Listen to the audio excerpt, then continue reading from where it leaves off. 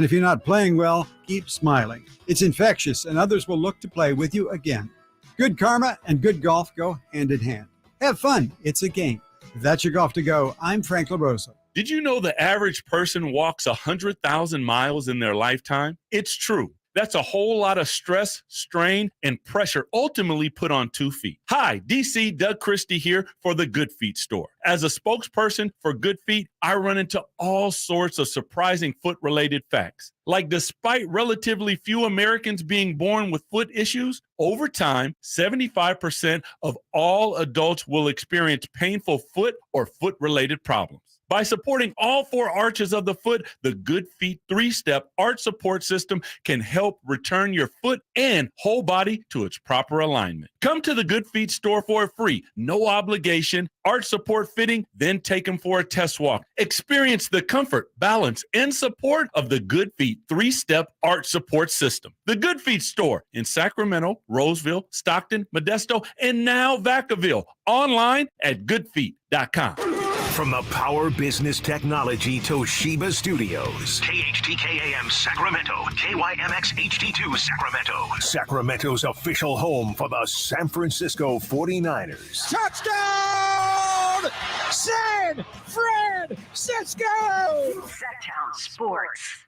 Sactown Sports. Headlines. I'm Chris Verlot with your Sactown Sports headlines.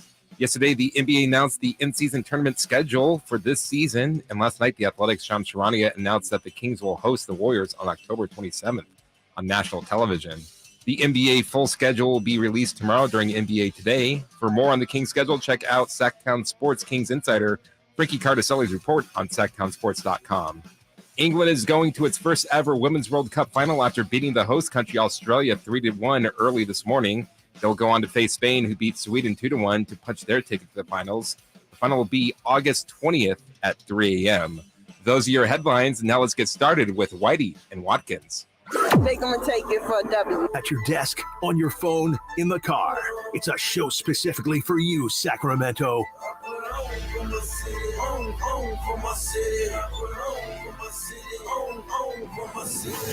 Whitey. She got a new song out of this anyway. Hoops, I did it again. So that's right. Hello, is this on? Nope. Watkins. I'm sorry. I know I don't want to be the wet blanket on everybody. It's Whitey and Watkins, and it starts. Hurry up! Now. Hey, Christopher Watkins may be in a way turning over a new leaf because I think he's kind of being a wet blanket about Wet Blanket Wednesday. A little bit. You know, I don't like to be told when to be a wet blanket. You know, it's just like it's got to naturally come. Not like some circus animal that you can just poke and prod and say, dance, do this. Yeah. Do it. No. Good for you. It's got to be natural. I got to have my morals, my standards, and I'm not just going to be a wet blanket just because it's a Wednesday. It's I'm even wet blanketing Wednesday right now. It's just something that's got to come naturally. Yeah, that's great. And you don't need to be a wet blanket on a Wednesday because there are so many now, especially when it comes to Trey Lance. I mean, so many people are doing it for me. Sopping wet blankets on Trey Lance. They don't care. No, they're just pouring it on him, and poor guy's just gotta. He's just got to take it all. You know, he's got all the blankets on him, and it's getting hot. It's getting real hot for Trey Lance right now. It's I know everybody's coming at him. TC had said we were bashing him. I think we were being objective, but then you got people saying he doesn't belong in the league. Yeah, whoa, that's piling on, isn't it? That's 15 yards. I would say so. I mean, it's still the preseason, and they're still figuring things out. And we at least gave the caveat of, look, it's only been one preseason game, and, we're not going to say we're overreacting, but we're just analyzing what we see. But I would say that there's definitely people out there who have jumped to some pretty serious conclusions after just one preseason game. I was listening, of course, as I always do, to the J. Ross show with Jay Mars and David. Yes. And Carmichael Dave was saying he doesn't understand why there's such a strong backlash against Trey Lance. And I really think part of it is there are a lot of people in the media who resent the 49ers and resent Kyle Shanahan. For sure. And he clearly thinks he's smarter than everybody. Yes. And he may be. Yeah. And he doesn't talk about that, but you can kind of tell he thinks. Absolutely. And I think there's resentment over that. Absolutely. Especially because they seem to be ahead of the curve and everything, but they haven't actually won. Right. So when they trade all those picks to get a guy that's supposed to be the guy and it turns out he's not, I think a lot of people in the media delight in pointing out that, hey, guess what? They were wrong. So it's not so much about they don't like Trey Lance. Like, 49ers think they're so smart. They were wrong. It's what it is. I'm telling you, like, I mean, as somebody who has been a career 49ers hater, I'm sorry. Like not, I've definitely lightened my tone a little here recently, but I do think that there's absolutely an element of what you're talking about where people haven't had a lot of opportunities, especially recently, to really have a good laugh at the 49ers. The 49ers, frankly, have been a very, solid franchise, especially, obviously recently reaching all the Super Bowls and the NFC conference titles that they've had. They've been really, really good. And it's just it's like the Warriors, in a sense, and where, people love to cheer for your downfall. And this is, the 49ers obviously still have Super Bowl aspirations, but this is a massive, massive blemish on their pretty much, for the most part, a spotless record as of recently. They went from, the Alex Smith years to Colin Kaepernick, and then had a couple down years, but then have found themselves. Bludgeon. Right, bludgeon yes, years. when I say down years, that would be what I'm referring to as the Jim Tomsula, Chip Kelly years. I'm a football guy. Exactly. That was a whole experience. And then, they instantly found success again. And, I think people, again, they're always going to root for your downfall. And this being such a massive miss by them, they're not just going to let them. It's kind of already a miss by them. I mean, the amount of draft capital they spent to get Lance, it's very clear that he wasn't worth going up and getting that or giving up all of that to go get him. It's an opportunity to laugh at them, but the final laugh can still be had by 49ers fans if Brock Purdy is great and they find overall team success. So while this is it is a big blemish on the record of John Lynch, it can definitely be just a tiny blip in the story that is this 49ers team. That's an interesting comp you made, the Warriors and the 49ers. The Warriors, of course, and I know Kings fans, their eyes roll. Right. I don't want to hear about the Warriors. But yeah, Joe Lacob, who said, we're light years ahead of everybody else. Right. And of course, a lot of people say, you got Kevin Durant. Yeah. Real genius move. Yeah. So that's, people still hold that against them. With the 49ers, it's not as cut and dry as clearly that. Yeah. There's declared, not a line of demarcation, but you can tell that there's still an arrogance there about the way they go about their business. You heard the way Draper comes in here and talks about 49ers. Like, he's like, y'all think that you're still top notch. You talk like you're, the Lakers or a team that's, still winning or still relevant. Like, y'all haven't won since the 90s. And I think that's kind of how a lot of other fan bases view the 49ers from the outside, is this franchise that is like the Cowboys almost, where y'all are in the past. All of your success is a long, long time ago in terms of, actually winning the thing. And right now it's just a lot of hype and a lot of noise for a team that hasn't been successful over the past 20 plus years. I mean, and, I think that's an overgeneralization, but I think that's really how a lot of people view it from the outside looking in. Yeah, I just think, again, to summarize, if you take the play of Trey aside, I think the reason there's so much vitriol and criticism directed at him right now is because people they're really aiming it at the 49ers. Absolutely. And he's kind of in the crossfire. Yeah. He didn't draft himself. No, he did not. Yeah. That I know of. This is not his fault that he got put allowed in this situation. Absolutely not. But this is what happens for quarterbacks that are taken high in the first round. Like, it just so happens to be that this time it's a 49ers quarterback. I mean, Jake Locker went through the same kind of thing. I remember him. Blake Bortles went through the same kind of thing. I mean, this is drawing a lot of parallels to a guy like Josh Rosen, somebody who was with that team really quickly, and then they figured out this isn't going to work before he even really gets play time. By the way, a couple of years ago, he was with the 49ers. He was. Yeah, he was their third string quarterback. I think that there's, at this moment in time, Tampa Bay, I think there's a lot of parallels between how Josh Rosen's career went and how quickly Trey Lance's seems to be kind of on the edge here. Like very quickly, the Cardinals were able to analyze and say, look, we can keep banging our heads against this wall and trying to make it work. But at the end of the day, we're not seeing anything, any progress. And, they eventually cut Josh Rosen. We talked with Biederman yesterday, and he pretty much laid out why that doesn't seem like a possibility for the 49ers. But from a skill set perspective or from what we've seen from him, it does kind of seem like Trey Lance could be in a similar situation where it's just, look, we just have to cut our losses here early because we already see that this just isn't going to work. Cutting him doesn't make sense to me, but trading him would. Yeah. Again, we have to see how this plays out. I think they probably already made up their mind up.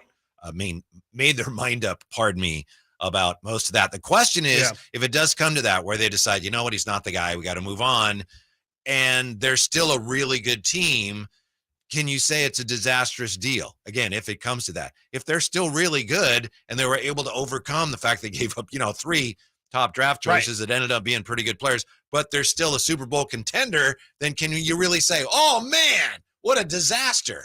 Yeah, I mean, that's the thing. They overcame it. If they overcome it, then none of it really should. It should just be a shot that just goes off the side of the ship and it just skims you. Okay, It shouldn't derail you or anything. Glancing blow. That's exactly what it's called. I think that's what it should be taken as. But those shots are still going to be fired. It's just a matter of if it's gonna stick or not. Like I think that's how the 49ers can get the last laugh. But it's really, in that case, it's if Brock Purdy isn't that guy, if he's not the 49ers starting quarterback for the next 10 years, those shots are going to continue. That's when that's when you're really going to feel it. You know what? We ended up with our guy. One way or the other. Exactly. Maybe we kind of fell into it. But if Brock ends up not being the guy and they're still sitting there without their guy, then that leaves an unsightly stain.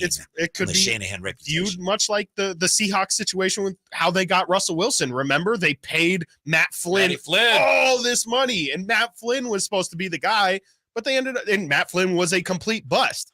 And they don't remember because he threw what, 5 touchdowns, 5 touchdowns in week 17 for the Packers. Yeah, yes, I will never forget that moment. He's sensational. Yeah, and so they signed him to this huge contract. Matt Flynn didn't work out. We don't talk about that because Russell Wilson was drafted that same year and overtook it, and we know what Russell Wilson's career became. Where did Matt Flynn go after that? No clue. No Raiders. Clue. Raiders, really? Yeah. That's very, very fitting for him. I think that that's how the 49ers can answer and not have this really affect them at all, as if Brock Purdy ends up being that Russell Wilson. If you end up getting the question right, it doesn't matter how what it took you to get to that answer. It's just about getting the answer correct. I honestly think right now, could be wrong, but I think Kyle Shanahan sits there and he's so engrossed in what he's doing and absorbed in it. All of the noise about, wow, what a terrible pick this would be. I don't think he cares at all. Right. Because he feels like, yeah, we know what we're doing now. And if it works, we're good. Mm-hmm. So I really don't think he cares. A lot of people say they don't care. I really don't think he cares. I don't think so. Because he thinks everybody's stupid anyway. Exactly. He already thinks he's smarter than everybody. And he may be. And people who think they're smarter than people are not quick to admit defeat. And I just don't think, I don't think, and you've been consistent on that. You've said, I don't think Kyle cares that if they cut Trey Lance or the optics of how it looks if they just move on from Trey Lance. And I think that's fine. I think that's great. I think if you let that linger and you let that try and define you, that's how you end up getting crushed by it. But if you can just move on and just say, hey man, we got that thing wrong, but we're on to the next day trying to figure out, it doesn't do us any good dwelling on the failure. Let's try and actually fix the problem. That's how the 49ers can win this situation at the end of the day. Bad organizations in sports sometimes make a bad decision and then they kind of double down on it. Exactly. You could argue the Kings did that a little bit with Bagley, but it got to a point where they decided, all right, we're moving on. Yeah. And of course they benefited from that. Absolutely. But if you're worried about, what does it look like? Then you're at cross purposes. Exactly. Doesn't matter what it looks like. What matters is what you're doing to get better. Exactly. And I think that's where the 49ers are, and we'll see if it works. Yeah. I mean, only time will tell, but it seems, and Kyle Shanahan seems very confident that they have a quarterback room that is going to be sufficient enough. And, even if it's not Brock Purdy, it could be Sam Darnold. I just think that as long as the quarterbacks aren't the thing that kills them at the end of the day, I think they're fine from a narrative perspective. Go back a year ago. Pretend we're going back a year ago. Jimmy Garoppolo's just standing over there throwing by himself. You guys from the future, what's going on in the 49er quarterback situation in 2023? Well, Brock Purdy, that guy that they took with the last pick, he's the guy. He's the guy now. Yeah. So Trey, what's going on with Trey? Trey, I don't know. Yeah. Sam Darnold looks like he'll be the best. Exactly. And they're like, well, what about Jimmy? He's a Raider now. Yeah. He's a Raider now. Trey's a third string. Well, maybe it's him or Brandon Allen. Have you heard of Brandon Allen? 371 yards in one game, one time. And it's like, and no one's really, and if anything, people are backing it. People the national narrative is, cut Lance, get rid of him. He's it makes sense to not keep him. I think you're completely right. Like if we would go to the past right now, people would legitimately think that we're crazy. I think it was right before last year's second preseason game that they started realizing, Purdy might be a player. That's what it sounded like. Yeah, it sounded like Shanahan identified him early and said hey, that there's something there. I don't know if it's, quarterback of the next 10 years, but there's absolutely something there. And Kawakami wrote again today about something that's been written about before. One of the issues with Shanahan and Jimmy, we look at it from Jimmy's side. Man, they disrespected him. Apparently, when he was away, they couldn't reach him. Like when he wasn't with the team, they weren't able. He just wouldn't return calls and things. That's their quarterback. That's not great. Where is he? He won't get back to us. It's not great. Not great for the leader. That was part of the problem. Who's supposed to be the leader of the franchise. Big game, though. Broncos and 49ers coming up here right here on Sactown Sports. Up next, we now know what the very start of the Kings' new schedule looks like. You excited about what we know so far? I think so. Yeah. We'll look at that next year. Yeah. Whitey and Watkins, we're excited. Sactown Sports. Sactown Sports. It's Whitey and Watkins on Sactown Sports. The Kings preseason schedule is out, and Sactown Sports has you covered. Preseason stops include Vancouver, Anaheim, San Francisco, and Sacramento, with matchups against the Raptors, Lakers, Warriors, and Jazz. Monk in attack mode, drives inside, right to the rim. Oh, that's the dagger right there. I think the Warriors fans sensed that with that breakdown, the Warriors look like a defeated ball club. Catch all the action on Sactown Sports and SactownSports.com. Meet Bruce. Hey there. He's a busy soccer dad who's trying hard to learn the game. Go for the end zone. Whoops. Luckily, other things come easy, like banking with Chase. On a tip from his banker, he set up autosave in the Chase mobile app. So what are you saving for, Bruce? Father-daughter soccer camp. Smart bankers, convenient tools, one bank with the power of both. Visit chase.com/checking. Chase, make more of what's yours. Autosave requires a Chase checking and savings account. Chase mobile app is available for select mobile devices. Message and data rates may apply. JP Morgan Chase Bank and a member FDIC. That's Mike saying good morning. It's the best he can do right now. Yeah, not a cloud in the sky. What Mike could use is a fresh start. And Irish Spring Body Wash. The fresh scent of Irish Spring and those sensational Irish Spring suds are just the reset Mike needs. Now he's ready to go to work. It's Sunday. Irish Spring. When the spring hits you, you're ready. Pick up Irish Spring today.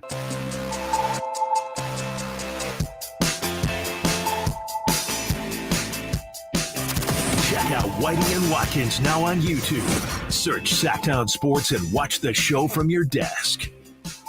Chris is a little confused about something he sees here on the Little League World Series. Yeah. We're in the international stage now. Yeah, it's the international stage right now.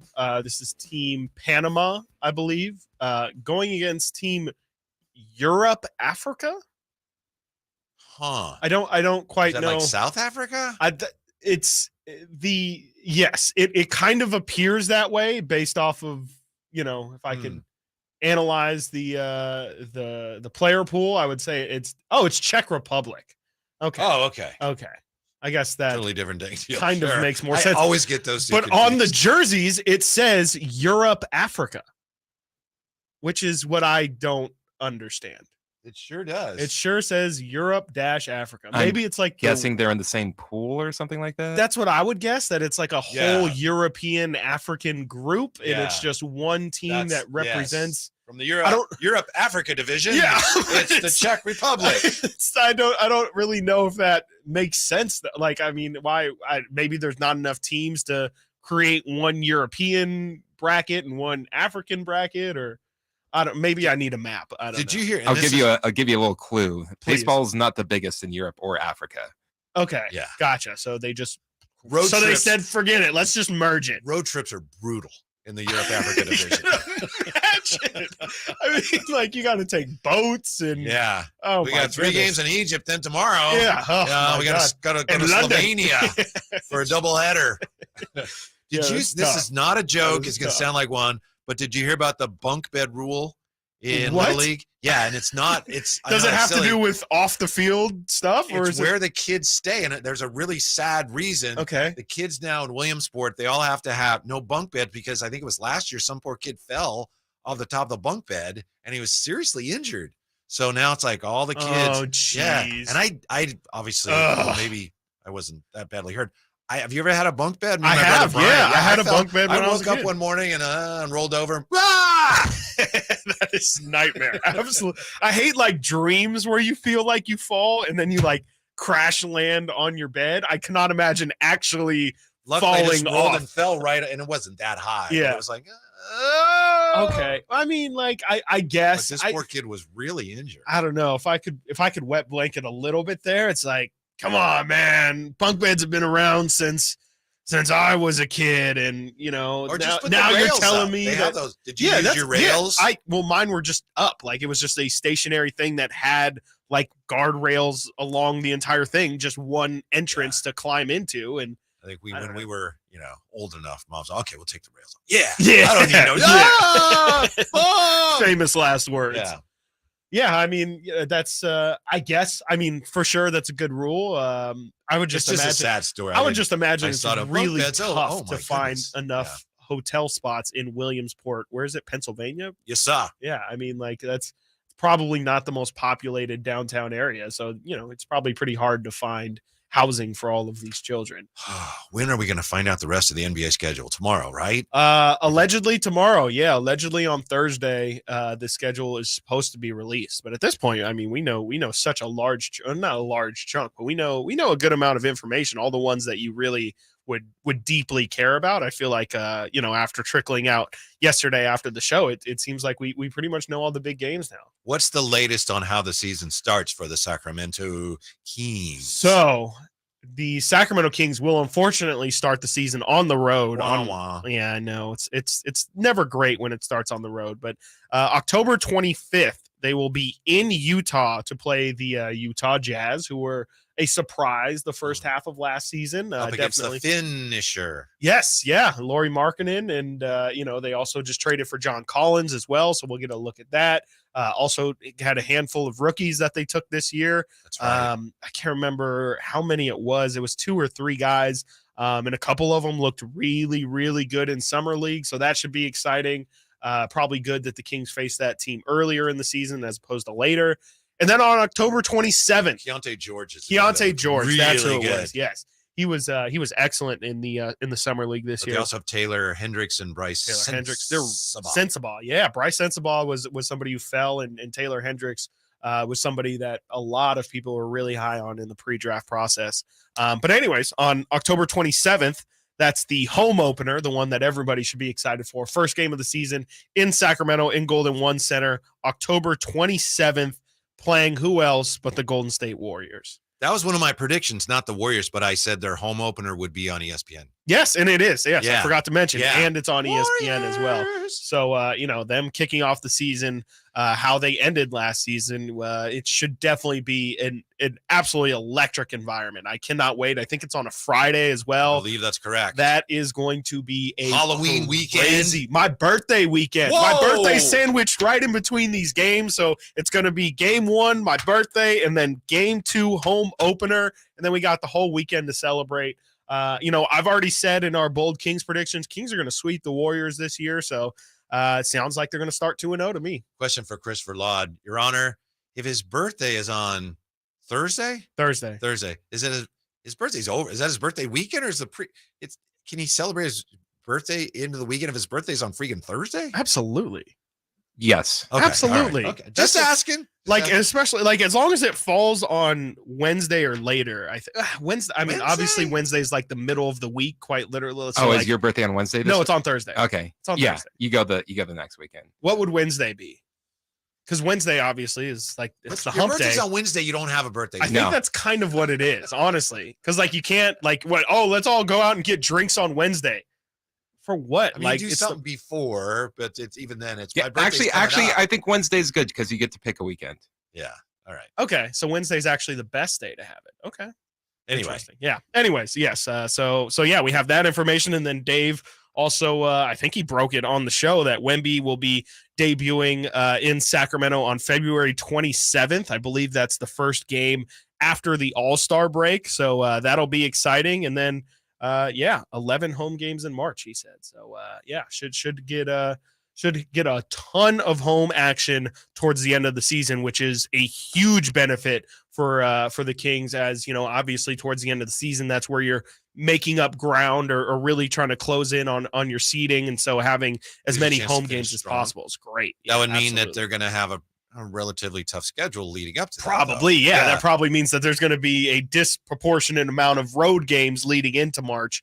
But I mean, it's I would much rather, it's about how you finish. So I'd much rather have the back half of the schedule, especially when teams at that point are tanking or, filled with injuries or whatever happens throughout the course of the season. I would much rather have an easier backloaded schedule than front loaded. Mm-hmm. Those first two games look rather daunting, but that's just the nature of the conference right now. There are very, very, very few games in the West, especially where you can go, okay, well, that's a W. No, it really is. Like I was looking at the teams earlier today, and I was like, there's not really any team in the East that is like scary to me. And then naturally the opposite is you look at the West and it's like, oh boy, okay, there's something there, there's something there, there's something there. They have a reason why they could be the surprise team this year. There's so much talent really in the Western Conference. It's almost like the AFC and the NFC and the NFL, where the AFC has Lamar Jackson, Joe Burrow, Josh Allen, Patrick Mahomes. And the NFC has, I'm hurt. Yeah, it has Jalen Hurts.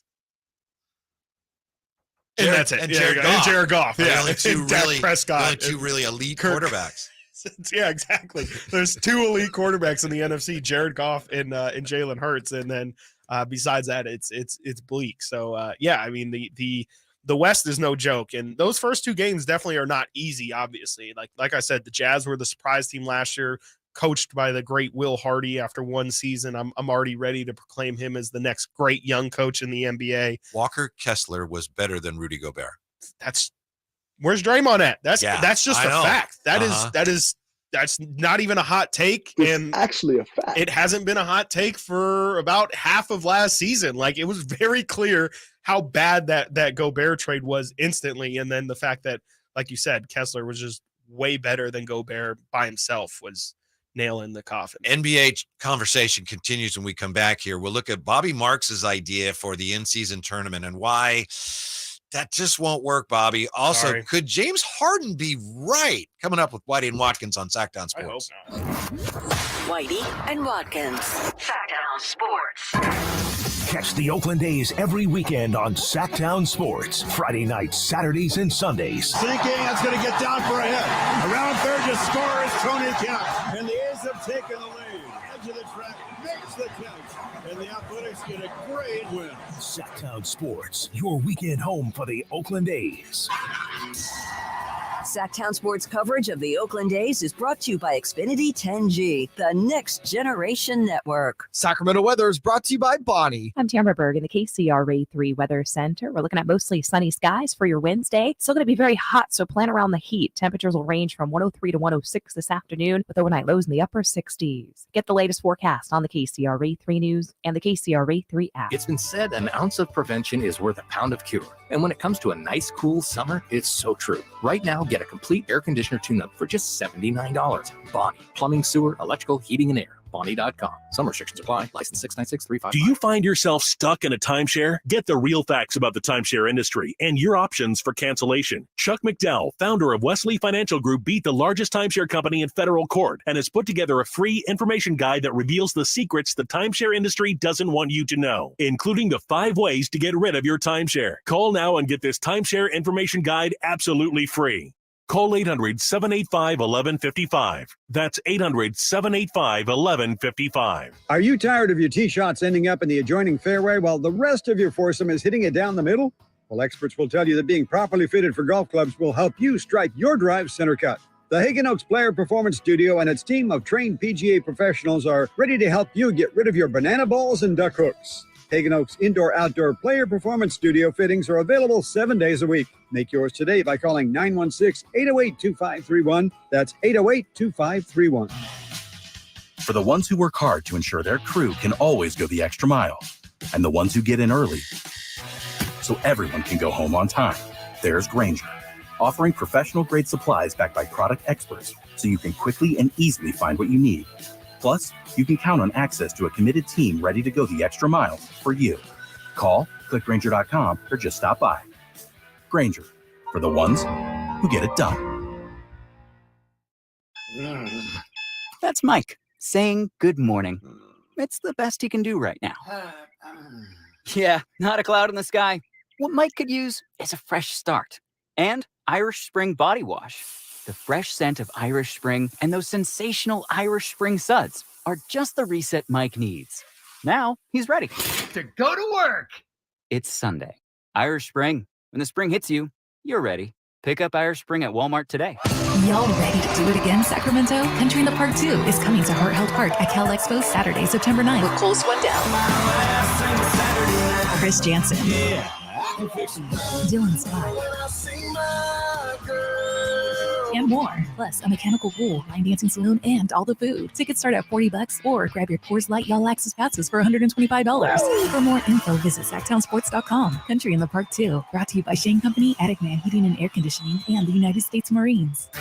Hey, it's Carmichael Dave, and I recognize, just like my friends at American Energy Heat and Air, that your time is important. And that's why shopping for a new air conditioner is now easier with American Energy Heat and Air's online quoting tool. All you have to do is go to AmericanEnergyAir.com and get an instant quote right now. It'll help you determine what system you're going to need to get. It'll provide the best pricing options, all from the comfort of your home without having to have somebody come to your home. You know how annoying that is? They come in and, and everybody there is so sweet and nice, but how much better is it to be able to get it on demand? Visit AmericanEnergyAir.com. Check out how easy it can be. Or if you want to give them a call and talk through what your needs are, 916-520-9990. That's 916-520-9990 or AmericanEnergyAir.com. Call 916-520-9990 now. I'm Craig Ashton of the Injury Law Firm of Ashton & Price.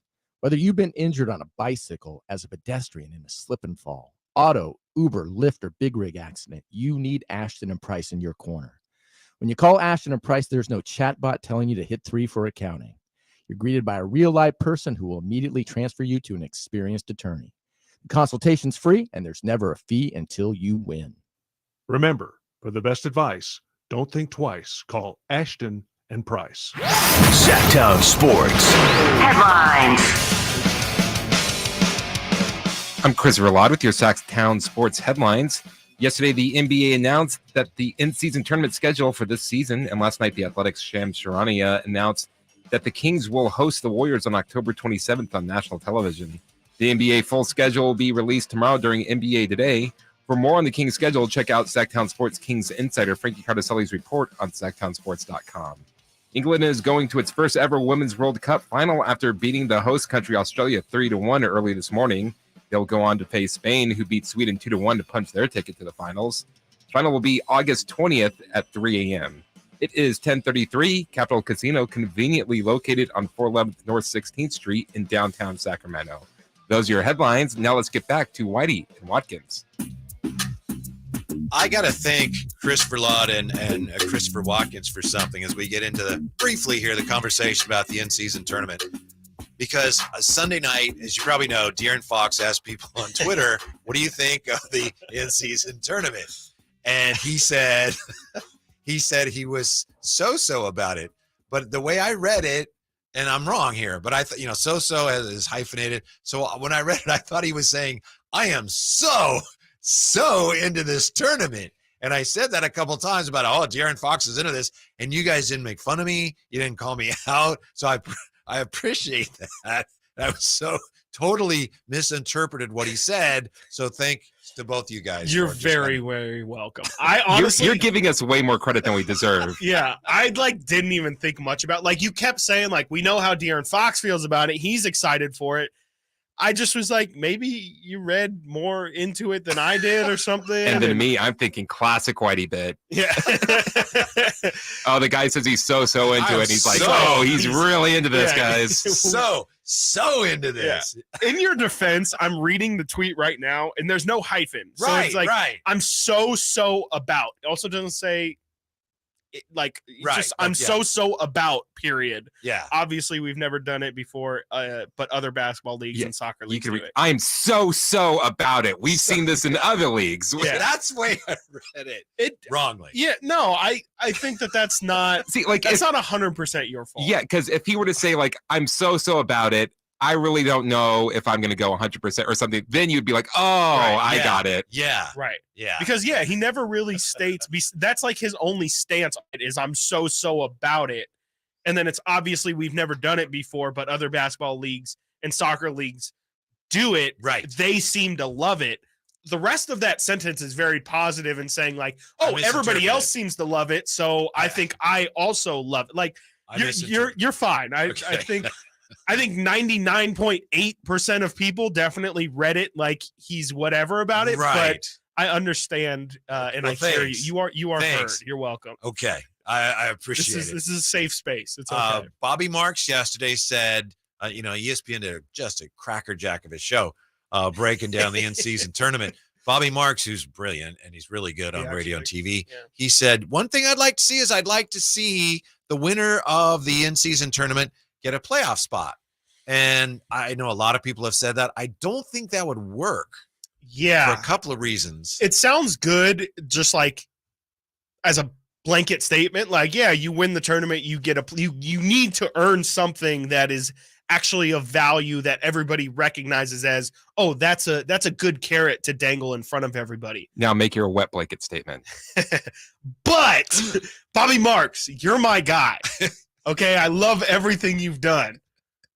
But that's just not when you really break it down and think about it, there's that creates so many more problems than actually solving anything. You brought up the example earlier of, okay, let's say the Warriors win the midseason tournament or the in-season tournament. Okay, the Warriors, as we know, a little bit long in the tooth, have Draymond Green getting up there, Steph Curry, Klay Thompson, tons of miles on those legs. The Chris Paul, obviously one of the oldest, if not the oldest player in the NBA right now, besides LeBron. If they win the in-season tournament and they get that automatic bid, well, then come March, April, why not just sit those guys or have them play 5 games of the last 20 or something like that? You've already earned that playoff spot. So, what's the use of bringing your guys out there and risking injury? And that doesn't make tired? sense when the whole purpose of the in-season tournament is to make some games more meaningful. You would actually run the risk of making some games later in the year less meaningful to at least one team. 100%. The other thing to me is, as we discussed yesterday, I think the NBA wants this in-season tournament to be a standalone title that's worth something. And if you link it to if you win that, you also have a better chance of winning the NBA title. Right. You're kind of admitting, we all know it, but you're saying that it's secondary to the actual championship, which again, we all know that, but I think the NBA is hoping that at some point it won't be considered secondary. It'll just be another thing. It's also it kind of gives me vibes of when the baseball all-star game would determine who gets home field advantage in the World Series, where it's I don't know if this should really determine that. That feels like something that's a little bit more important. And I'm not saying what you're doing here doesn't have some value, but let's not turn what this is into this major deciding what could end up impacting right. the champion of that this could be sport. a real negative. Let's say a bad team, really bad team, Charlotte, they somehow win the tournament. They end up winning 27 games. Right. Yeah, but they're in the playoffs because they won the stinking tournament. Oh, Well, why? And then Yeah. who do they play? What spot do they get? Do they take the 10 seed spot? Okay, well, what happens on the inverse of like, okay, let's say the Kings win the in-season tournament and they have a wonderful tournament on top of a wonderful season. They win the in-season tournament and win 55 games.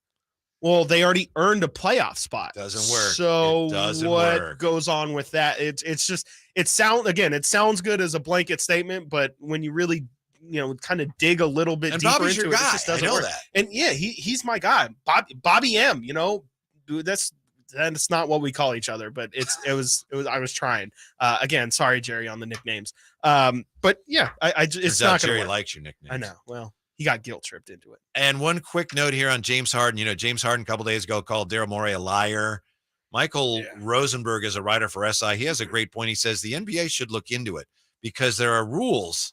It's in the CBA right. that a team is not allowed to make promises, even if, unwritten promises. You're not allowed to do that. And it sounds like James Harden is upset because he was told something along the lines of take less money last year and then you'll get an extension. Right. And he didn't get it. Now he's like, they lied to me.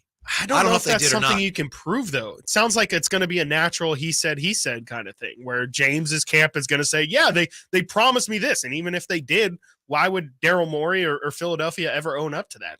No, I mean, The we league agreed might to have what we to look signed into on. it, but to your point, I think that one reason they may not is because I think this type of thing goes on all the time. It's a lot. Yeah. And teams like, no. Right. Don't look into that.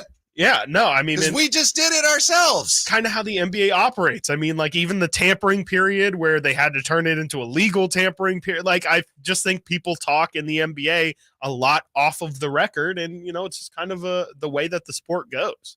Listen to this though. The NBA, Rosenberg says, has to look into this. He says violations are easier to prove than you might think. The CBA says the league could find teams guilty by direct or circumstantial evidence. Including but not limited to evidence that a player contract or any term or provision thereof cannot rationally be explained otherwise. I mean, circumstantial evidence, that's a pretty low bar, but I think the league could just as soon not open that can of worms. Yeah, exactly. Yeah, I don't know if you want to do, without any doubt. I don't know. That sounds like a really, really tough situation. I just don't know if there's anything that you could actually prove. I mean, because from the Philly side, I think you could definitely argue like, yeah, James is saying that we were going to pay him more, but I was never a believer that James Harden actually took a pay cut. To me, it gave massive, like Domantas Sabonis, quote unquote, took a pay cut. And it's like, or did he just get paid what he was actually valued? And then they kind of spun it in the media, spun it to the media as, oh my God, this guy took less money so that he could, build out his team. I don't know how you could actually prove that. I understand what you're saying. Sometimes like, well, you get that later. Yeah. And they make it sound like the guy's like, here, I want to give you guys this money that I have with me so you can sign other players. Exactly. Whoa, how selfless. Yeah, exactly. And it's like that just, Let me get my work. wallet. Let me write you a check. I want you guys to have this money. Yeah, no, that's no. I never believe any of those things. Aaron Rodgers is actually the first situation of somebody, quote unquote, giving back money that I actually believe, and it's actually really true. I mean, Aaron Rodgers gave up like $30 million. Kobe would not do that. And that's fine. But No. Kobe was not one of those guys. Kobe hamstrung the Lakers for years. He was like, no. I'm getting paid. My contract. Yeah, I earned this. This is my money. Exactly. Or else I'll go to Charlotte. Speaking of money, Money Moody had a response yesterday. Yeah. I'm looking at you. When I say Money Moody had a response yesterday for the skeptics. He let his foot do the talking. Okay. Yeah. Okay. That's next here. Whitey and Watkins on Sactown Sports. Whitey and Watkins on Sactown Sports. Will Christian McCaffrey lead the NFL in rushing? Can Sacramento's own Eric Armstead bring his game to another level? Prescott back steps up in the pocket. He gets sacked. Back on the 15-yard line. Get in my belly. Get in my says belly. Eric Armstead. Will rookie Jake Moody pick up where veteran kicker Robbie Gould left off? Find out on Whitey and Watkins every day at 11 a.m. during the 49ers Focus on Sactown Sports at SactownSports.com. All new spring deals are here at Lowe's. Start planting your garden this weekend with Bonnie 11.8-ounce vegetables. Buy 4 for $10. Plus, liven up your patios and decks with fresh blooms. Select 1.5-gallon hanging baskets or 2 for $20. Lowe's knows spring. Lowe's knows home improvement. Offers valid through 5/17. In-store only. Actual plant size and selection varies by location. While supplies last, excludes Alaska and Hawaii.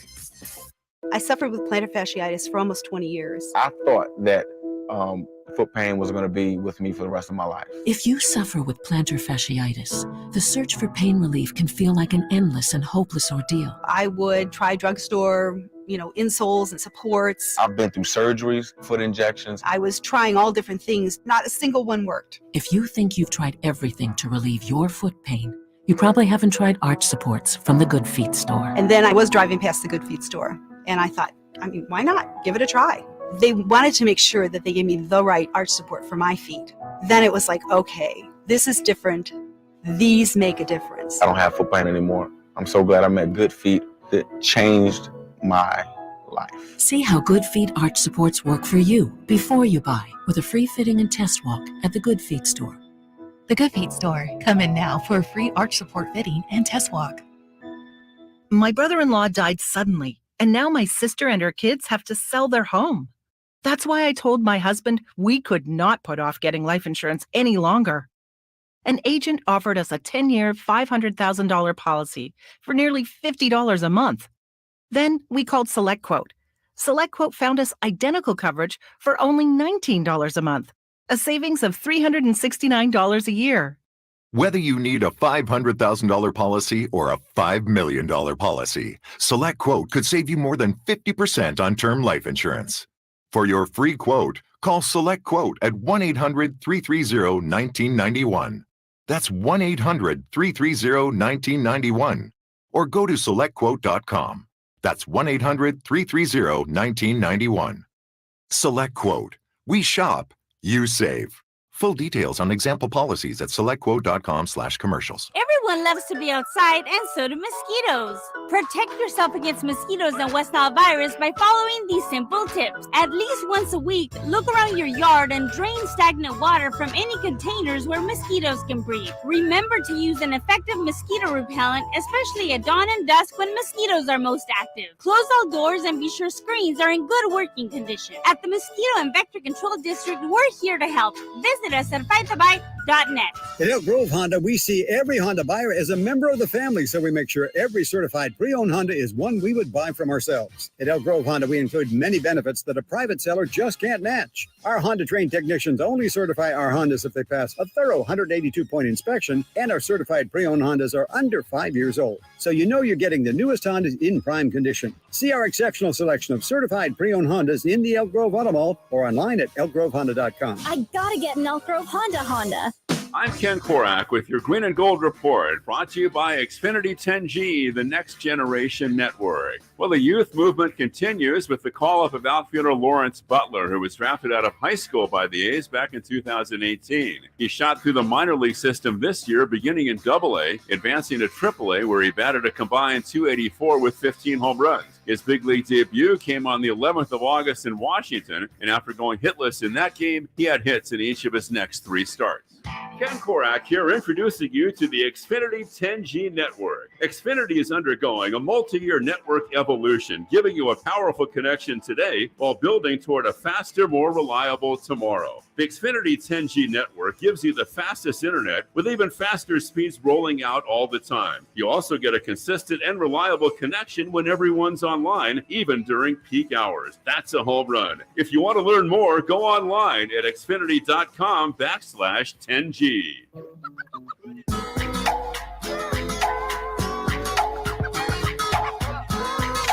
Download the Sactown Sports app and listen to Whitey and Watkins on your smartphone.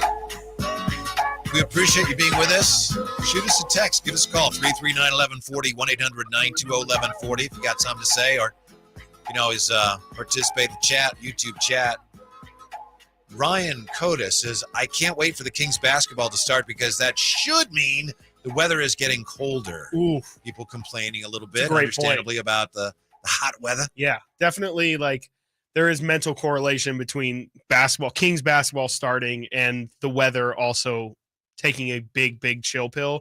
I do the same exact thing in my mind where I'm like, especially once football gets going, I'm like, all right, when I think of football, I think of staying in my, house on Sunday, stepping outside for a minute, being like, oh, it's cold, and then going back inside. And so I definitely do the same thing where I'm just like, yes, absolutely. This season also means no more hot weather. I'm all for it. Yeah, but that's, maybe October, maybe it starts to cool off. October's right? the best month of the year, Got my birthday, you got basketball starting, you really got like football's really going, you get baseball playoffs as well. Big Halloween guy. Woo! No, Halloween steals the shine from my birthday. So why would I celebrate that? People always like, oh, like you should do a Halloween party. No, just why wouldn't you do a Halloween birthday party? It'd be fun, wouldn't it? Not for fun. I don't know. I just don't like Halloween, honestly. Why don't you like Halloween? You don't like scary stuff? You don't like scary movies? I mean, like, it's great when you're a kid. You get to go door to door and get candy. But, like, as an adult, like, which, by the way, Halloween now is, like, an adult holiday. It's just an excuse for people to get absolutely belligerent and wear dumb things, which, like, I'm all for people who you're take all for it. Yeah. You just described every American holiday. Halloween very seriously. I'm okay with that. Like, people who really get into their costumes and, like, plan out their costumes and spend tons of money. I think it's really cool. I think it's dope. I'm not going to do it, but like for the most part, it's people putting like half effort into actually making a costume. And it's more just about like looks and appearance. And again, trying to get as belligerent as possible. And I don't know. That's just, what was your there's a favorite time costume? And place for it. And I just don't think it's Halloween. Favorite costume as a kid you ever wore? I didn't or really even as an adult? wear great ones. I had an Eric Cartman costume when I was like in fourth grade, which is telling. Yeah, that's really it. I never really went all the way out for Halloween. I'm trying to think. Yeah, there was never anything where I was like really like into for Halloween. Do you know what NFL quarterback, and he's pretty well known, is still playing? He's afraid of like haunted houses. Not, I mean the ones you go to, not actual. Oh, this house is haunted. I would say Aaron Rodgers, but he's probably really into like ghosts and specters and afterlife and stuff. He's still playing, still active. You would have to know it. Let's say you would know it if you saw him on Hard Knocks. Well,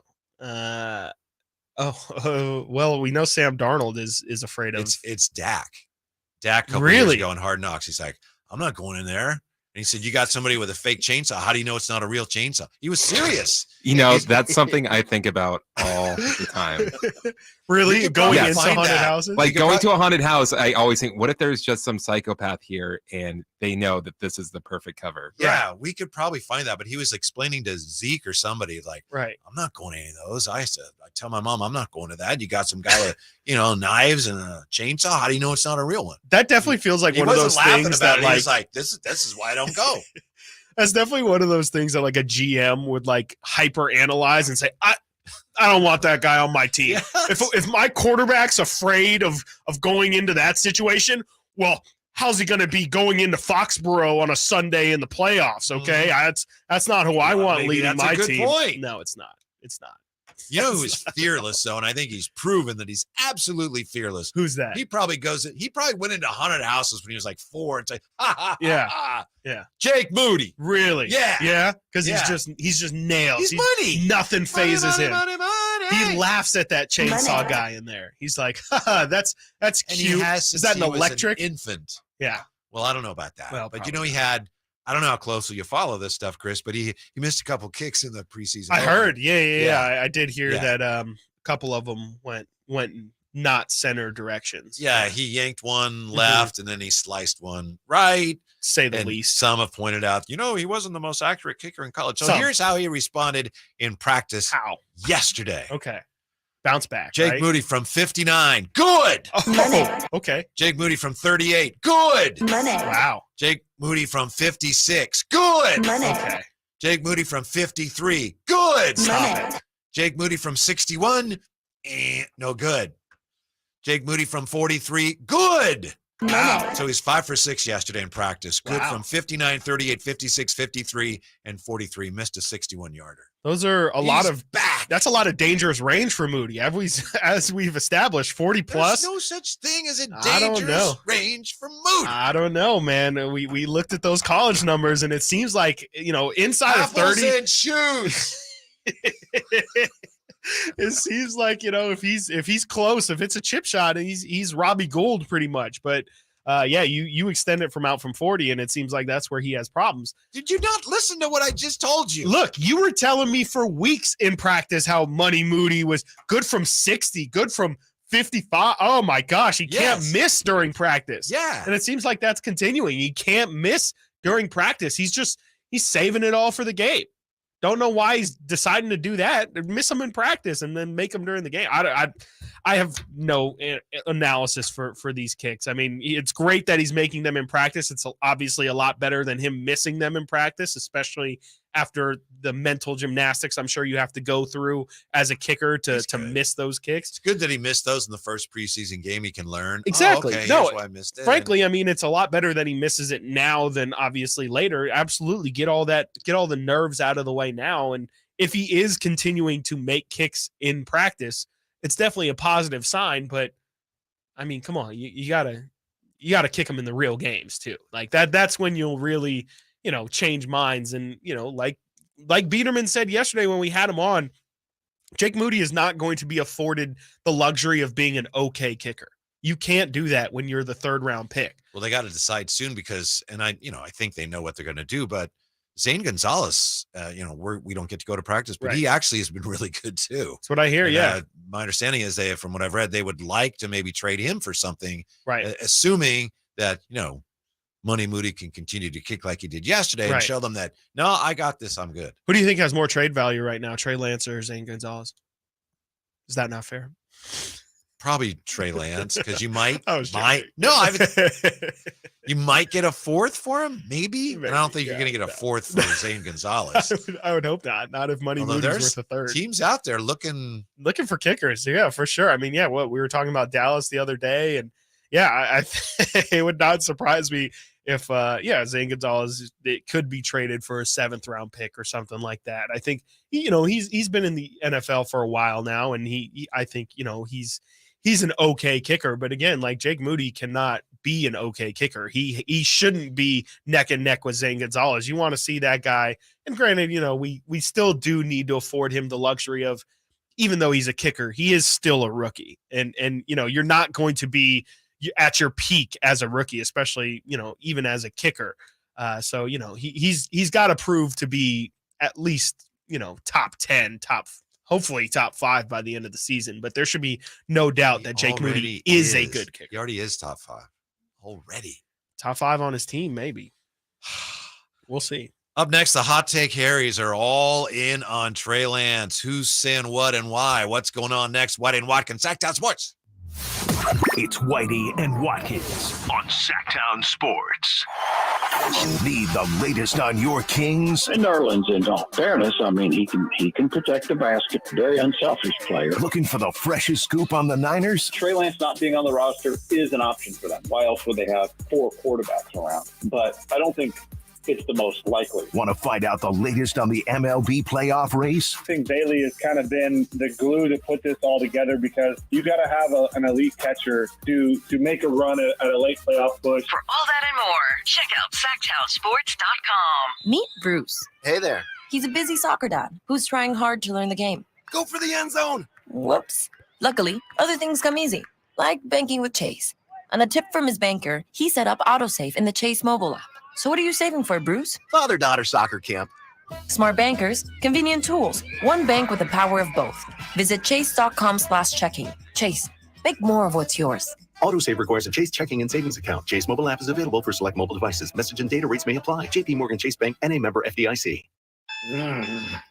That's Mike saying good morning. It's the best he can do right now. Yeah, not a cloud in the sky. What Mike could use is a fresh start. And Irish Spring Body Wash. The fresh scent of Irish Spring and those sensational Irish Spring suds are just the reset Mike needs. Now he's ready to go to work. It's Sunday. Irish Spring. When the spring hits you, you're ready. Pick up Irish Spring today. Golf to Go is brought to you by the Hagen Oaks Golf Super Shop. Here's Frank LaRosa. There are plenty of reasons to love golf in Northern California. With giant redwoods lining the fairways, the best Alistair McKenzie course you've never played is Northwood Golf Club's 9-holer along the Russian River. The 7th hole at Pebble Beach is a beauty or a beast. Play a sand wedge or a 3-iron depending on the direction of the wind. Down the road a bit, Pacific Grove Golf Course sports a gazillion-dollar ocean view and a green fee about 1/10 of Pebble Beach. San Francisco's Presidio Golf Course survived the 1906 earthquake and was home course to President Teddy Roosevelt. You can tee it up on the ocean at the links of Bodega Harbor at dawn and tap in at sunset in the mountains at Old Greenwood in Truckee. Unlike Caddyshack's Carl Spackler, a good superintendent goes unnoticed working behind the scenes. Green thumbs up. There's a lot to love about golf, and as columnist Thomas Boswell wrote, when you fall in love with golf, you seldom fall easy. It's obsession at first sight. That's your Golf to Go. I'm Frank LaRosa. Whitey here reminding you that not all grills are created equal. Enjoy the prime grilling season today with a new lifetime warranty Napoleon Prestige line of outdoor cookers. My personal Napoleon P500 series gas grill has turned me into a grilling pro. Napoleon Prestige grills, versatile grilling for every occasion. Form, function, and luxury can come in the same package. Just go to your local Green Acres Nursery and Supply for the best selection today, or visit Napoleon.com for a dealer near you. Players know it's not just because you win more. It's because of everything else at Gold Country Casino Resort, where players roll in and winners are made. Winning isn't the only thing on the menu, and nightlife, it's more than entertaining. Drinks and dining options are abundant and guaranteed to satisfy your innermost desires. Come be our guests and see why Gold Country Casino Resort in Oroville is where the players play. Guys, your testosterone level impacts your energy, drive, weight, hair loss, and even ED. Revive Men's Health Sacramento will check your T level for free. For your free T level check, exam, and consultation, call 916-277-8599 or visit revivemenshealth.com. KHTKAM Sacramento, KYMX HD2 Sacramento. From the Power Business Technology Toshiba Studios, your home for the Oakland A's every weekend. And it's swung on line to left center, base hit, and the A's have won it on a walk-off line drive, base hit to left center. Sactown Sports. Sactown Sports. Headlines. I'm Chris Verlot with your Sactown Sports headlines. Yesterday, the NBA announced the in-season tournament schedule for this season, and last night, the Athletics' Shams Charania announced that the Kings will host the Warriors on October 27th on national television.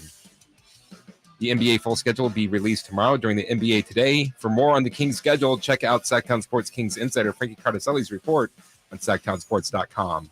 England is going to its first ever Women's World Cup final after beating the host country, Australia, 3-1 early this morning. They'll go on to face Spain, who beat Sweden 2-1 to punch their ticket to the finals. The final will be August 20th at 3 a.m. Those are your headlines. Now let's get back to Whitey and Watkins. It is scary the extent to which some in the media now are coming after Trey Lance. Speaking of scary, and before we get to that, found a story on Dak and why he's afraid of haunted houses. Yes. And we're still looking for the audio, but this was on an episode of Hard Knocks a couple years ago. Ezekiel Elliott said he doesn't like mascots. Zeke doesn't like mascots? Yeah, that's what he said. Okay. And then Prescott said when he was younger, he thought people in costumes were terrifying. He said as a kid, he thought, somebody dressed up as a mascot or in a costume, that's the best way to hurt somebody. So because of that, he said he would never go in to a haunted house. And I remember him saying, "Guy, the chainsaw is supposed to be a fake one. How do you know it's not a real one?" And he was, like I said, he was serious. I feel like, so I'm never going to a haunted house with that. Well, he won't go in one. He won't go in but I don't one. want to be in one with him or with Dame Lillard because they'd just freak out. Yeah. I mean, that's what I was thinking. I was instantly going to the Dame statue thing. I feel like Dame statue doesn't really make sense to me. The mascot thing kind of does. I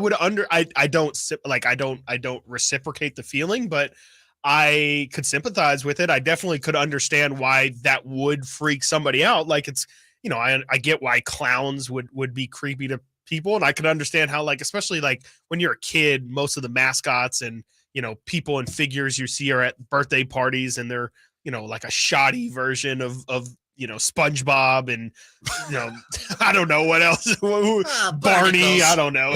Yeah. So I could understand how that, especially the bad ones, could put a little bit of fear in you. Like they are pretty creepy. And then I feel like every kid's worst nightmare is like Mickey Mouse taking off the head and then just finding some Greg under there and just being like, well, I thought you were like realizing my childhood dream right now by meeting Mickey Mouse, and you're just, it's just some Greg in a dude. costume. Yeah. Do you know what Major League Manager has that fear of clowns? Bruce Bochy. I've read it's Bob Melvin. Really? Yeah, well, he probably worked for the wrong organization for a long time then, because there's tons of clowns over there. Whoa, but man, come on. Promo alert. Yeah. Promo alert. Anyway. This is kind of clown-like, the way people, in my opinion, are falling all over each other to take shots at Trey Lance. And some of this, I think, is the nature of the beast. Sure. Especially if you're relatively new at this and you're on TV, you know that these people have bosses saying, you gotta say something. You gotta have a take. Yeah, you gotta have a hot take. We're gonna come to you, LaShawn Shady. This is the first time we're gonna get you on air. What are your thoughts on Trey Lance? I haven't seen this show, FS1 Speak. Have you seen it?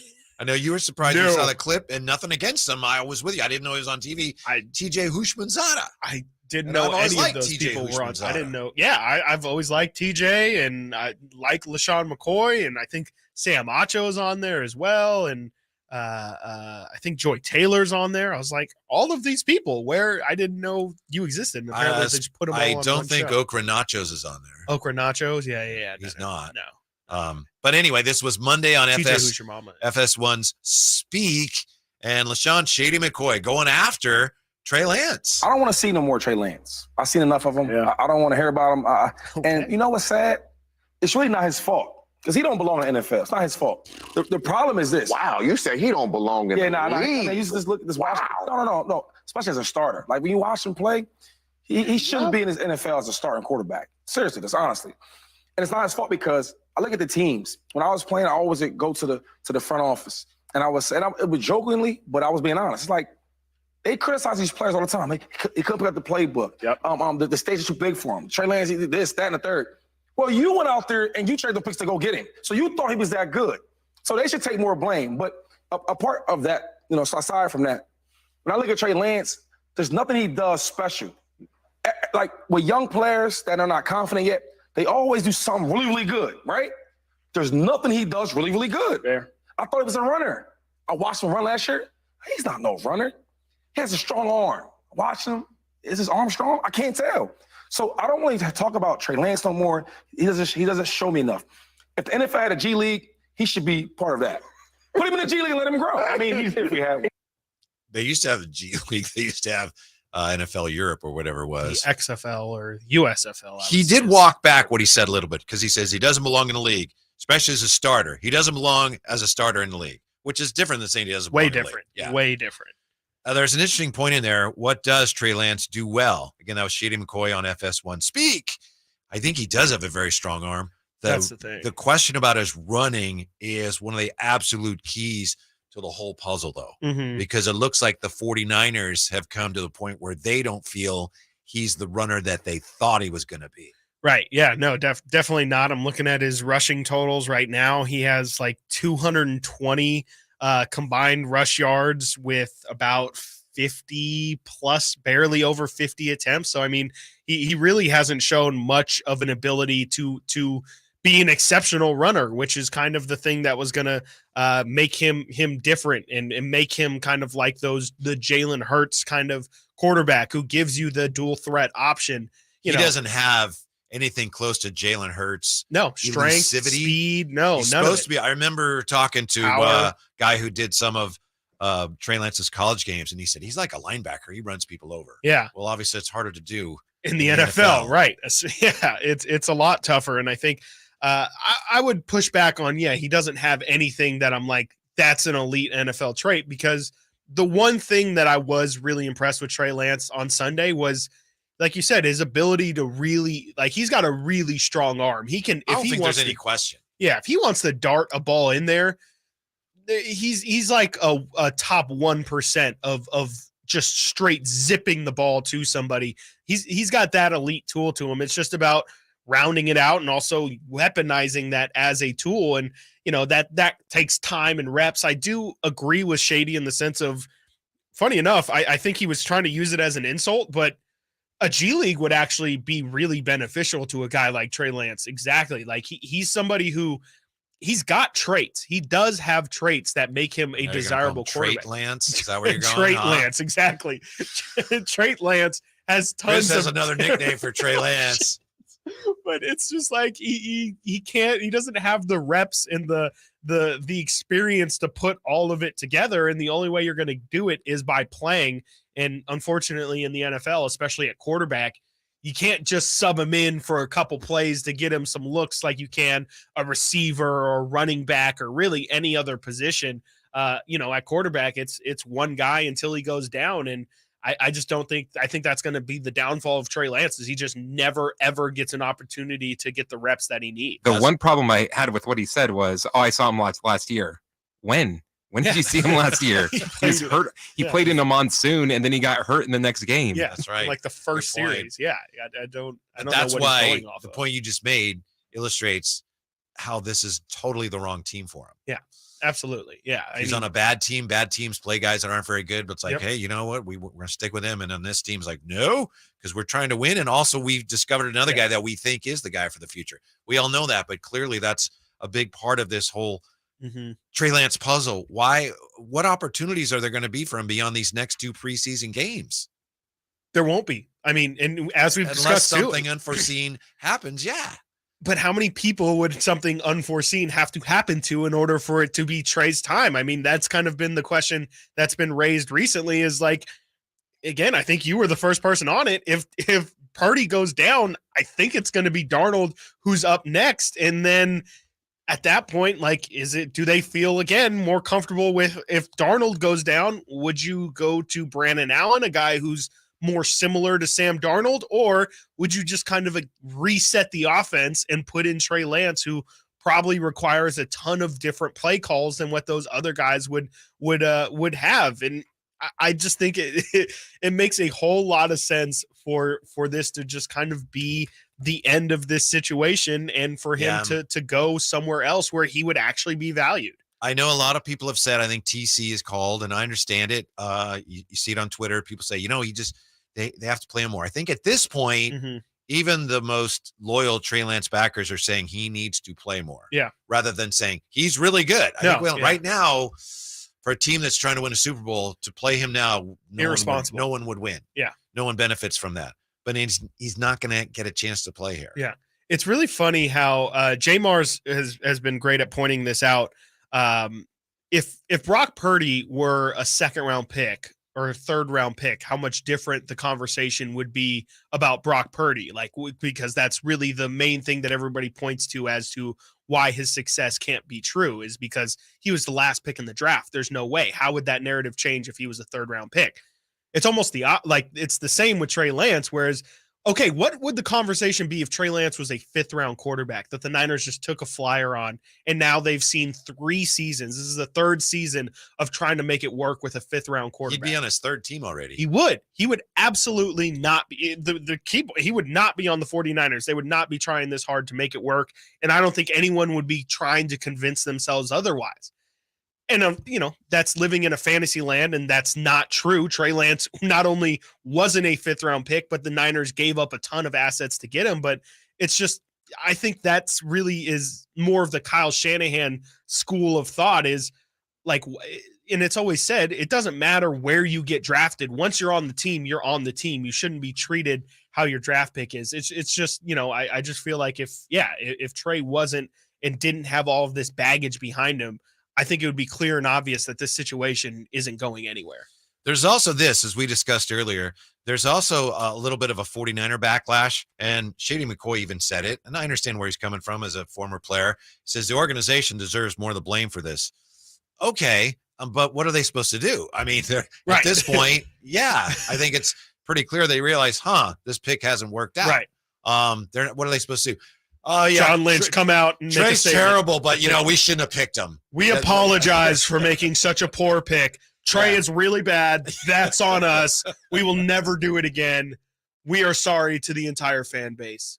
No further questions. But I do think that's one of the reasons why there's so much criticism of Trey Lance right now. Yeah. It's really criticism of the 49ers, and he's just in the way of that. Yes, he's just the poster child. A lot of people, all the 49ers think they're so smart. They do. Kyle Shanahan thinks he's offensive genius. Yep. He thinks that he can win a Super Bowl with everybody in this era of you have to have a star quarterback. Kyle Shanahan says, I am a quarterback, or there is no such thing as a great quarterback. I breed good quarterbacks. It's I think that's where a lot of the hate is coming from, is just the hubris that's been around with not only Kyle Shanahan, but frankly with the 49ers in general. There is a level of arrogance, a level of the quest for six. Like there's 49ers fans, rightfully so. Y'all have been very good and have a great history. Y'all are loud. Y'all are very, very loud. And that travel well. That's good. And you travel very well. And you know what? A lot of people don't like that. And sorry, it's just what it feels like to be the enemy sometimes. There's also this. We all know that. And we're having a blast here. But right now, relative to other parts of the schedule, there aren't a lot of sports things going on right now. My point there is that if you're LaShawn McCoy or anybody doing one of these shows, like, well, what do we talk about? Hey, did you see Trey Lance? Oh, yeah. Worst thing I've ever seen.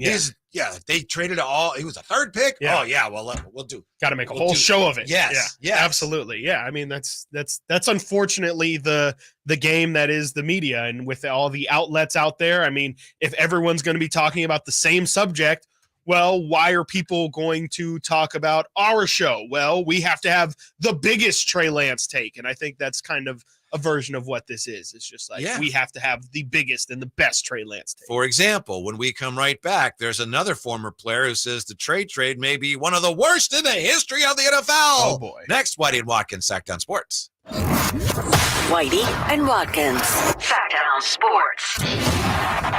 Will the 49ers regret letting Robbie Gould walk this offseason and drafting Jake Moody? If you get in a field goal range, see the rookie Jake Moody replacing Robbie Gould at the kicker spot. Or was it just preseason jitters for the rookie kicker? And Moody is high enough, long enough, and no good. Oh, he pulled it left. Tune in to find out on Sactown Sports and SactownSports.com. Yeah, 49ers all the way. Let's go, Niners. Yeah!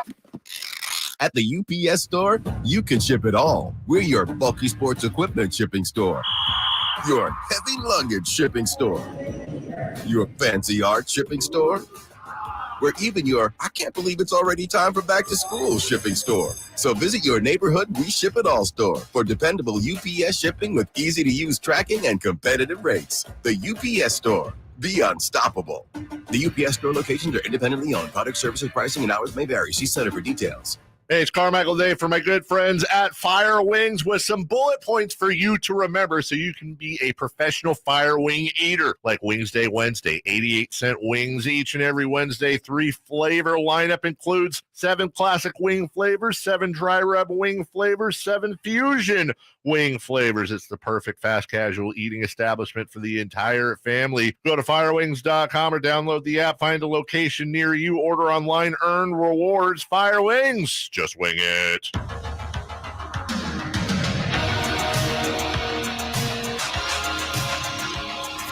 At your desk, on your phone, in the car. Whitey and Watkins. Sactown Sports. YouTube chat, Manny2 Legit asks, did you see on ESPN, Kendrick Perkins said he's excited for the Kings versus Warriors national TV game. I would want to go to that, but I hope it isn't that expensive. Oh, boy. Well, it's going to be expensive, Manny. As I've said, if you can get your way to any of the Kings preseason games, do that, because those traditionally are going to be significantly less expensive, and it's going to be really tough to get into the building for a couple months, I think, especially if the Kings are doing well. I mean, after the success that we saw in the playoffs and how hard those playoff tickets were to get, I just think this season's going to be a nightmare for people who are not season ticket holders. Kendrick Perkins was talking about the game that's going to be part of the play-in season. And right. we also found out the in season that the Kings home opener will be against the Warriors. Yes. Yeah. So we know 2 of the games. When was that Warrior game? That's November. That was talking about the in-season. Yes, the in-season one. That's the one that's later. That's November the last 28th. one. November 28th. Right. So yeah, I mean, I think I mean the 27th of October is the home opener. Yes. 27th of October is home opener, and so those will be almost exactly a month apart. But I'll be very interested to see how many Warrior fans are there. Yeah, I mean, during the playoffs, there was not money. I mean, I remember us having conversations of like, is this going to be like a 60-40 kind of situation? Especially that first game. Yeah, we definitely, and it was a weekend game or a Friday game at that, and it made a whole lot of sense. But it's Saturday. It was Saturday, yeah, and then game 2 was Tuesday. It made a lot of sense, but I think what ended up happening was Warrior fans just didn't really care. They were like, wake me up in the second round. And obviously with the Kings being their first playoff series in 16 years, people were waiting for those tickets to become available. And I mean, Kings fans blew Warrior fans out the door. It was like 95, maybe even like 97% Kings fans. It was completely full. You had to search for Warrior fans. Kings should have won that series. Kings know they should have won that series, but they didn't. So at this point, some point here, starting this year, you got to win some of these games. Yeah, you got to get some revenge on them for sure. And you got to take care of your business because the playoffs are a long ways off. Yeah, exactly. Yeah, they got to keep their head down, and that's why I think that in-season tournament will be a good ramp-up period for them. I think it'll be. Oh, you're on board with the in-season tournament now, huh? Been on board. I've been on board with the in-season tournament. Me and Verlon have been on board. I thought a couple days ago you were. No, I just wasn't excited about the schedule. I think he got confused. He said he was so into it. That's what it was. Yeah. Thank you, Chris. You could understand how Whitey would be confused. That's a tough one for me. It's really. Are you tough. so? Or are you so excited? No, I'm hyped for the in-season tournament. I think that I just think it'll be big for the Kings to try and ramp themselves up and get into that playoff mindset. Also, everyone needs to remember this. This show has been for the in-season tournament since day one. Mm-hmm. All the other shows are like, this is dumb. This is stupid. So once we get to Final Four time, remember the show that was on board from the beginning. Yeah, JJ and Drapes almost came to blows yesterday. Did they really? Yeah. About what? Which was crazy because Jay is Kyle's boy. Right. Yeah. Exactly. His guy. I was like, Drapes game. They got into it? All right, Jay. Sports talk. I've listened to you. I figured you out. I've listened to you. I gave you a chance to give your point. Now I'm going to tell you why you're wrong. Exactly. That's classic right there. Was there anything resolved from there, or is it just what Jay was like? It's not that bad. Drapes was like, this is the worst thing ever. Other way around. Yeah, really? Drapes is in favor. Yeah. Says it'll prevent the in-season tournament will prevent teams from load management, which I mean it could. Okay. And JJ's like, I just don't care about this thing at all. I feel like most people are on JJ's side on that. I just think a lot of people. I think this is going to be like a very hardcore hoops. People are going to be like, yeah, like I'm trying to keep along with this. But I think for the most part, I think most people are just going to say, I don't care about this. I'm not going to give any attention to it until it's like, oh, okay. Yeah, this is that thing. I'll take my cue from the players. If the players care, then I'll be more interested. If the players clearly don't care, then I'll watch the games. They're still regular season games. Right. Yeah. I'm curious too, what will, because I mean, I've been throwing that word out there too. What does like care? Is it like defensive effort? Is it players playing? Like I'm curious. Yes and yes. What, just what is it going to look like because there is going to be teams that give more importance to this. We won't really know till the level of effort we see in the the final 4 games. Right. As we saw, the Kings were able to massively step up their defensive effort in the playoffs. Like, is it going to be something like that where they kind of sleepwalk through the regular season, but come tournament time, there's increased intensity? I don't know. If in Vegas there's a game like Kings Clippers, which is like one of the most insane games there. If there's something like that, I think that would be a huge boost to the tournament. Oh, you mean like the Kings Clippers game of last year? You mean? Like in Vegas, where it's just two teams just going at it. Yeah. Yeah, that would be like some high-level basketball. Clearly, both teams are invested in the game.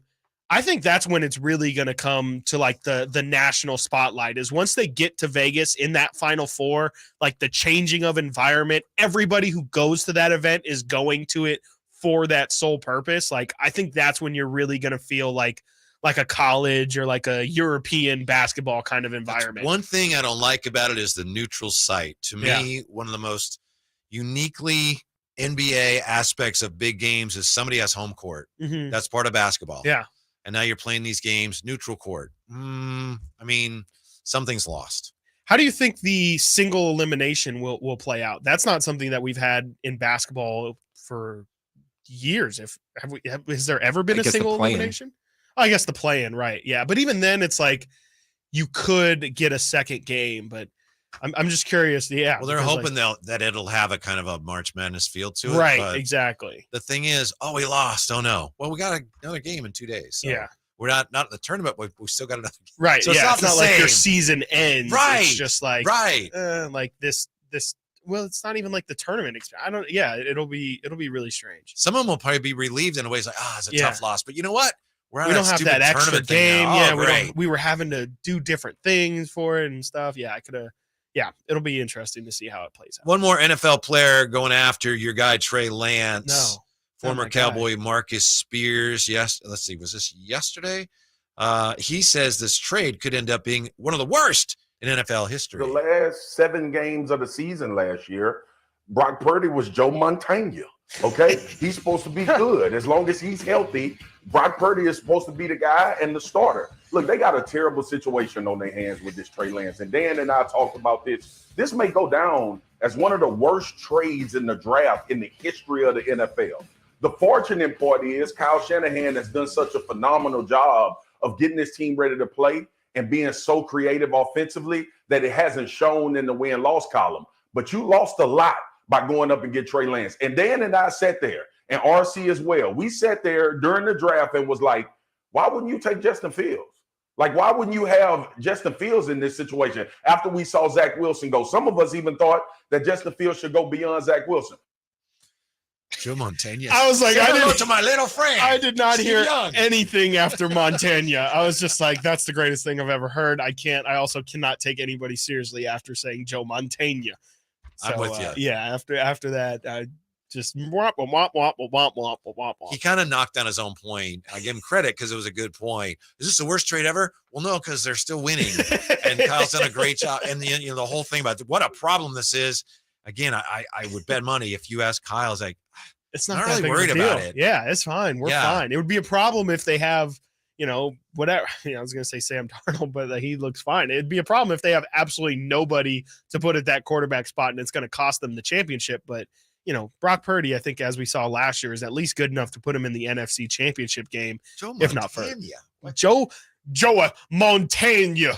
Yeah, don't know about that one. Marcus Spears played in the league a long time. He did. I don't know if he was just like adding a little sauce onto it, or if Maybe that's. he was. I've never heard an accent that requires you to add extra letters like that. Joe Montana. He added a Y in there and a couple extra A's. Montana. That's enough of that for now. Coming up next, we don't have to wonder how bad the Jets' offensive line is because Robert Saleh just told us. Next, Whitey and Watkins and Joe Montana on Sactown Sports. Whitey and Watkins on Sactown Sports. It's the Golf to Go Hour with Frank LaRosa. Thursdays at 6 p.m. and Saturdays at 8 a.m. on Sactown Sports. Get the latest on equipment, area courses, people who play the great game, and plenty of good conversations about golf. Golf to Go. Thursdays at 6 p.m. and Saturdays at 8 a.m. on Sactown Sports. Golf to Go is brought to you by the Hagen Oaks Golf Super Shop, America's most awarded golf facility. Naturewood Home Furnishings, where it's all about choices and always about quality.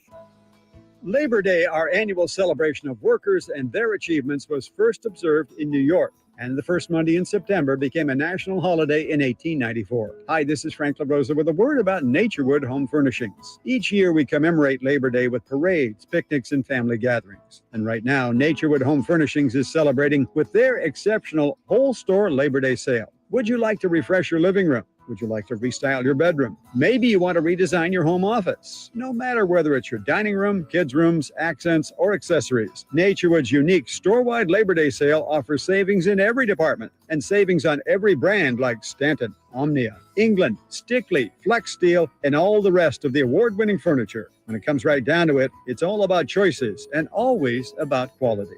Visit Naturewood Home Furnishings right now for this remarkable Labor Day sale. Off Highway 50 at Hazel, look for the water wheel. Dawn or dusk, I'm on the hunt. Skeeter here, Sacramento Yellow Mosquito and Vector Control District, and I'm wearing Skeeter Vision, night vision goggles that light up skeeters at dawn or dusk like the 4th of July. Mosquito, 12 o'clock.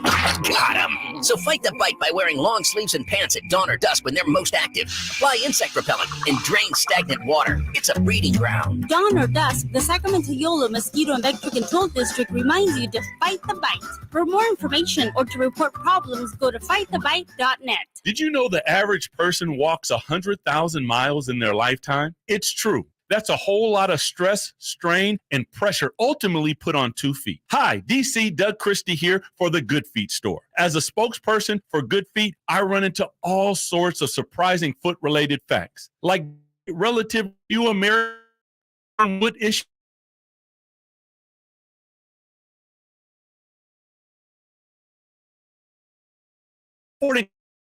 Of the foot, the Good Feet 3-step arch support system can help return your foot and whole body to its proper alignment. Come to the Good Feet store for a free, no obligation arch support fitting, then take them for a test walk. Experience the comfort, balance, and support of the Good Feet 3-step arch support system. The Good Feet store in Sacramento, Roseville, Stockton, Modesto, and now Vacaville. Online at goodfeet.com. Meet Bruce. Hey there. He's a busy soccer dad who's trying hard to learn the game. Go for the end zone. Whoops. Luckily, other things come easy, like banking with Chase. On a tip from his banker, he set up autosave in the Chase mobile app. So what are you saving for, Bruce? Father-daughter soccer camp. Smart bankers, convenient tools, one bank with the power of both. Visit chase.com/checking. Chase, make more of what's yours. Autosave requires a Chase checking and savings account. Chase mobile app is available for select mobile devices. Message and data rates may apply. JP Morgan Chase Bank, N.A. member FDIC. That's Mike saying good morning. It's the best he can do right now. Yeah, not a cloud in the sky. What Mike could use is a fresh start.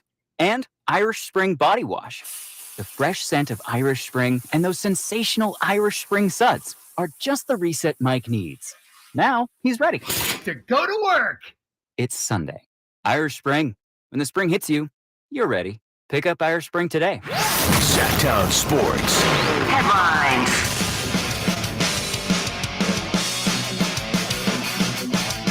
Christopher Ladd with your Sactown Sports headlines.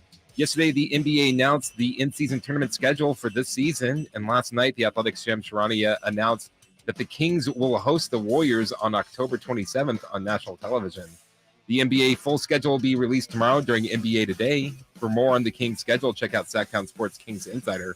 Frankie Cardicelli's report on SactownSports.com. England is going to its first ever Women's World Cup final after beating the host country Australia 3-1 early this morning. They'll go on to face Spain, who beat Sweden 2-1 to punch their ticket to the finals. The final will be August 20th at 3 a.m. It is 11:31. Capital Casino, conveniently located on 411 North 16th Street in downtown Sacramento.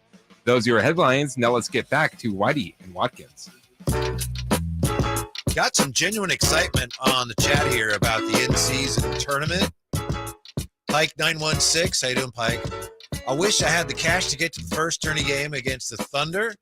These guys all grew up playing weekend tournaments. They always took them seriously. The tournament lights a fire in these guys. The word tournament. See, I think he means the word tournament. I read that as word tournament, like Scrabble time. Scrabble. Word tournament lights a fire in these guys. I hope you're right, Pike. Maybe for some guys, I think for some of the older veterans, I think they wouldn't go public with this, but I think for them, it's like, do we have to? That's not what I'm about. It's not why I'm doing this. Yeah, I also don't know if AAU basketball is the thing that we should be striving for here, because yeah, I mean AAU is, I mean yeah, they do play a lot of tournaments in AAU, as is the nature of it, but they do not play intense basketball in AAU tournaments. It's you know, some of it is definitely, you know, there is some intensity, especially towards the end of the tournaments, but it's not good I basketball. hope Pike is right. I do too. And I also think it's going to take time.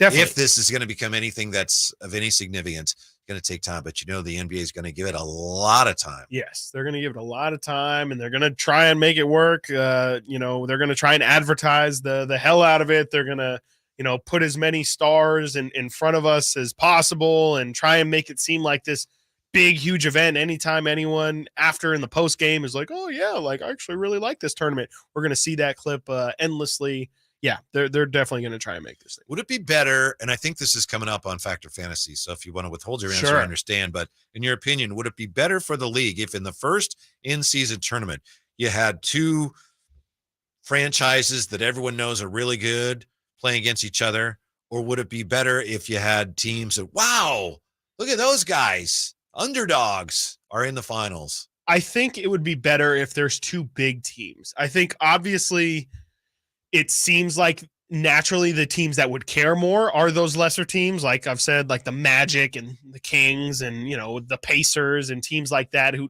traditionally don't have a shot at winning the actual, Larry O'Brien trophy. But for publicity and for legitimacy of this thing moving forward, absolutely. It would be by far more beneficial in my eyes if it's the Denver Nuggets against the Heat, even if it's just a finals yeah, exactly. It makes it seem like, okay, this is actually an accomplishment. If it's these teams that made the final, well, that tells me that there's some sense of, okay, this is a hard thing to do that only good teams can accomplish. The Jets are hoping to accomplish some things this year as a good team. One of their biggest issues would appear to be their offensive line, but don't take it from me. Hard Knocks last night. It was a moment that a lot of people were surprised to see. Former 49er defensive coordinator, Coach Saleh, went after his offensive line in front of the entire team after the joint practice they had last week with Carolina. He asked at one point, are we blocking anybody? Offense, guys, it was our first bleeping opportunity to change the stink that's been in this organization for a long time on the offensive side of the ball. None of it bleeping matters until the big boys up front change who the bleep we are. Saleh said he was trying to find evidence that the offensive line was changing for the better, and he couldn't find any. Wow. Yeah, I mean, he laid into his offensive line in the episode. It was really a lot. Like I'm trying to get his exact quote, but he was like, it doesn't matter if we have a Hall of Fame QB, we could have the best running back room in the NFL, top-notch wide receivers. None of it means blank if you mother effers don't ever baba. And I was like, oh my goodness gracious. This is it was one of those moments where I was like, I do not miss football for that exact reason. Just getting absolutely chewed out by like grown men chewing out other grown men. It was really intense. It was really, really intense. And it was one of those moments where I was like, okay, that's Robert Saleh, like the head coach. Like I could see how this is somebody, because in the first episode, he gave that weird speech and just crow and the eagle. Yeah, the crow and the eagle.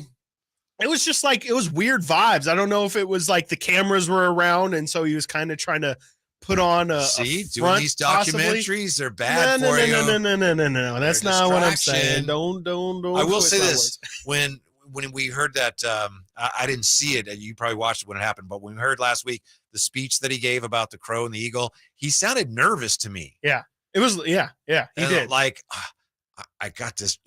I'm on TV right now. Yeah, exactly. TV. Yeah, there was definitely an element of that in the first episode. I think in general, like the whole team was kind of like that, but I definitely picked up on that as well, that Saleh was like a little camera shy. I definitely felt like, and it seemed like it was the first time he was addressing the team. And something that's become a little apparent to me is Aaron Rodgers' star power is much bigger than just the entire Jets organization. Like Aaron Rodgers is a bigger star than anybody else in that building.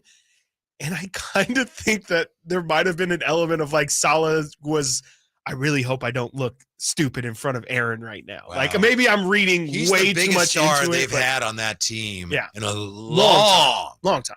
long time. And especially like even Brett Favre, like he had notoriety, but he wasn't, he doesn't carry himself like he's a star. He's a Mississippi country boy. Like I'm sure he's very, very, I wasn't going to say he behaves himself, but as we know, that's not true. But, Aaron Rodgers just carries himself in the spotlight a little bit more. He adores attention a little more and kind of just gives off superstar vibes a lot. And, that's clearly something that they're just not used to, because even in this episode, people just kiss the ground that Aaron Rodgers walks on. Bringing in Aaron Rodgers and then Dalvin Cook, they are a team that could be one of those clubs that wins the offseason but doesn't actually accomplish anything if the offensive line doesn't play well. Right. No, absolutely. And that's really, I think, a major fear. We heard Aaron Rodgers speak up about it earlier last week.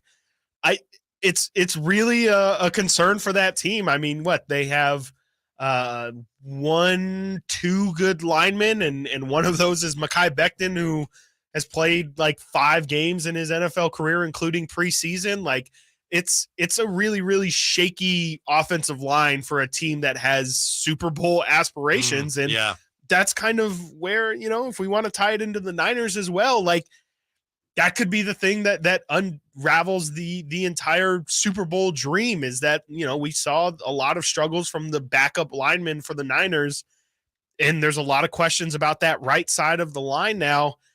That could really be the undoing of everything. You can have everything so ready to go, but if you can't give your quarterback time and your running backs room to run, it's not going to work out for you.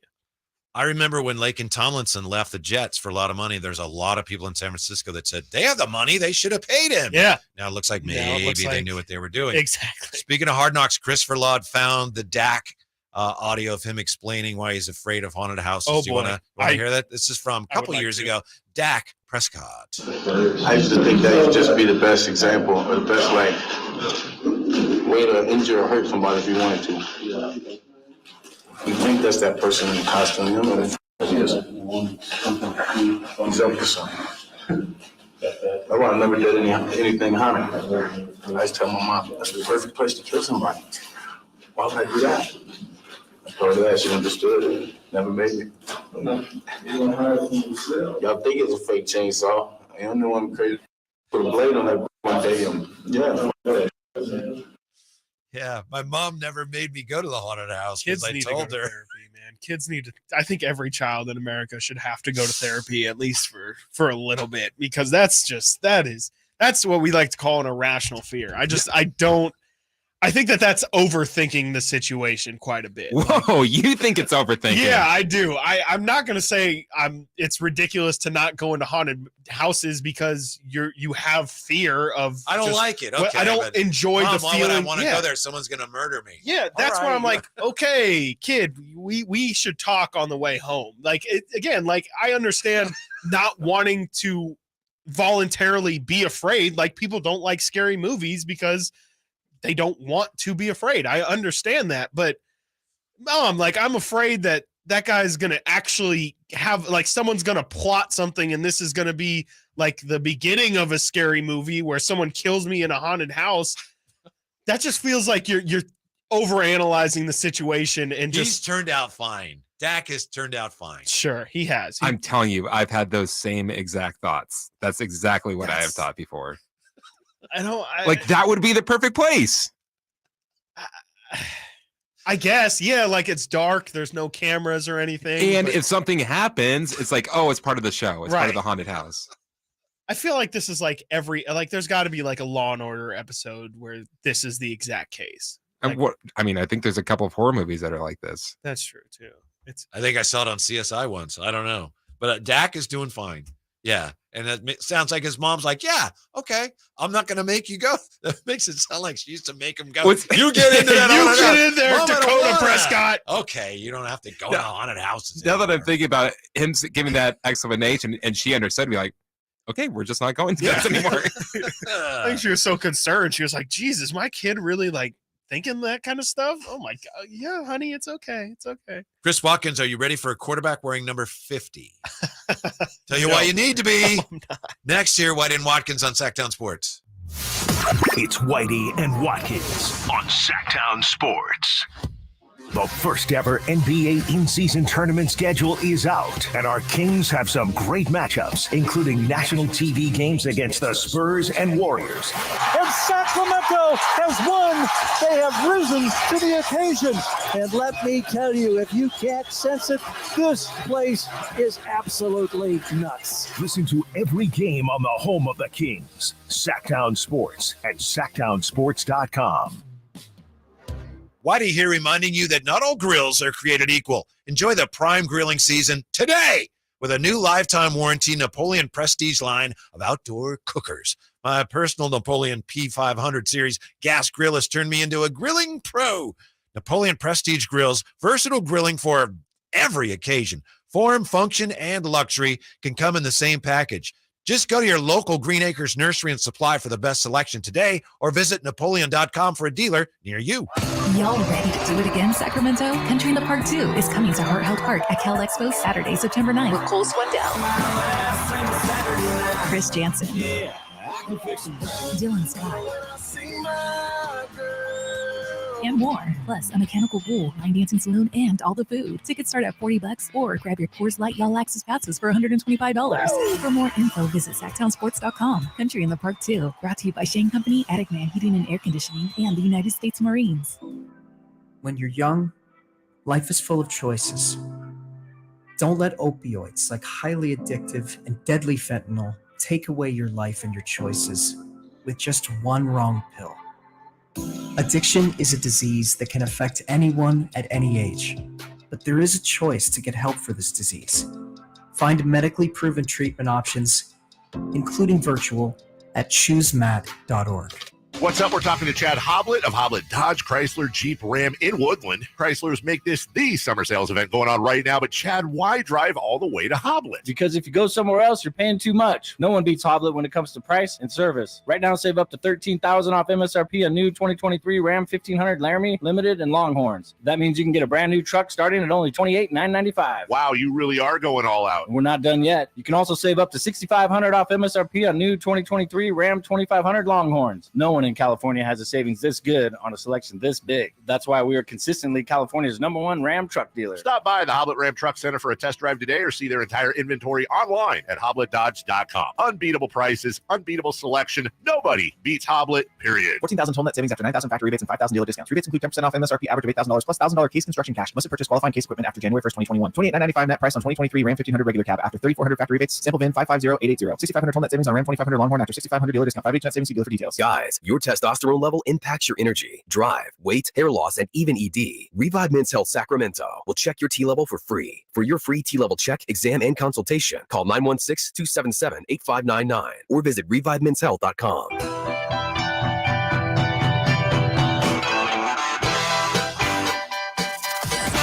Whitey and Watkins now on YouTube. Search Sactown Sports and watch the show from your desk. When are we finally going to get the rest of the NBA schedule? Tomorrow. What's the first thing you look at when the new schedule rolls in? It's a good question. I usually look at who they're opening against. Now we know that. Right, we know that. We already know that. They open on October 25th at Utah.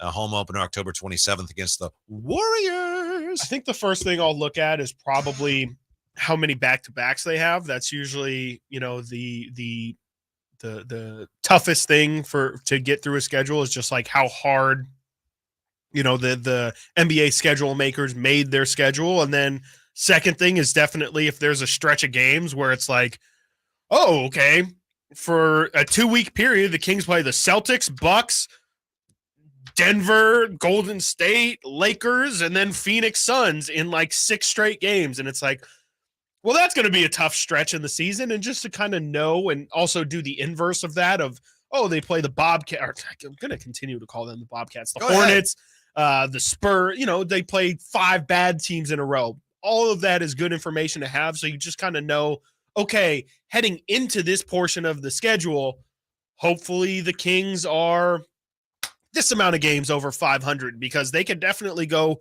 0 of 6 here, or this could be an opportunity for them to maybe rise. And should we believe that rise is real, or is it just that they got an easy point of the schedule? So those are kind of the first couple things that I like to knock out. And as Carmichael Dave shared today, we know one of those things. We know that in the month of March, the Kings are supposed to have 11 home games. Yeah. So that's that's obviously significant. Yeah. And like you so astutely mentioned, that probably means that the Kings are going to have a lot of road games heading into that, or at least a disproportionate amount of road games. Typically try to have 41 road and 41 at home. That is, yes. That's what they're aiming for. Yeah. Usually that's usually what they always go for. So, I mean, if they have 11 home games, and they'll probably have 14 to 15 games in that month, then you would guess, I mean, they're probably going to have a good, healthy amount of road games, maybe in February or maybe even before that as well. So,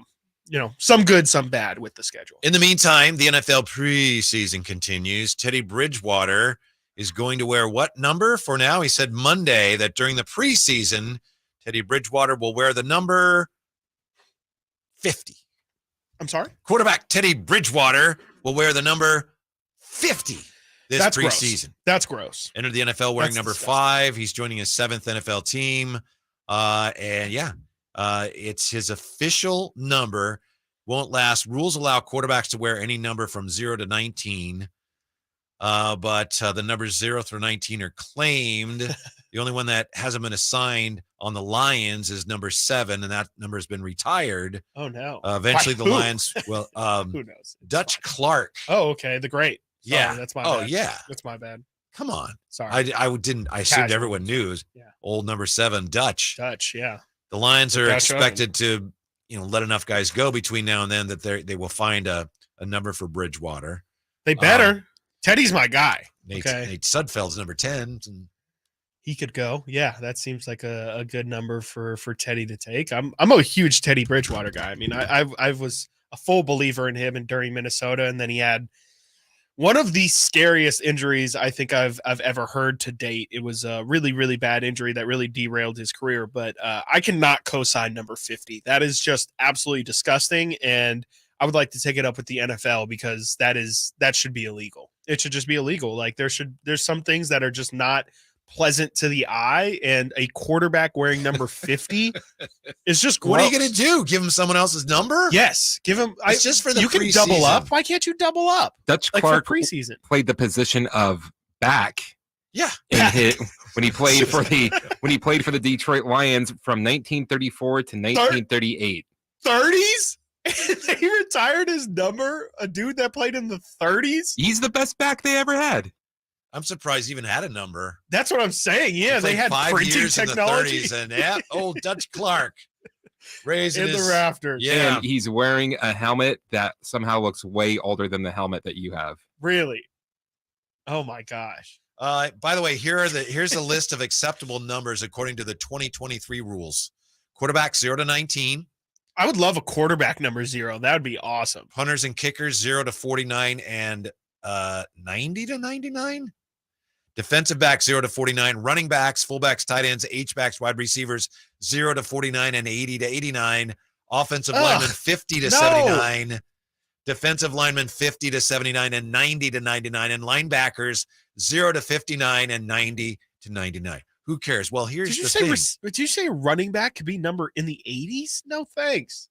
Running backs, fullbacks, tight ends, H-backs, wide receivers, 0 to 49 and 80 to 89. If I see any running back with an 80, I don't know what I'm going to do. Bottom line, this is the first year since 1972 players can wear 0. Yeah. I've seen it. It seems like every team had like somebody who got designated that 0 number. It seemed like that was probably like a very popular number amongst pretty much everybody in the NFL, and it seemed like it was some form of competition for everybody on who's actually going to get that. According to Football Reference, in the history of the NFL, there have been only 19 players who were 0 or 00. This year, there will be 23. Yeah, exactly. So they're gonna double that number and then some. Jim Otto, right? Wasn't he 00? And you know why he was? I just found this out why today. was he 00? I thought Otto, like there's an O. Yeah. There's an O. Yeah. But apparently O. It was a pun on his name. Ott is like another word for zero. Ott O's his name, so 0-0. Ott O. I never knew that. Yeah, I just He owned a Burger King in Auburn for many years, apparently. Really? That's I'm sure there was a thriving business. I'm glad to hear that he's investing in his community.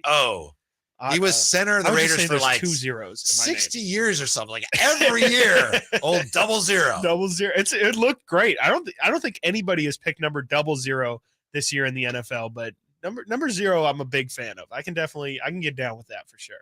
But, numerologists will tell you that there's you got to be careful. Yeah. 0. I'm not okay with Sky Moore being 24. He's a receiver for the Chiefs. I just can't do it. I don't know. You like really the traditional care numbers? It doesn't have to be traditional, but it just kind of has to make sense. And I don't know, seeing a receiver wear number 24, it's just like maybe it is traditional. I just in my head, I'm like, that's a DB or a running back. It shouldn't be a receiver. Punters and kickers 0 to 49. That's just because it doesn't matter. Kicker is like 46. Like, no. Yeah. Quit pretending you're a linebacker. You're a kicker. Yeah. I mean, I still think that, quarterbacks and kickers should be 1 through 19, I guess. They shouldn't be allowed anything higher than that. I was going to ask you if you could name between the two of you the top selling NFL jerseys. Ooh. We'll have to save Sounds that. like a football feud to me. It may be too tough. I think you'd have to team up on it. We'll see. Is that a challenge? I don't think you could do it, Chris. Okay. How about we put 2 helmets on the line tonight? Okay. I don't know if you could do it. I don't want to, I can do anything I set my mind to. Coming up, here's what makes De'Aaron Fox a top 25 player in the National Basketball Association. That's coming right up. Of course, we are not going away. For those of you on YouTube, we'll be right back on Sactown Sports with De'Aaron Fox, a top 25 player. Whitey Watkins, Sactown Sports. Okay. All righty. Yeah, I don't want to make you feel like, oh gosh, I didn't know that. So I feel like I could get it. It's just the most popular players in the NFL. Right. Is it this season or this is past season? August 2023, top selling jerseys as of August of 2023. So heading into this season, it would be it's right now. Okay, NFL who is shop. the highest And selling I think this is jerseys? according to NFL Team Shop. I feel like we should save it. We'll save it for a football feud. I think that's really good. Are you sure? Because I am positive. I'm positive. I don't want you feeling bad. I'm gonna nail it. I'm gonna kill this. I'm a big jersey guy. I could be a sheep. I could figure out who everyone is following. Right. You know. Okay. I don't know. Are you going to take on Verlot or is we can work together? Yeah. I ain't no problem. There ain't no problem. Okay. All right. I can do it. Did you see this about De'Aaron Fox? That's what we're going to talk about. The Athletic. I mentioned that list yesterday, and it's kind of it's a little wonky. A way of naming the top. Yeah. I gave it a look. And he's in the top 25. They list him in the top 25. I saw that. I was like, wow, that is that's also something I'm going to have to get used to, is just De'Aaron Fox being recognized at that level where it's like he's really on the verge of superstar or of stardom, I would say, not superstardom. What is the description for tier 3? Do you know?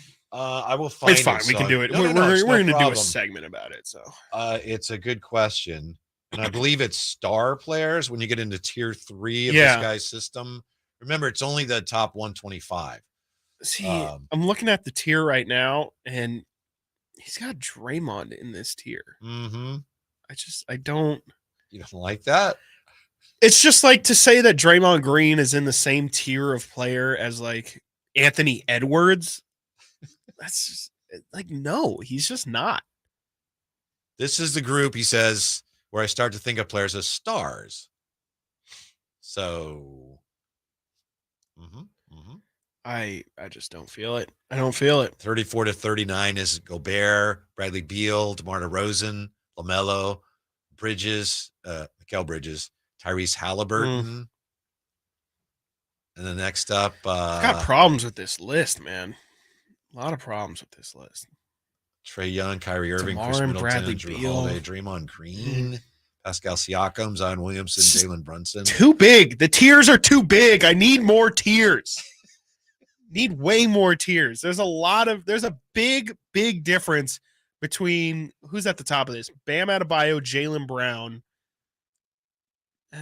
Mikhail and Tyrese. I don't think that these guys are in order, but like they're not supposed to be in order. That's another thing that makes it like, what? Well, they're not intended to be. That's why he has tiers instead of just the listings, which would make it a lot easier for everybody. It's a lot of rules to these tiers that I feel like it should be This is cut an and analytics dry. guy, so I guess so. I suppose so. Bottom line, if De'Aaron Fox is widely considered one of the top 25 players in the league, that's amazing. It's big. Yeah, that's huge. I mean, especially after just one season of, he didn't even like dominate the ball either. Like it was a very even split, it felt like, in terms of responsibility for the offense between De'Aaron and Domas. Like Domas had more MVP votes than De'Aaron did. Like I think it was very clear that the load was truly split between those two, whereas obviously typically it's pretty one person dominated. That one was so odd about watching that team, and I think we've talked about this. It was everything went through Domas, and then the fourth quarter, it's like, here's De'Aaron Fox. Yeah, exactly. Here's this guy showcasing, and he was incredible every time. And it was like it was the formula that would happen every single game, and it worked every single time. And I remember early in the year wondering, I'd see that, and I'd go, why does he just do that the whole game? And A lot of people wonder that. After Mike Brown asked that, he said, yeah, it's really hard. Yeah. But we're trying to get him to that point. Yeah, exactly. He can do that the whole game. For one thing, I'm sure it would be exhausting. Yes, exactly. Stamina is probably number one, but that's also, that's encouraging for his development. The fact that he's able to do it for any period of time and just complete. I mean, he was dominant in the fourth quarter, like the best player, hands down, not even close. Whitey, Panama threw a combined no-hitter. Wow. How about that? Might have even been a perfect game. I don't know if they walked anybody. We did see one walk. We saw a walkout. Oh, that's right. Yeah. The first batter that kid faced. How about that?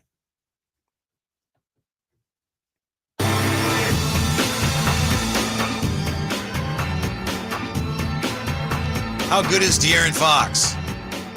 Widely recognized now, according to The Athletic, as one of the top 25 players in the NBA. Wow. Thanks for being with us.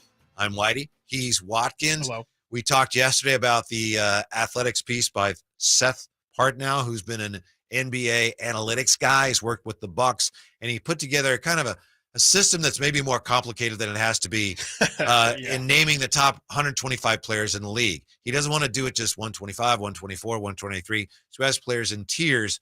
Long story short, De'Aaron Fox is in tier 3A. He's in this group of players.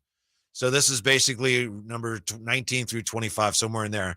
Bam Adebayo, Jaylen Brown, Donovan Mitchell, Jaren Jackson Jr., Anthony Edwards, and De'Aaron Fox. How about that? That's really impressive. That's some good names to be a part of. And, he's kind of like he's entered the conversation into who are some of the best young players in the NBA, whereas before, those answers were Zion and John Morant and, maybe even Trae Young and Anthony Edwards. And De'Aaron is definitely in that conversation, and he's one of the older members of that as well. And, he's ready. He's right on the cusp of turning into a different caliber of player this year if he can continue the success that they had last year. What are the numbers that you think of when you think of what makes De'Aaron Fox special? Like true, like different than everybody else. I mean, just the ones that you would point to. Well, who's this guy? Why is he any good? Well, look at this. Fourth quarter scoring for sure. I mean, his domination in the fourth quarter. And the big one that not enough people talk about, maybe they just don't really know, is De'Aaron Fox at the rim is he's like Rudy Gobert. Like he's seriously like shooting 70-something% at the rim at layups. And that's usually something that's reserved for guys who are just standing in there and dunking. Sir, you're right about everything you said except for one thing. Uh-oh. His percentage is actually higher.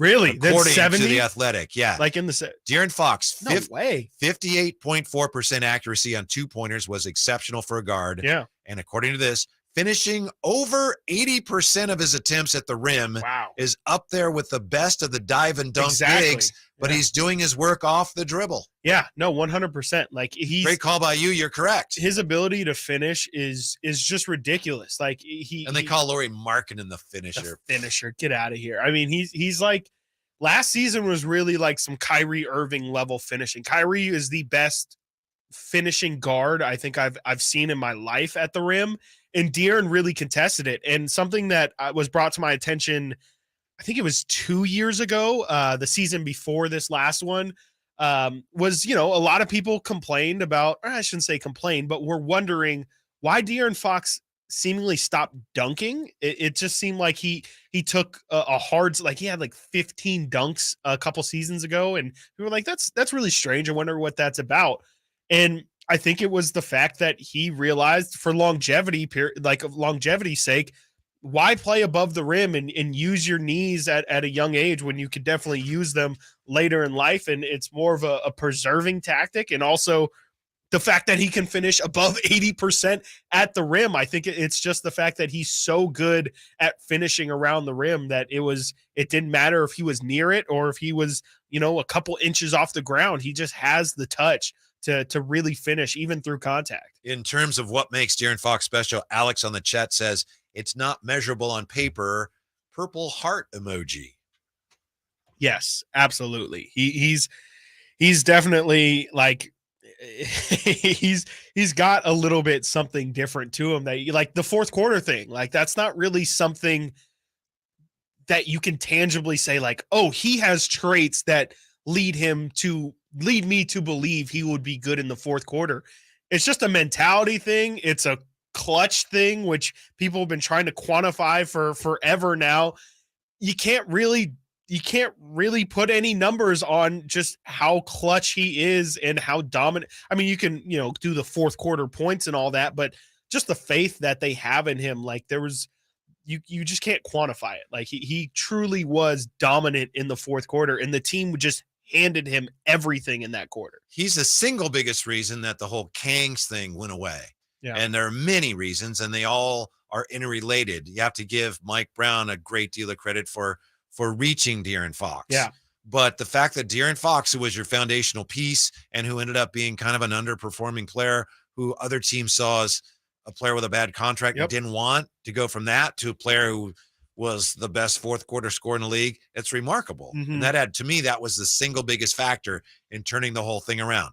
Taking nothing away from Domas. If it wasn't for Domas, none of that happens either, or Mike Brown. But De'Aaron Fox is a star player right now, as you say, knocking on the door of superstardom. Yeah. And that's what the Kings had in mind for him when they picked him. Mm-hmm. That was a couple regimes ago. Yeah. Yeah. It was a while ago. Last year's like, yeah, that's it. That was the guy. Yeah. And to be fair to Monty McNair and frankly to Vivek as well, they were adamant, whether it was just posturing or not, but they were very consistent in saying, no, De'Aaron Fox is our guy, and we believe that De'Aaron Fox is capable of being a superstar. Even Vlade would say that very frequently, that no, like De'Aaron's a guy, and he is really something different and special.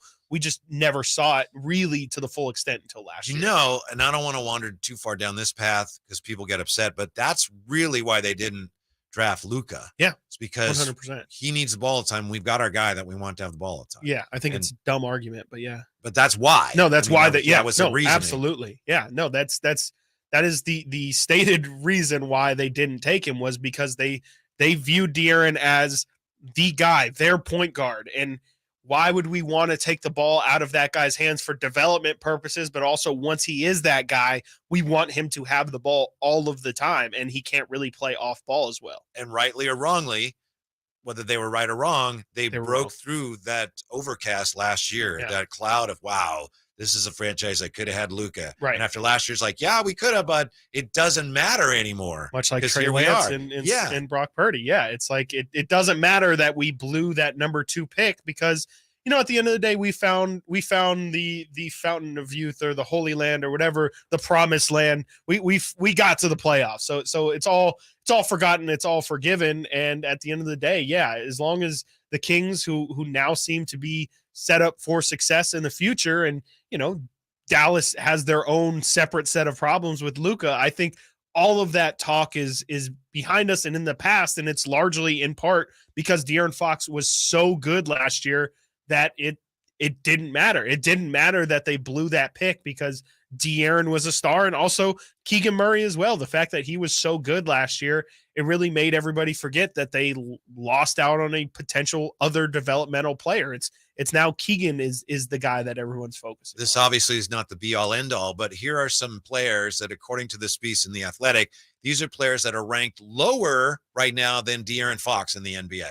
Trae Young, Kyrie Irving, Chris Middleton, Drew Holiday, Draymond Green, Pascal Siakam, Zion Williamson, Jalen Brunson, Lauri Markkanen. Those are pretty good players. Yeah. Rudy Gobert, Bradley Beal, DeMar DeRozan, LaMelo Ball, Mikal Bridges, Tyrese Halliburton. Mm-hmm.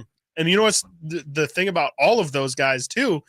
A lot was made of, like you said, De'Aaron Fox's contract. All of those guys are paid. Like all of those guys are very, very handsomely paid, if not more than De'Aaron Fox, just as much. And I think a lot was made, like you mentioned, about his contract and, it's such an overpay. How are you going to pay a guy who's unproven on an unproven team that much money? He justified it all last year. And I think that's also something that's, really hard to do when you hear that talk from the outside of like, are you overpay? I don't know if they really, if the fan base likes me, like that's, outside noise in general is just tough to overcome, and also to come out on the other side of it on the positive end, not just, it's not a great contract, but it's okay, he's fine, to now it's like, that's a steal of a contract. The fact that they're paying De'Aaron the money that they are the next 4 years is a fantastic deal for this team. And I'm glad that he justified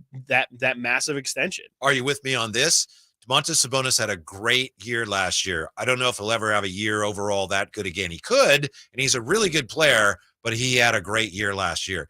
De'Aaron Fox, I think there's every chance that he will be better than he was last year if he can make more shots. Yeah. I can see Fox. I can see a clearer path to him getting better. Sabonis could be, but to me, it's like, wow, that's about the best Sabonis you're ever going to get.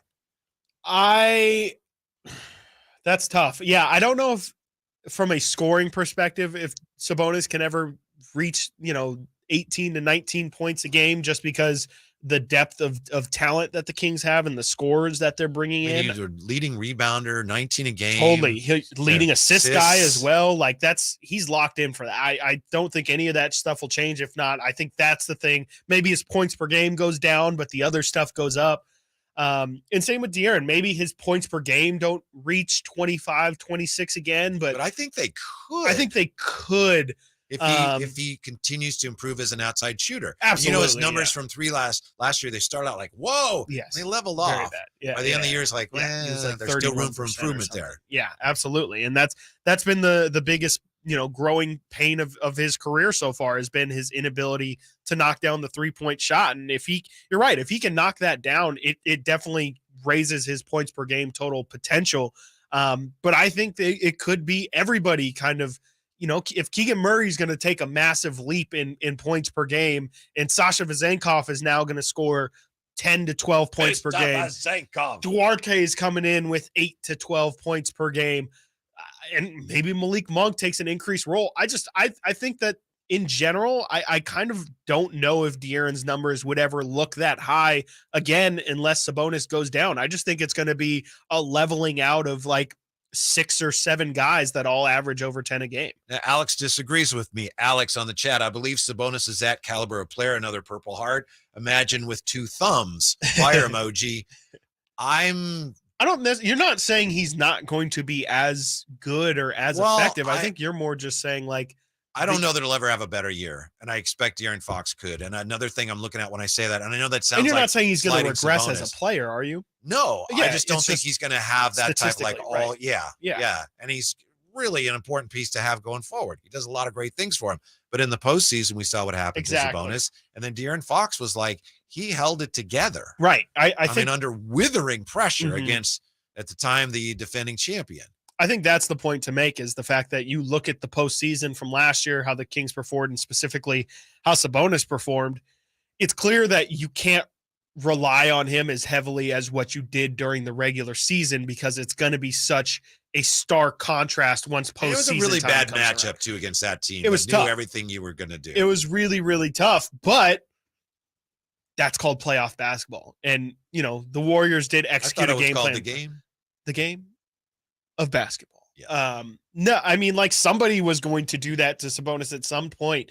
It was just, the fact that it was so effective against him, I think is a blueprint that any team can use to varying levels of success. But excuse me, I just think that they have to be less reliant on Domas because of what they saw last postseason. I just think that it's not necessarily a recipe that you can rely on come postseason time because of the fact that Sabonis they'll just drop off of him until he hits that mid-range shot. Let me try to make my point about Sabonis and Fox this way. And this is probably a little before your time, but in 1989, the Giants had a great year. They won the pennant. They played the A's in the World Series and they lost. They lost the A's in the World Series. But anyway, Kevin Mitchell was MVP that year. Kevin Mitchell was phenomenal that year. And Kevin Mitchell's a really good player. He had a great year. He never had another year like that, but he was a good player.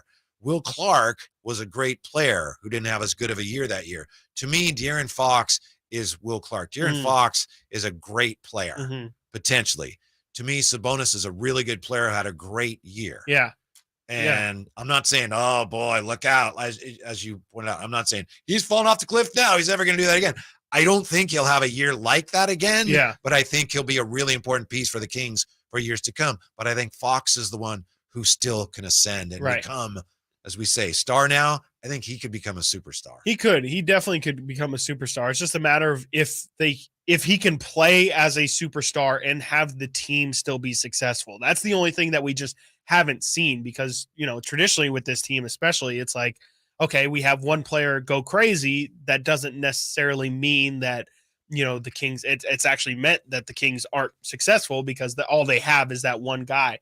So I can't fully go there yet that De'Aaron could be a 28, 30 point per game scorer and still have the team success, only because I just haven't seen it and I don't know what that would look like. Do you really think Sabonis could become a superstar?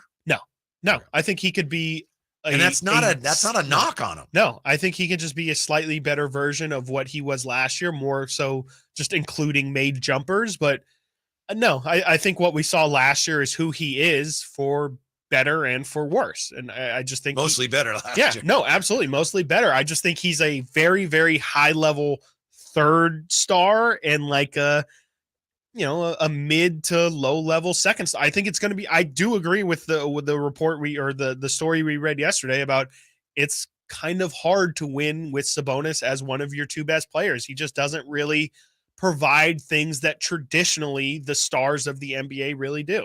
Bold Kings predictions of the day usually are coming up, but you probably don't have anything today. I do. What? No, I do. Again? I definitely do. Yeah, Yes. we're still going. I do too. Yeah.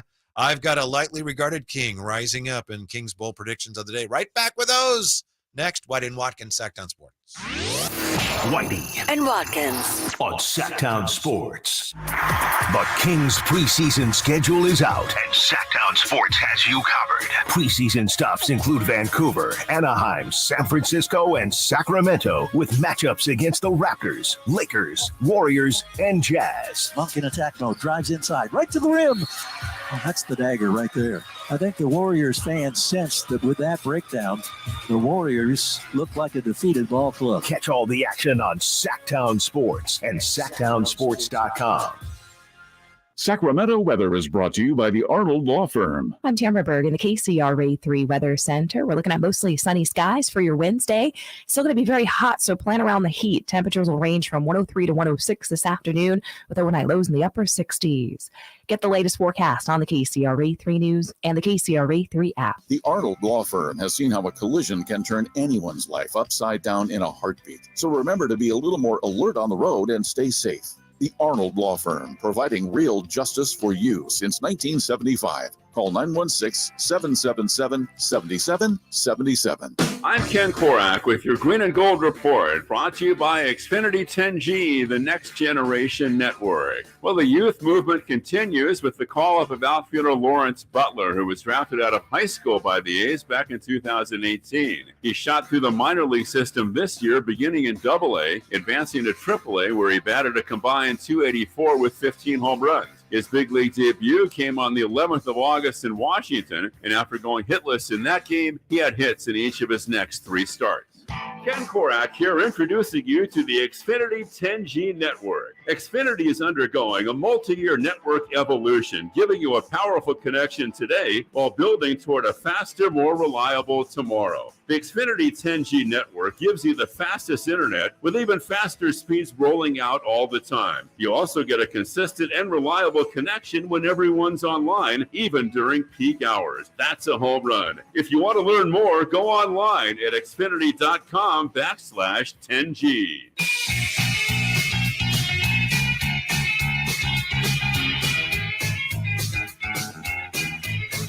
Download the Sactown Sports app and listen to Whitey and Watkins on your smartphone. I got to make a confession here before we get to the Kings Bowl predictions of the day, because we got baseball on in here. Baseball guy. Little League. Yeah, that's baseball. Yeah. I know you're wondering how Rhode Island has a team. Don't understand. They have more kids playing in Rhode Island than they do in Europe Africa. And Africa. It just doesn't make sense. I mean, if Rhode Island can field a team, I think that they can get 20 British kids together. I don't know, like maybe you can merge, South Africa and at the very Northern least, Africa. Africa should have a team in Europe. That's what I'm saying. You have to combine. Europe is also massive. Like you telling me you can't even break up Europe? Like it's just all of Europe. Like okay, would you think less of me? And then we'll get back to the Kings. Okay. This is a confession. It's true. Okay. Playing a sophomore game. Safe space. For Hogan High School in Vallejo. Okay. And I was playing third base and they DH'd for me. So I was the third baseman, but I didn't hit. They had someone else hitting for me as I played third. Not pitched, I played third. Would you think less of me? Christopher Long? I wouldn't say less of you, but that's definitely not great. I was struggling with the stick at that point, and slick glove man. All that that's exactly what it tells me. I'm just like, you know what? If you were really bad, they wouldn't play you. Right. Like you would just be on the bench. Right. But your glove was so sick that they were like, this kid cannot hit to save his life. But even I will have to acknowledge, Gleason's one hell of a fielder, man. We got to get him out there. So I mean, it's not great. It's definitely not great. It's not ideal, but riding the pine. Exactly. Like, you could have been a scorekeeper or something.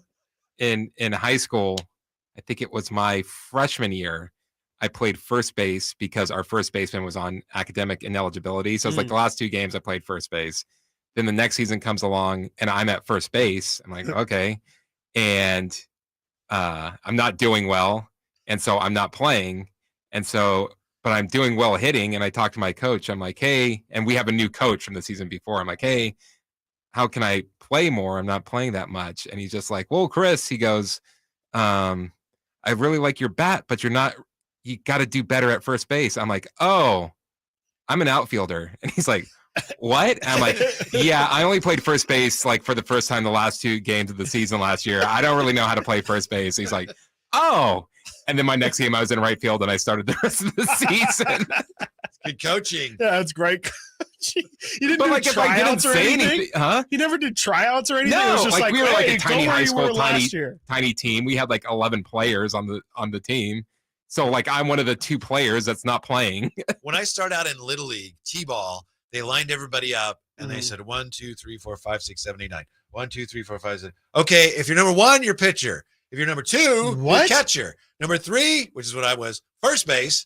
Number 4, second, and so on. And that's how originally they picked the positions. What happened to coaching? What happened to like scouting out your team and figuring that out? To do, What teams were you on, Chris? I mean, Rosemont Little League, it was just like, like we had a draft and everything. Like there's like a practice day or whatever, like a showcase tryout day. Sure. And then, all the coaches get together in a shack and people complain about who's got the first pick. Oh, whatever. And yeah, like it's a whole thing.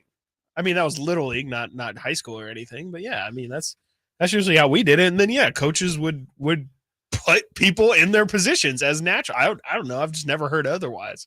You got to start somewhere. I guess. There's got to be better than just 1, 2, 3. Okay, ones are pitch. Like that's not even. And they didn't even have pitchers because it was like T-ball, and then right. It's just you're standing on the mound. Yeah. No. What's your bold Kings prediction? Okay, this one might not be very exciting, but it is. Is it bold? It is. Yeah. It's bold. It's bold. It's just not something I think people typically think about. I just want to say, to me, so far, your favorite prediction, my favorite of your predictions, is the one about De'Aaron Fox being in position to take over as the Kings' all-time franchise leading scorer in Sacramento history, because I didn't realize that. Thank you. Yes, appreciate it. Yeah, and he is a couple of years, 2 seasons away. It will be this season if he plays 73, and then next season if he plays 73, he'll tie the record. So look out for that. Mine today is I don't know if you know this or not, Whitey. The Sacramento Kings last season didn't start off the season too hot. Started 0-4. I recall that. Yeah. Miami was the first win, right? Miami was the first win. Yes. Yeah. Yes, it was. After losing to them controversially a couple games. I think that win was nominated for a Beamy, but I don't think it did very well. Yeah, it didn't do very well. My bold Kings prediction of today is the Kings will not lose more than 3 games in a row. As I said, they started off last season 0-4. They lost 3 games in a row in the middle of November around Thanksgiving, and then they lost the last 3 games of the season where they kind of just gave up anyway. My prediction is the Kings will not lose more than 3 in a row. So they will not lose 4 in a row at any point next season. They could still lose 3 in a row, but not 4. Never 4. Which would suggest you're going to have a decent, at least, record. Yeah, at least. You could definitely have more 3-game losing streaks than you did last year and still end up, with more losses than you had last year. But I think in general, the Kings will stop they'll never really go through a large slide. And I think that's mainly going to be because of depth. And like, if guys aren't performing or guys seem tired, you can pretty easily interchange people and always give some form of a different look. I'm already on record in our bold predictions as saying the Kings will be a better team, but they will win fewer regular season games. But then, they advance. If you get in the second round, it won't matter. Right. But better team, but win fewer regular season games. All right. You mentioned depth. My bold prediction of the day has to do with that depth. Okay. There's a guy I saw in Summer League who he looks like a player to me. Okay. Big, rangy defender. Basketball player. Yes. I said, that guy's a basketball player. Barely played it all last year, but he didn't play badly. And I was talking to Jerry. We're doing our pod on Monday. Mm-hmm. And I said, this guy, I don't know, Jerry. He looks like a player to me. And Jerry said, he's a good player. My bold prediction this year, he's going to be a fringe rotation player this year. He may be better than Colby Jones, and his name is Keon Ellis. Wow. Okay. I love that. Okay. What and your prediction is just he will play. He's going to play more, and I said fringe rotation. I think there's going to be times when he's okay. If there's an injury, he's going to be in the rotation. I think he's capable of being more than that. I like the way he shot the ball. He was aggressive offensively in the Summer League, and I know that's a totally different thing. But again, the thing is, this team is not good defensively, and he's a good defender, and he's always been a good defender. Great defender. He gets after it. So and this team needs that. Would you say like he will have like the Kessler Edwards role of last year? I don't know. Like I say, maybe a little less. I think it's possible. Yeah. Okay. Okay. He may end up playing more than Kessler Edwards, for example. Okay. Yeah. I know it's not much of a prediction, but okay. I mean, he barely played at all last year. Yeah, no, I'm not saying it's not bold. I just, can I get he's going to play 40 games? Can I get like. You literally said it's not very bold, and you said, I'm not saying it's not bold. No, I mean, it's just not. I said it's not really a prediction. He's going to play 50 games. There we go. Okay. Now would be a great time for me to shout out my guy, Brendan Nunez, who just literally today released a piece with talking about Keon Ellis and what Keon learned from his rookie season. You can read that over at the Kings Herald. But yeah, Brendan mentions a lot of pretty much what you're saying of the fact that he was a really good shooter in the G League. I have not read that, so I'm not. No, you're not. No, not at all. It's. I wish you weren't a liar. Why are you just stealing my friend's ideas like that? He played 16 games last year. Yeah, no, I'm telling you, it's going to be us. And you're like, well, that's not very bold. No, I was saying it I'll wasn't give a 50. prediction. You just didn't give me 50. like what was your prediction. I was like, are you saying I just gave you he's 50. going to be Kessler Edwards? I'd like to back that down to he is 40, a but I said fringe 50, rotation guy. Yeah. Like, okay, that's not really something we can quantify. Can I walk it back? You can to 40? definitely walk back 40. 40? Okay. 40 games this year. I like Keon Ellis a lot. I think everything you said is 100% true. He did show ability to really knock down a shot at like 37%, which is more than passable. And he's the best defender who's not named Davion Mitchell in the Kings organization, period. He is a fantastic defender. Like watching him play defense, he plays defense like most people play offense. Like that is the greatest compliment that I could give him. And as is good he as Davion really is takes initiative defensively, he's smaller.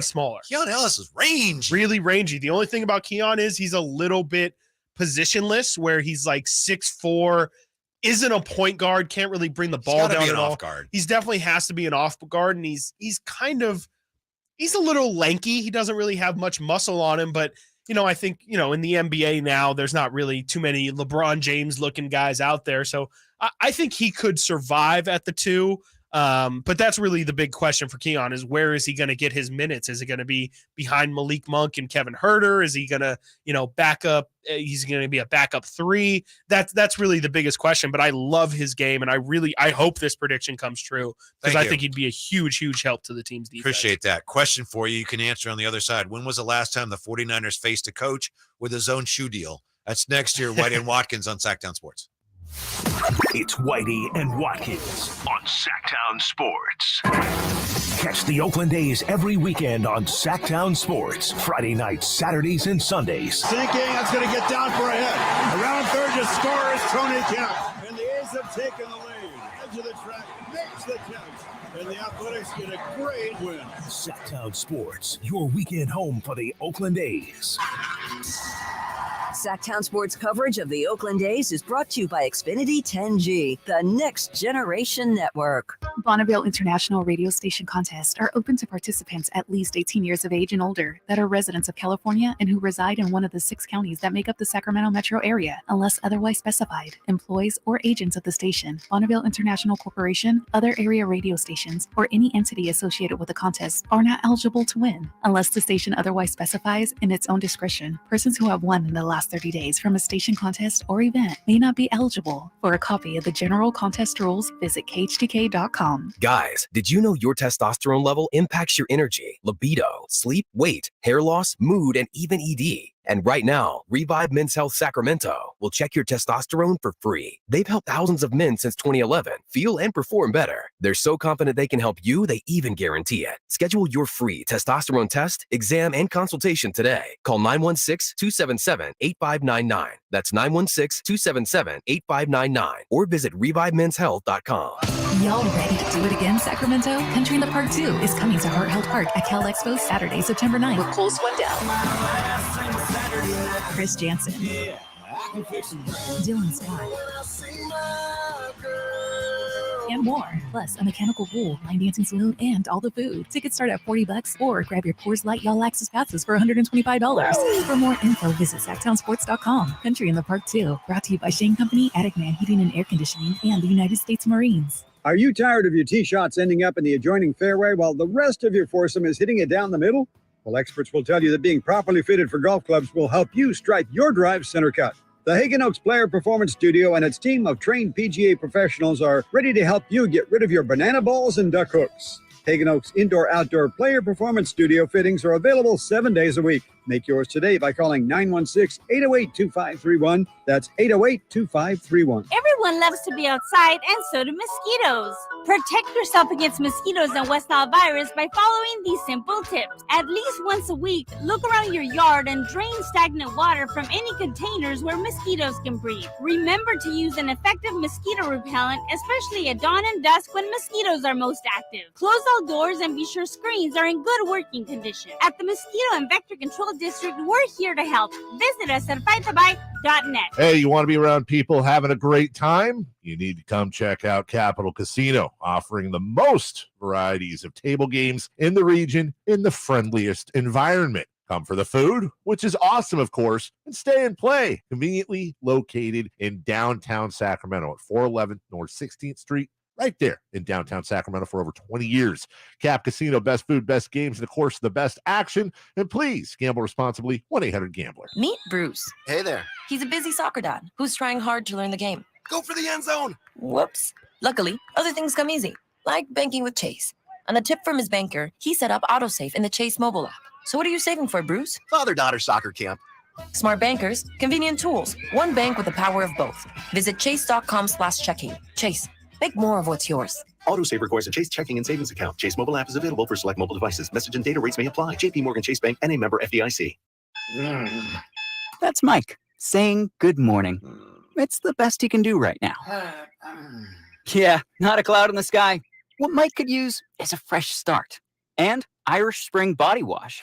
The fresh scent of Irish Spring and those sensational Irish Spring suds are just the reset Mike needs. Now he's ready to go to work. It's Sunday. Irish Spring. When the spring hits you, you're ready. Pick up Irish Spring today. Sactown Sports Headlines. I'm Christopher Ladd with your Sactown Sports headlines. Yesterday, the NBA announced the in-season tournament schedule for this season, and last night, the Athletics' Shams Charania announced that the Kings will host the Warriors on October 27th on national television. The NBA full schedule will be released tomorrow during NBA Today. For more on the Kings schedule, check out Sactown Sports Kings Insider Frankie Cardicelli's report on SactownSports.com. Those are your headlines. Now let's get back to Whitey and Watkins. Oh, what is this on the chat? People wondering about Chris Watkins, Alan F. What was Watkins talking about? Sabonis isn't a star? I don't remember saying that. I believe I said, no, you asked me, do you think Sabonis could be a superstar? And I don't think we said that, Alan. And I think I was generally more, I don't even want to say critical, but if anybody was shortchanging Sabonis, I think I did so more this than guy. Don't than come you. at me, man. Come on. You don't want this smoke. But no one's saying he's not a star. No, definitely. To me, De'Aaron Fox could be a superstar. Domantas Sabonis, I don't think so. No, he was great last year. Yeah, I mean, it's just like, to me, there's a clear line of like Sabonis. In order for Sabonis to become a superstar, it would have to look like what Jokic is doing, and that's like clearly like the next elevated level of what Sabonis's game would be. And he's just, I don't think that he's going to be able to bridge that gap anytime soon. I mean, where Jokic can legitimately knock down threes and he can like be a true point guard in your offense. Like Sabonis can move the ball. He can run the high post and he can find cutters. He's got great vision. Yeah. This is not meant to vital to the team's demean success. him at all. But I mean, he, like I said yesterday, I mean, he's got his clear and obvious limitations, his size, his defensive ability, his rim protection ability. And, you know, that's not necessarily to say he's not a great player and not one of the top 30 players in the NBA or 40 or 50 or whatever it is. But there's a big difference there is a big difference there. But I don't have the exact number in which he is. But it's not to say he's not a top player in the NBA, but when you're talking about the tippy top, the top 15 guys, I just can't see him ever cracking that list. Whereas I could see De'Aaron Fox realistically with his skill set, and you know, this is definitely more of a guards league now than it is a centers league. I could definitely see De'Aaron Fox in some world in the next couple of years, maybe even this coming season, reaching that top 15 level. That's all I'm saying. That's all I'm saying. Yeah, Again, it's not meant to downgrade Sabonis at all. It's just I just He's don't. definitely a star. Yeah, I mean, he he's was an definitely a all-star. Exactly. You literally have to be a star to be on the all-star team. Yes, an all-NBA guy, a third-team all-NBA guy. It'd be absolutely ridiculous to say he's not a star player, but can he reach a different level of player? Can he enhance his skills to make us talk about him in a different way than what we already do? I can't really see it. I just don't see it. This Saturday, the 49ers preseason action taking on a star coach. Sean Payton bringing his Broncos to Levi Stadium. Sean Payton is the first NFL coach to earn a deal with Jordan Brand. He's got his own shoe deal. Sean Payton. What? First NFL coach with his own shoe deal. What? Yeah. Why? Why is a coach being given a shoe deal? B, why is Sean Payton specifically being given a shoe deal? And third, why is Jordan the team that gives Sean Payton the shoe deal? Like, Jordan's meant to be like only the exclusive people. Like, you're that guy if you've got, the Jordan 1 cleats on. Why is Sean Payton the swag symbol of coaches? Is there any NFL coach that you think would be more deserving? Perhaps not. Sure, like anyone younger than Sean Payton. I know Pete Carroll's known to rock the Monarch. Yeah, the Air Monarch. That's sick. That's its own. Like, absolutely, go do you, own that brand. That's that shoe style. That's the dad shoe for Nike. Absolutely, I'm all for that. Patrick Surtain says Peyton brags about it a little bit, saying, you haven't seen these in stores who yet. would be great? Every day showing off new shoes. Mike McDaniel. Mike McDaniel would be a great Jordan. He's like hip. He's young. He's, got some swagger to him that doesn't seem like it's fake. I would do Mike McDaniel, any of the younger guys for sure. It surprised me too. Sean Payton said. Not Sean Payton, though. I know. Like, why don't you give it to Bill Belichick while you're at it too? Like, Sean Payton said he had a relationship with Michael. It started in 2020. Michael Jordan reached out to Sean Payton. What? After noticing Payton wearing Jordan shoes on the sideline. So MJ invited Payton to visit his private golf course in Florida. This is another draft pick from Michael Jordan. They agreed on a sponsorship shortly after. Terrible. Payton says he has hundreds of pairs of Jordans. Okay. Let's see. The Jordan 11s are his favorite. The coach will wear an exclusive Broncos colored pair during games this season that will not be available to the public. Sean Payton does not deserve that level of swag. No, I can't get my crazy. Jordan orange and blue shoes. It's like, who wants like a navy blue and orange shoe? That's wild. Like, yeah, Bronco fans will. I guess, but like, what outfits are you gonna? I only want them if they have that cartoony bucking. Bronco, yes, the terrible looking Rorschach test, like the emaciated horse. Emaciated. Yeah. Not emaciated. These guys will pay attention to all that stuff. Payton says when a new pair comes out, they'll be looking at me, and I'll be like, "These are not for everybody. You got to be in the club to get these. These are fly, aren't they? Aren't they, fellow youth? Huh? Do you like my kicks? Are my sneakers fresh? Huh? Yeah? Russell? Huh? Bet you Sierra couldn't get you some of these. Tell your wife, Kyara, about these. My thing is just, why Sean Payton? Like, why has it got to be this dude who just proved like 2 weeks ago he's like the grumpiest? Shoes and Michael saw it's like, hey, coach, Mike, this is an L. This is a fat L.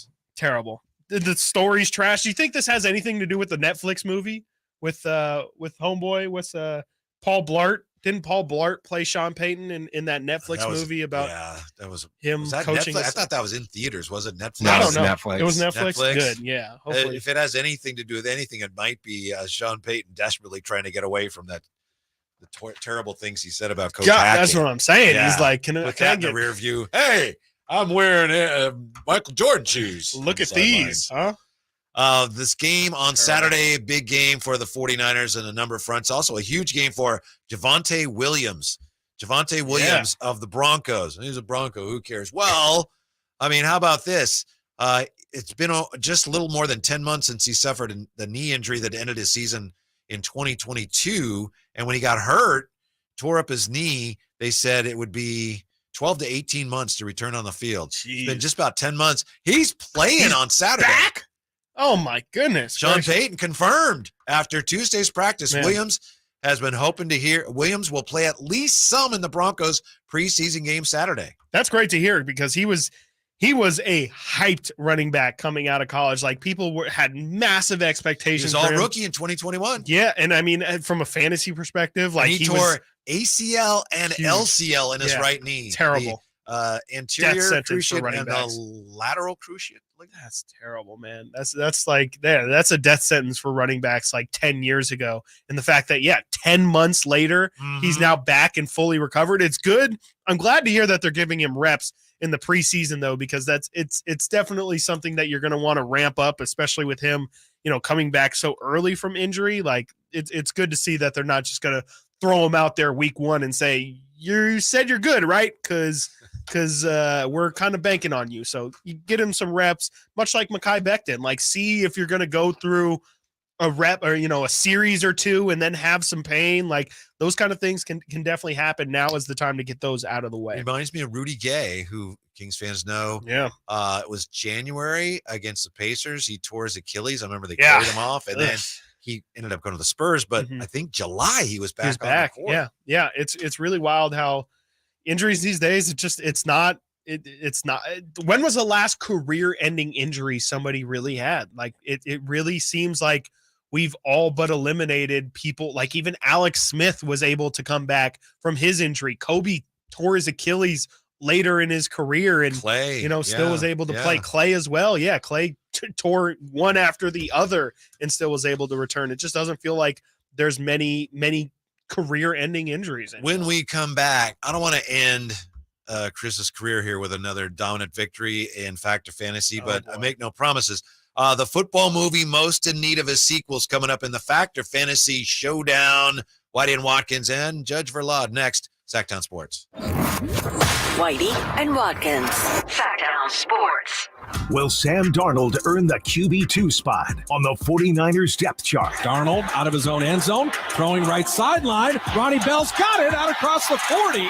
That was a beautiful throw. Find out this Saturday as the Niners host the Broncos. It opens up an opportunity for Trey and for Sam to come in and show us what they have. Pre-game at 4:30, kickoff at 5:30 on Sactown Sports at SactownSports.com.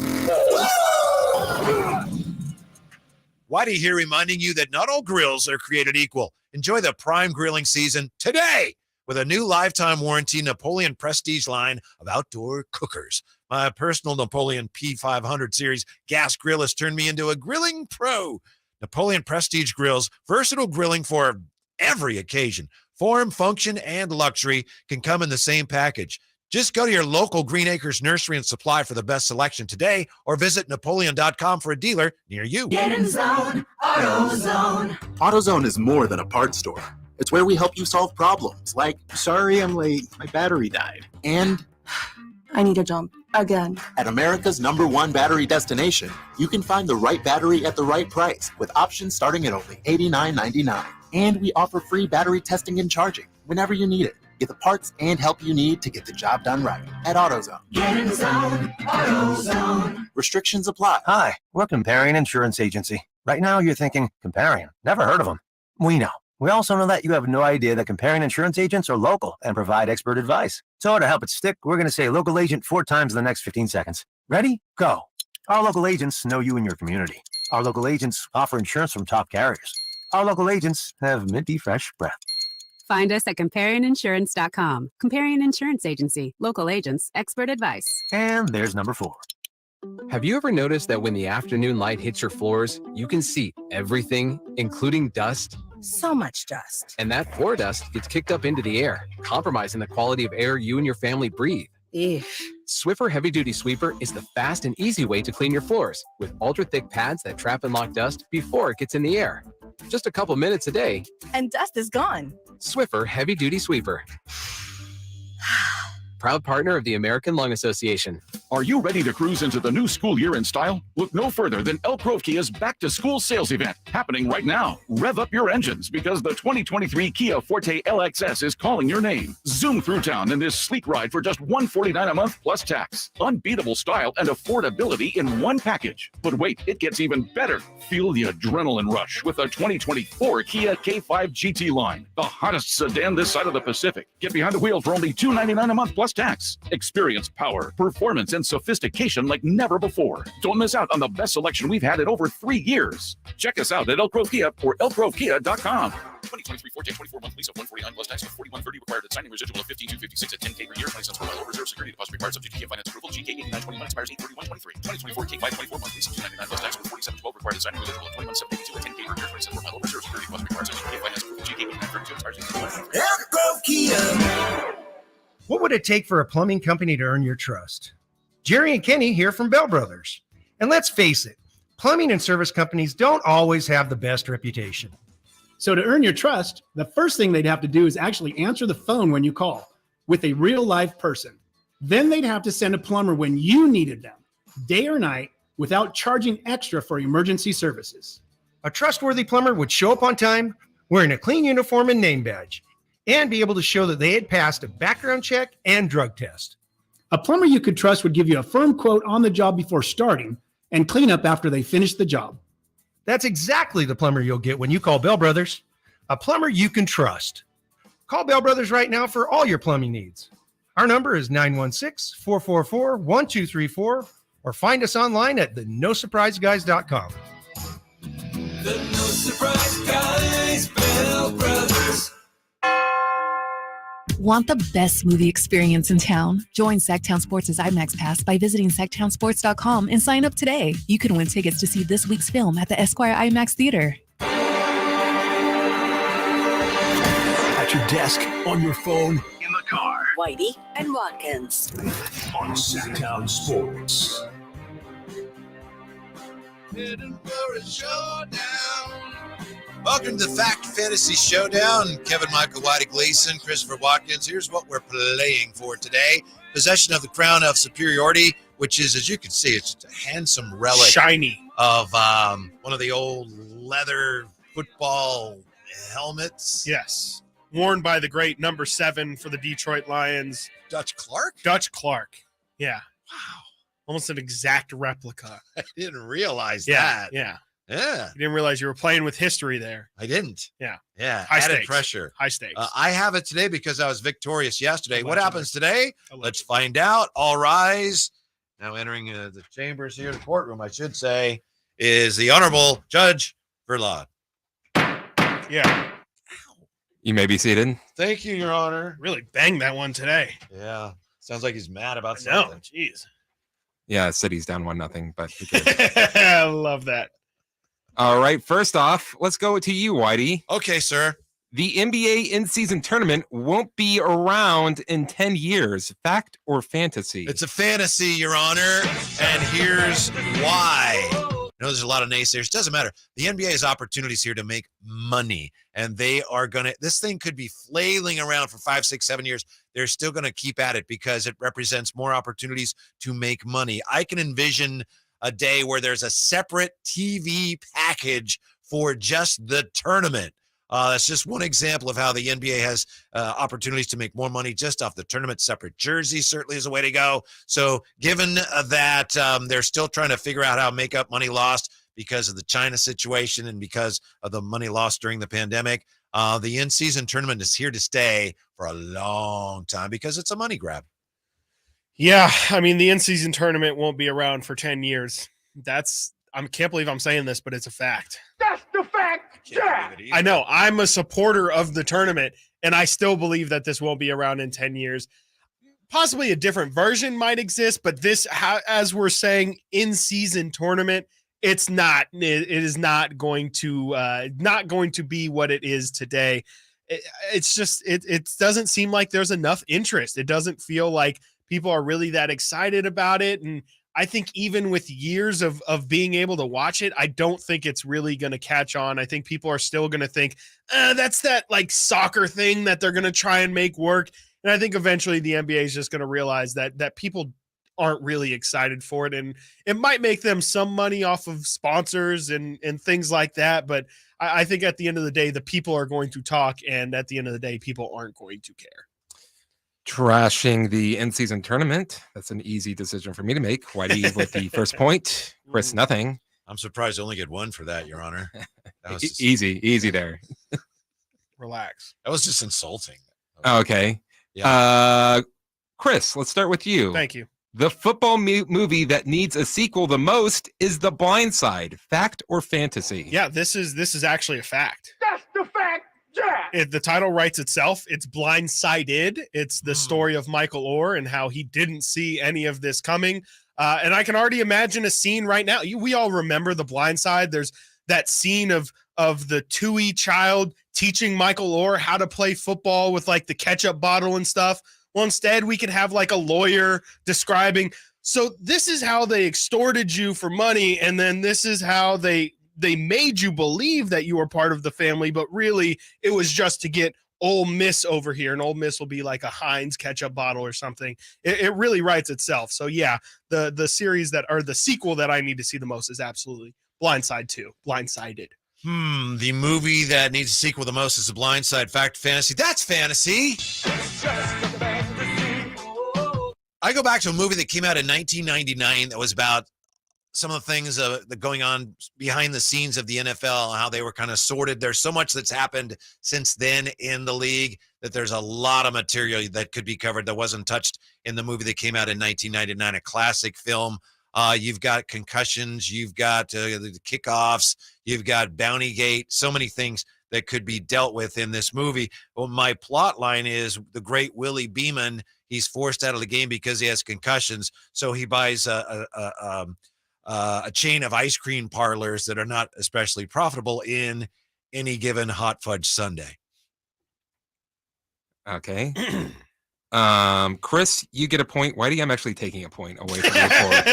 Thank you. Thank you. Any given hot fudge sundae. I'm like, come on, what is this guy talking about? Come on. So Chris currently leads 1-0. Thank you. Thank you. Appreciate it. That's a great judgment. But this might be where it comes to hurt you, Chris. Okay. Besides the Kings winning, the best story for the in-season tournament, which we know you don't like, would be the Lakers and the Celtics in the final. Fact or fantasy? Yeah, this is a fantasy. I understand the thought of, Lakers Celtics, the two most storied franchises in NBA history. Absolutely. But they're old news, okay? That doesn't really draw the eyeballs. Like you said yesterday, and like has become apparently clear here, no matter how much I try and avoid it.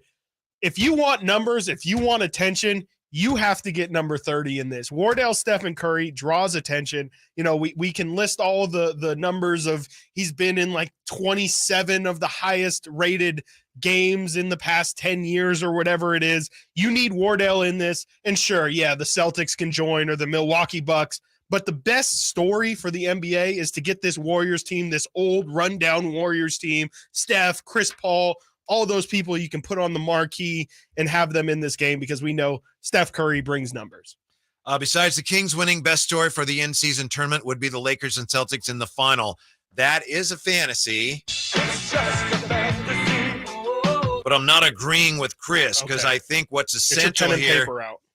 You got to get your pen and paper out here for how you're going to loop us. No, into it being a fantasy, but it's actually a fact. Your Honor, may I speak? I believe it's my time to speak. Getting you ready, Chris, because we've been sustained. What would be? Thank you. What would be best for the NBA and the tournament would be to have one team, established team, be it your Warriors, whoever it is, Celtics, Lakers, but the other team has to be a team that we wouldn't expect to see there. Someone like Orlando, somebody like that, because this tournament is going to work if people start to look at it the way they look at March Madness. What makes March Madness mad? Oh, the Cinderellas. And this tournament needs a Cinderella team. They don't need to win, but they need to march through and get to the finals. That's what's going to be best for this tournament. An established team, the Lakers against the Charlotte Hornets. Oh, the Cinderella story of the NBA in-season tournament. That's what would be best for this tournament. You guys made great points. I think I agree with both of you. The only thing I don't really agree with is in your scenario, Whitey, it is the Warriors versus either the Hornets or the Orlando Magic, which I don't think anybody would want to see. Point goes to Chris. He wins 2-0. 2-0. That's wow. Congratulations. And he gets the crown of superiority. Yes. I was waiting for a butt. I got shut out in a game in which I actually won a point. Actually got a point. Thank you. Yeah. Yeah. That's talent. That is real talent you have there, Mr. Gleason. Congratulations. Man, this thing's getting snug. Hold on. There you go. Well played. Thank you.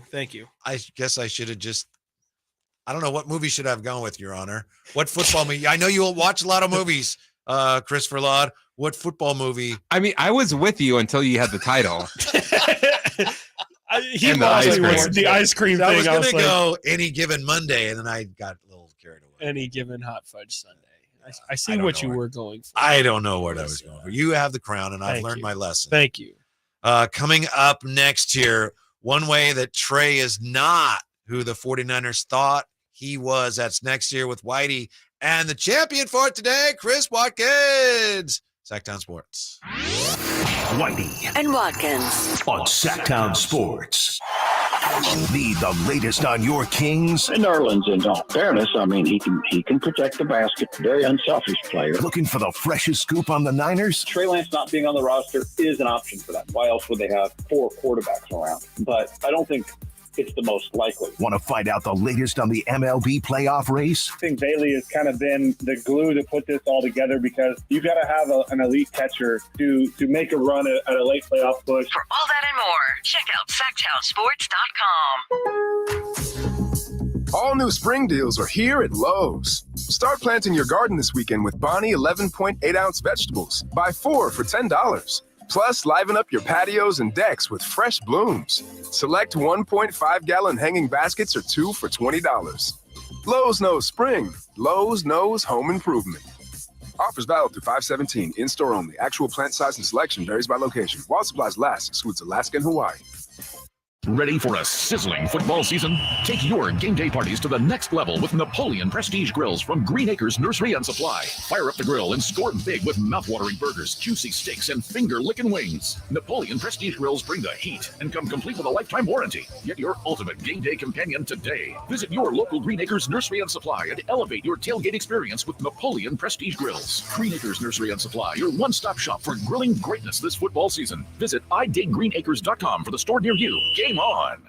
At aimyourdigital.com, we'll help you find the right customers. Spread awareness of your product or services. We can help build trust in your brand and services with a digital marketing campaign. Increase leads and get more customers. We create tailored digital marketing campaigns that deliver results. Don't wait. Get started today. Contact aimyourdigital.com. That's aimyourdigital.com and start seeing results. What's up? We're talking to Chad Hoblet of Hoblet Dodge Chrysler Jeep Ram in Woodland. Chryslers make this the summer sales event going on right now. But Chad, why drive all the way to Hoblet? Because if you go somewhere else, you're paying too much. No one beats Hoblet when it comes to price and service. Right now, save up to $13,000 off MSRP on new 2023 Ram 1500 Laramie, Limited, and Longhorns. That means you can get a brand new truck starting at only $28,995. Wow, you really are going all out. We're not done yet. You can also save up to $6,500 off MSRP on new 2023 Ram 2500 Longhorns. No one in California has a savings this good on a selection this big. That's why we are consistently California's #1 Ram truck dealer. Stop by the Hoblet Ram Truck Center for a test drive today or see their entire inventory online at hobletdodge.com. Unbeatable prices, unbeatable selection. Nobody beats Hoblet, period. 14,000 total net savings after 9,000 factory rebates and 5,000 dealer discounts. Rebates include 10% off MSRP average of $8,000 plus $1,000 case construction cash. Must have purchased qualifying case equipment after January 1st, 2021. $28,995 net price on 2023 Ram 1500 regular cab after 3,400 factory rebates. Sample VIN 550880. 6,500 total net savings on Ram 2500 Longhorn after 6,500 dealer discount. 5 net savings. See dealer for details. Guys, did you know your testosterone affects everything in your system, including how you feel and perform every day?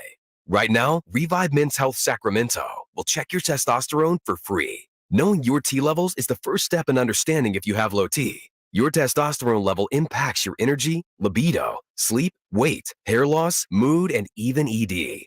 Maintaining an appropriate T level can change your whole life. Most men start to see changes in their hormone levels in their 30s. Experience and results matter. So what are you waiting for? Get your T levels checked today by local, experienced, and trusted men's health experts. They've helped thousands of men since 2011. They're so confident they can help you, they even guarantee it. Call Revive today and schedule your free testosterone test, free exam, and free consultation. Call Revive Men's Health at 916-277-8599. That's 916-277-8599. Or visit revivemenshealth.com. Meet Bruce. Hey there. He's a busy soccer dad who's trying hard to learn the game. Go for the end zone. Whoops. Luckily, other things come easy, like banking with Chase. On a tip from his banker, he set up autosave in the Chase mobile app. So what are you saving for, Bruce? Father-daughter soccer camp. Smart bankers, convenient tools, one bank with the power of both. Visit chase.com/checking. Chase, make more of what's yours. Autosave requires a Chase checking and savings account. Chase mobile app is available for select mobile devices. Message and data rates may apply. JP Morgan Chase Bank and a member FDIC. That's Mike saying good morning. It's the best he can do right now. Yeah, not a cloud in the sky. What Mike could use is a fresh start. And Irish Spring Body Wash. The fresh scent of Irish Spring and those sensational Irish Spring suds are just the reset Mike needs. Now he's ready to go to work. It's Sunday. Irish Spring. When the spring hits you, you're ready. Pick up Irish Spring today. From the Power Business Technology Toshiba Studios. Your home for Kings basketball for over 25 seasons. No look, Bibby to Weber, down the lane, flying jam. There's your play of the night right there. It's inside is Sabonis, a two-hand rip, a brilliant pass from De'Aaron Fox. KHTKAM Sacramento, KYMX HD2 Sacramento. Sactown Sports. Sactown Sports. Headlines. I'm Chris Verlad with your Sactown Sports headlines. Yesterday, the NBA announced the in-season tournament schedule, and last night, the Athletics' Shams Charania announced that Kings will host the Warriors on October 27th on national television. The NBA full schedule will be released tomorrow during NBA Today. For more on the Kings schedule, check out Sactown Sports Kings insider Frankie Cardacelli's report on SactownSports.com. England is going to its first ever Women's World Cup final after beating the host country Australia 3-1 early this morning. They'll go on to face Spain, who beat Sweden 2-1 to punch their ticket to the finals. The final will be August 20th at 3 a.m. Those are your headlines. Now let's get back to Whitey and Watkins. Special shout out to the text line today, 339-1140, 1-800-920-1140. On the text line from the 916, does Sean Payton have a Jordan visor hat? Don't know, but a couple people here from the 916 and the 707, the seat of all knowledge and wisdom. They point out, Chris, that you and I, we blew it earlier. We were making fun of, who was it that said Joe Montana? That was Marcus Spears. Marcus Spears, yeah. You guys have obviously not seen The Waterboy.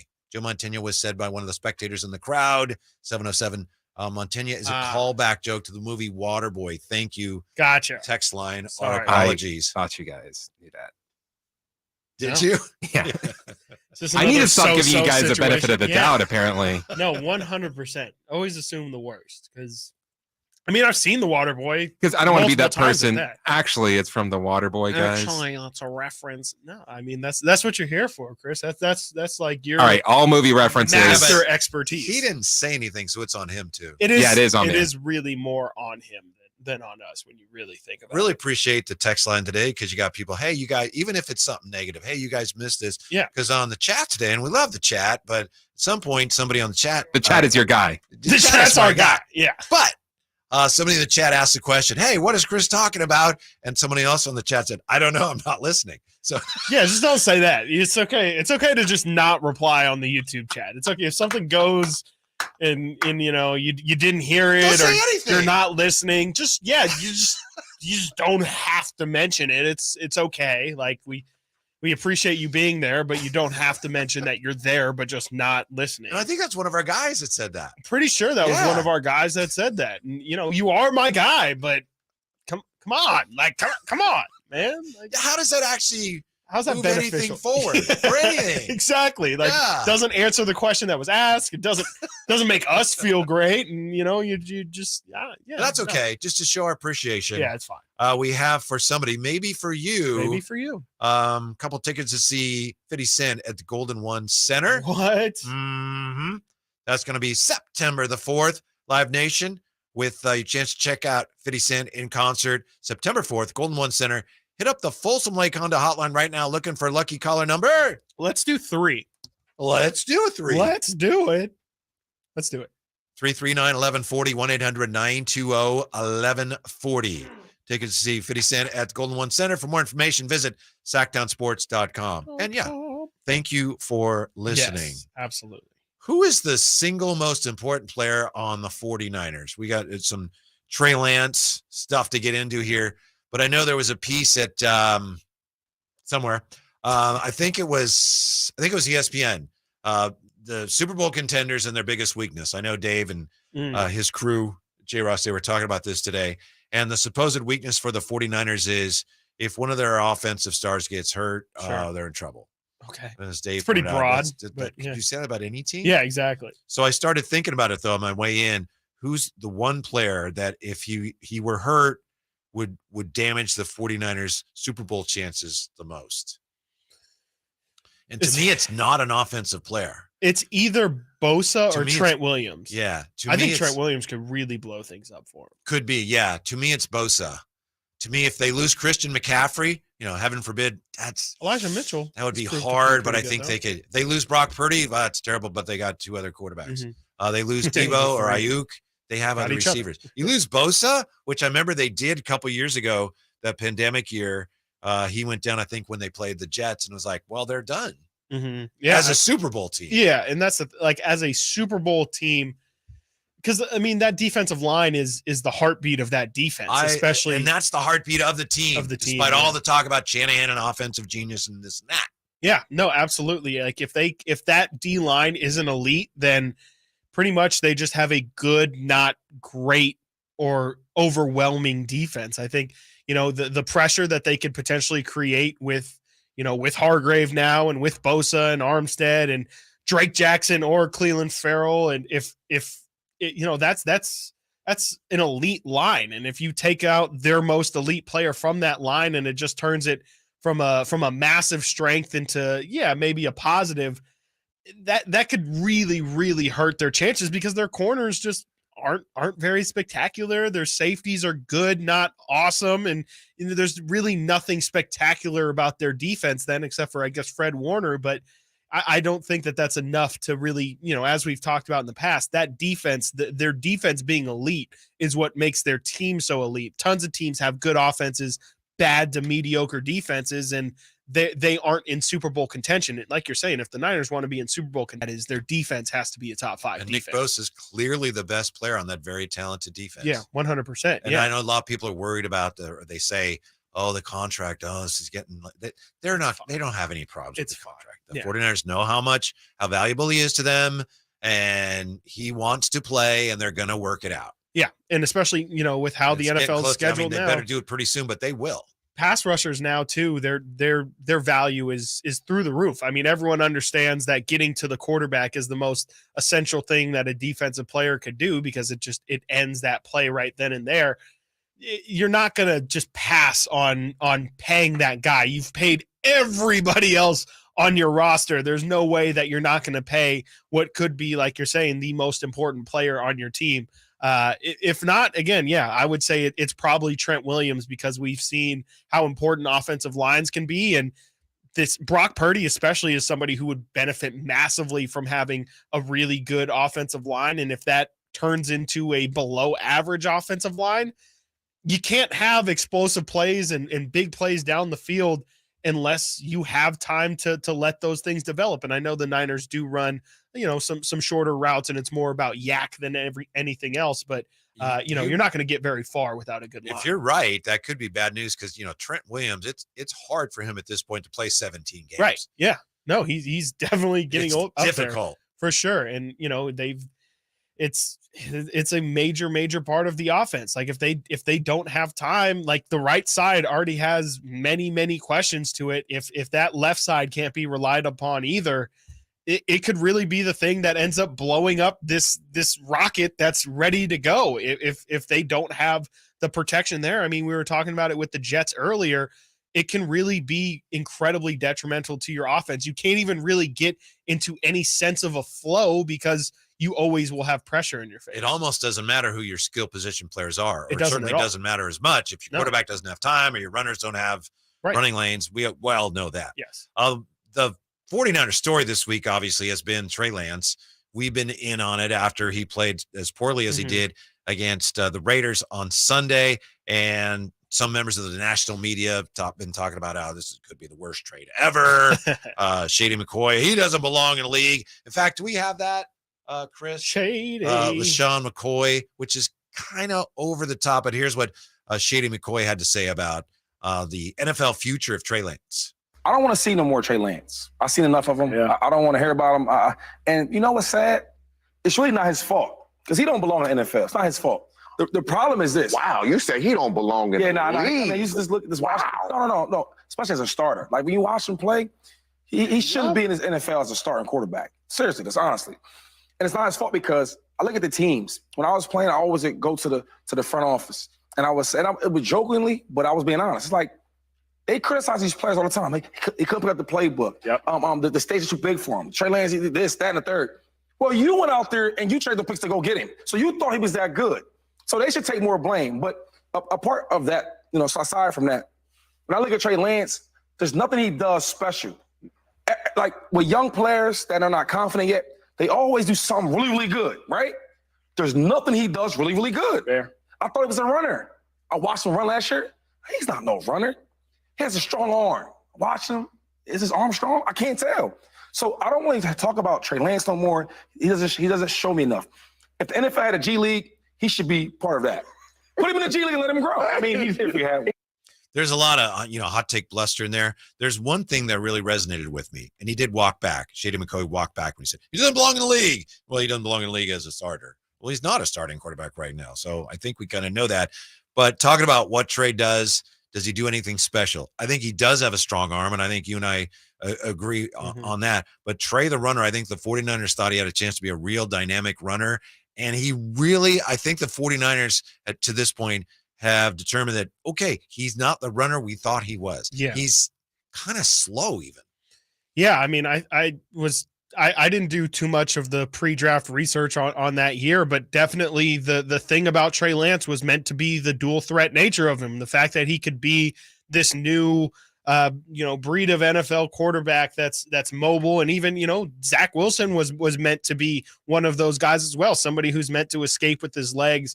Obviously, I almost called him Cam Jackson, Lamar Jackson and Jalen Hurts are the models more of what you're hoping to get from a guy like that.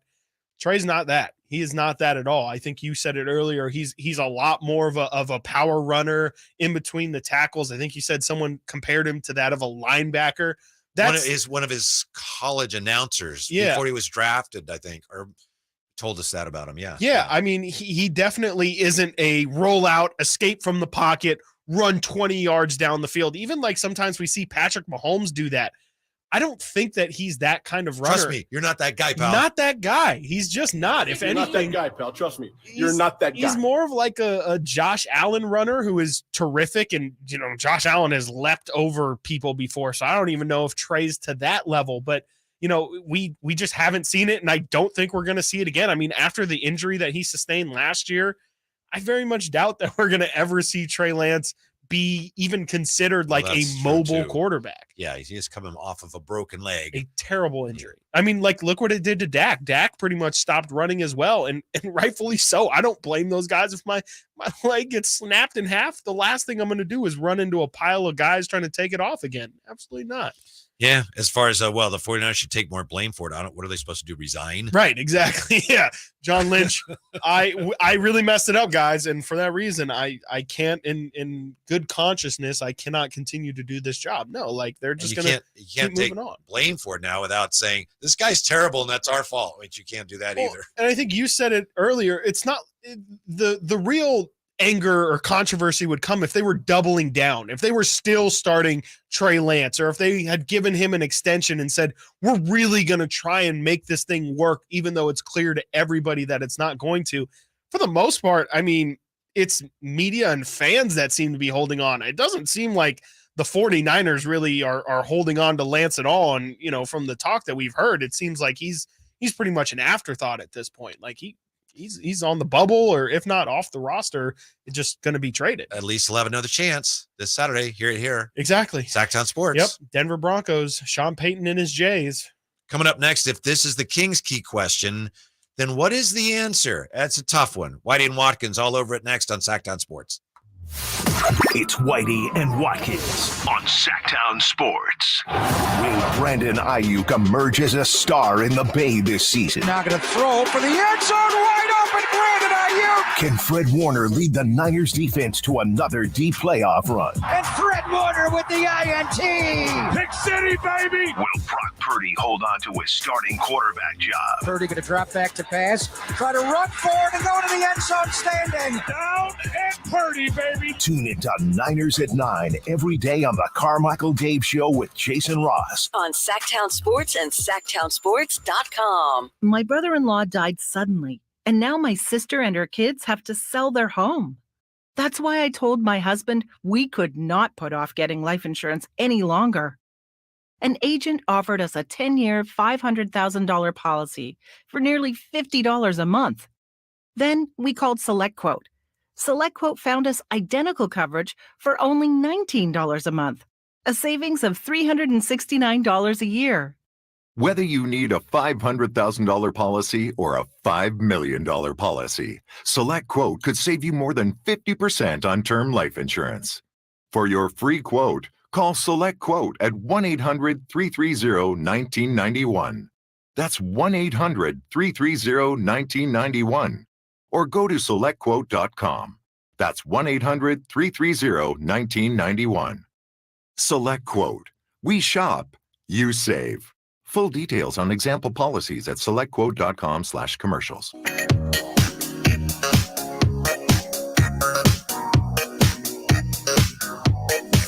Check out Whitey and Watkins now on YouTube. Search Sactown Sports and watch the show from your desk. Hey, if you're looking for ways to help out the victims of the devastating fires in Maui, you can go to SactownSports.com. Our fundraiser is Maui Strong, the Fire Relief Fund. We've raised a lot of money through the generosity of Bonneville listeners such as yourself, and we appreciate it. 100% of the money we receive will go directly to help the people in Maui. Please make sure that you check it out if you have interest in helping out there. We appreciate it very much at SactownSports.com, and thank you. We appreciate it. Yes, thank you so much. And yeah, it's really easy. Just head on over to Sactown Sports. There's a big old Maui Strong graphic up there. You just click the graphic. I actually donated yesterday. Actually, it's really simple. Go click the graphic. It'll tell you either one time. You can make monthly donations if you want. You can do $25, $30. They have an other amount if you just want to do 5 or 10 or 15 or anything, or even more than what's suggested. So really simple, really easy. And again, anything you can give goes a long way. Humu humu nuku nuku apua. I know this is your second straight day of wearing a Hawaii shirt. You were wearing a Maui. Oh, that's right. I was wearing Bob's Sports it was Bar like a and Grill barbecue or something like Sports that. Bar and Grill in Kauai. Yeah. Ooh, Yeah. and I assume you got it on location. Yes, Yeah? sir. Okay, I was like, you didn't. Yes, sir. Find it at a thrift store or something like that. Like, I'm gonna, No, I I'm did gonna not. go there. Yeah, Thank you. love Yes, it. thanks for noticing. Absolutely. Yeah, Mhm. come on. What's the big question now about the Kings? We were talking about a 49ers piece, ESPN.com. I know you ran across something at NBA.com. Yeah, NBA.com. On every team in the freaking league. Yeah, they did a power rankings of the East and a separate article, power rankings of the West. And in the West, they had the Sacramento Kings as the number 6 team in the Western Conference. And with all of the teams, they presented one big question, and the big burning question. Yes, Mr. I'm Whitey. sorry if I may- No, it's I fine. don't understand how the Clippers are ranked higher than the Kings right now, because I didn't it's very Hell unlikely no. that they're. That's what I'm saying, Mike. Let them know, Mike. Tell them that they're going to have all their guys together long enough to finish 5th. Yeah, I thought the same thing about the Warriors too. The Warriors, I think, are 4th in this power ranking, and I just a lot of questions about Golden State, and I was surprised that the Kings, who just don't have many, if any, questions besides can they do it again. Denver's number 1, I assume. Denver is Well, number 1. they're running Yes, they are running it back. Yeah, they running it back just Yeah. like Mike said, except for Brucey B, who unfortunately was supposed to I think stay. their plan is to run it back. I think that's what the coach. I think so. That's what the plan was. And then they have the Lakers at 2. No, I'm sorry. Phoenix at 2, Lakers at 3, Warriors 4, Clippers 5, Kings 6. And again, there was a key question with all of the teams listed in the power rankings. And the question for the Kings, Mr. Whitey Gleason, is Can the Kings climb out of the bottom 10 on defense? Big question. Big question. One that we've been talking about. Are you just telling me that's the question? Or are you actually asking me? No, what? Okay. that is. I'm telling you that the answers are hard to come by. Yes, and the answers are. I mean, I don't know if I have the answers. Can the Kings climb out of that? I know we talked about that a little bit on our bowl predictions last week or the week before. Another year playing for Mike Brown and practicing this defense, I think will give them the chance to put more pressure on the basketball, which will create. They have improved a little bit from the previous year to last year. They improved a little bit in terms of forcing turnovers. Yeah. So I think that's important. Just getting more pressure on the basketball is important. It's possible Nerlens Noel has some impact there. It's possible he has no impact whatsoever. It's possible he doesn't even make the roster opening day. I think the problem for me to truly believe that they're going to get better significantly on defense is just, and we've talked about it countless times, but the personnel just doesn't really say that they've gotten better. Like, who are like Nerlens Noel, Chris Duarte are really the two guys that have. That's why my guy's going to play this year more. Yeah, Keon Ellis. I mean, that would really, really help. But the fact that they would have to go to a guy that's on a two-way contract to look for defense, I think is very telling about the state of the roster. And I hope they can climb out of the top 10. Again, we've talked about how important that would be. And Denver was 15th last year in defense, and that was good enough to be a championship level team. But the Kings, I have a tough time seeing, unless just the effort takes a massive leap like what it did entering the postseason. If they can continue that for 82 games, I could see them being top 15. But the way they played last year, especially if they're going to continue to be such a high octane offense, I think it's going to be tough to keep people's points down. So if I understand what you're saying, Chris, you want the Kings to go from terrible to fine. Yes, exactly. That would be a massive improvement. From god awful to okay. That would be a tremendous improvement. Okay. I look at ways, you study the numbers. I know you do. Because we don't have anything better to do. I truthfully don't. You try to figure out, well, where is there room for improvement there? And well, if they cut down on turnovers, if you cut down on turnovers, you're better defensively. Yeah. They really weren't bad in that category. Yeah. And especially playing that kind of offense, you're going to turn the ball over.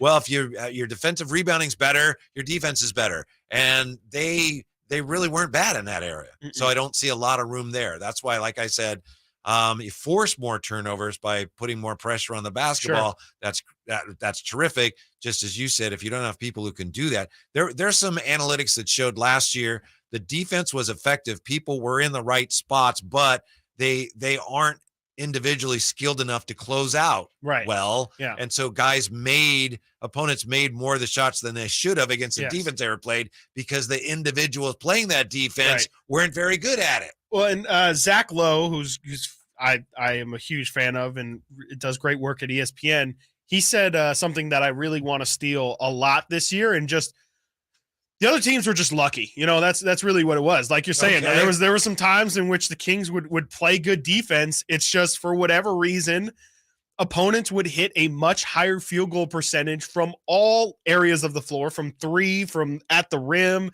mid-range, than what they typically would. Like, there would be a point or a 2% leap in field goal percentage when teams would play the Kings. And some of that is because the Kings weren't always locked in defensively, but also sometimes people just make shots against teams and you just have bad luck. So that's what I'm going to start saying That's a lot of bad luck. When I just don't have any reasonable answer for why they're so terrible at defense, I'm just going to say they're really unlucky. I don't know. People just sometimes make shots, and it's a make or miss league, and sometimes people make it. Look, I wouldn't say this on the radio, but the scary thing is the defense. Vizenkov's not going to make you a better defensive team. No, I think he's going to play a lot. He's going to play a whole lot. Yeah. And if you're adding those minutes, those aren't going to be productive defensive minutes, where maybe instead Trey Lyles was getting those minutes, and maybe he's marginally better at defense than Sasha is. But I think there's going to be a lot of guys that they end up playing that are just heavily offensive skewed. And we saw last year, it's not that big of a detriment as I think it used to be, where, you can be an elite offense, but if you can't defend, you're not going to be good, period. Well, I think we see now in how the NBA is played, if you have a ridiculously high-powered offense, you're going to win a lot of basketball games these days. They have to be better on the ball, and they have to be better at contesting shots. That's where the improvement is going to have to come from. Like I said, rebounding-wise, they were defensive rebounding percentage 7th in the league. That's pretty good. Yep. Turnovers, they were, 9th in turnovers offensively. And that's, top 10. That's not terrible. No. So there's not a ton of room for growth there. Right. They have to put more pressure on the ball, and I think a lot of that starts with De'Aaron Fox, because I think he's capable of being a lot better than he's been. They always call him the head of the snake. I don't know how many other guys on the team you can say that about. Yeah, no, absolutely. And he's definitely the person who can step it up most defensively. Like you're saying, ball pressure is absolutely massive. The Kings it's like a pass rush in football. Exactly. They were terrible against for defending at the rim last year, but a big part of that wasn't. Part of it is because Domantas Sabonis isn't really a rim protector, but the other bigger part of it is people are just getting free lanes, rolling out the red carpet down the middle of the lane. Okay, go ahead. Oh, shoot, a little crossover. I'm lost. But and that's my point. A guy like Sabonis, that about him. Exactly. He's an incredibly willing defender. But do him limited. some favors. He can't get much better in terms of rim protection. Right. But Fox can get better, I think, at putting preventing pressure on the people. basket. Exactly. Preventing people from even getting there, or at least making it a tougher angle that they approach the rim at. I think there's a lot of things that they can do on the perimeter. And, I think that they're hoping that, a guy like Chris Duarte can help out with that. I think that, hopefully Harrison Barnes, who's going to take, I suspect, a major step backwards offensively, can he put more importance on the defensive end of the floor? You don't like he's got to find some value here at some point. But I think that it's a tough ask for them to be not a bottom 10 defense, but if they can, that's where they can really, really be very dangerous next year. How bad have things gotten in Philly? They've gotten so bad that Ben Simmons is trolling the Sixers. Wow. That's really next. Bad. It's unbelievable, but it's next year with Whitey and Watkins on Sactown Sports. Whitey and Watkins. Sactown Sports. It's the Golf to Go Hour with Frank LaRosa. Thursdays at 6 p.m. and Saturdays at 8 a.m. on Sactown Sports. Get the latest on equipment, area courses, people who play the great game, and plenty of good conversations about golf. Golf to Go. Thursdays at 6 p.m. and Saturdays at 8 a.m. on Sactown Sports. Golf to Go is brought to you by the Hagen Oaks Golf Super Shop, America's most awarded golf facility. Nature Wood Home Furnishings, where it's all about choices and always about quality. Sacramento weather is brought to you by Bonnie. I'm Tamara Berg in the KCRA 3 Weather Center. We're looking at mostly sunny skies for your Wednesday. Still going to be very hot, so plan around the heat. Temperatures will range from 103 to 106 this afternoon, with overnight lows in the upper 60s. Get the latest forecast on the KCRA 3 News and the KCRA 3 app. Imagine taking a nice warm bath in your shower. Let us fix that. Right now, get that clogged drain unclogged for just $97. Bonnie. Plumbing, sewer, electrical, heating, and air. Bonnie.com. Some restrictions apply. License 696-355. Gold Country Casino Resort Norville is proud to present one of the most powerful voices in country music. Come on now, we're running out of moonlight. Randy Houser live in concert on Saturday, September 23rd. Let me show you how. Country. Purchase your tickets now to see all of Randy Houser's greatest hits. Only at Gold Country Casino Resort. Must 21 or older. Dawn or dusk, I'm on the hunt. Skeeter here, Sacramento Yellow Mosquito and Vector Control District, and I'm wearing Skeeter Vision, night vision goggles that light up skeeters at dawn or dusk like the 4th of July. Mosquito, 12 o'clock. Got him. So fight the bite by wearing long sleeves and pants at dawn or dusk when they're most active. Apply insect repellent and drain stagnant water. It's a breeding ground. Dawn or dusk, the Sacramento Yellow Mosquito and Vector Control District reminds you to fight the bite. For more information or to report problems, go to fightthebite.net. Hey, it's Carmichael Dave for my good friends at Fire Wings with some bullet points for you to remember so you can be a professional fire wing eater. Like Wings Day Wednesday, 88-cent wings each and every Wednesday. 3 flavor lineup includes 7 classic wing flavors, 7 dry rub wing flavors, 7 fusion wing flavors. It's the perfect fast casual eating establishment for the entire family. Go to firewings.com or download the app, find a location near you, order online, earn rewards. Fire Wings, just wing it. The PGA Club fitters at the Hagen Oaks Player Performance Studio know that golf should be fun. They also know that players of all abilities will hit the ball farther and straighter, play better golf, shoot lower scores, and have more fun if they get fitted before they purchase golf clubs. Hagen Oaks delivers the same technology and major brands used to fit PGA and LPGA professionals. See how the game can be even more fun. Hagen Oaks Player Performance Studio fittings are available 7 days a week. Make yours today by calling 916-808-2531. That's 808-2531. Y'all ready to do it again, Sacramento? Country in the Park 2 is coming to Heart Health Park at Cal Expo Saturday, September 9th with Cole Swindell, Chris Jansen, Dylan Scott, and more. Plus, a mechanical bull, line dancing saloon, and all the food. Tickets start at $40 or grab your Coors Light Y'all Access passes for $125. For more info, visit SactownSports.com. Country in the Park 2. Brought to you by Shane Company, Attic Man Heating and Air Conditioning, and the United States Marines. Individual rates, coverage offerings, and savings may vary. Subject to terms and conditions. Not available in all areas. Actual Pie customer. As a small business, we're always looking for ways that we can offer the quality product and get some cost savings. Meet Michelle from J.J. Pfister Distilling Company, a small business in California. When looking for workers' comp coverage tailored to the company's needs, she discovered Pie Insurance. We heard about Pie Insurance being geared for a small business, gave Pie a call, and ended up switching. Is your small business overpaying for workers' comp insurance? See how much you could save at trypie.com. Plus, when you sign up for pay-as-you-go billing, your premium is based on your actual payroll, not an estimate, so your workers' comp audit experience is simplified. We saved about 30% off of our workers' comp insurance when we switched to Pie. It's as easy as pie to get the savings you deserve.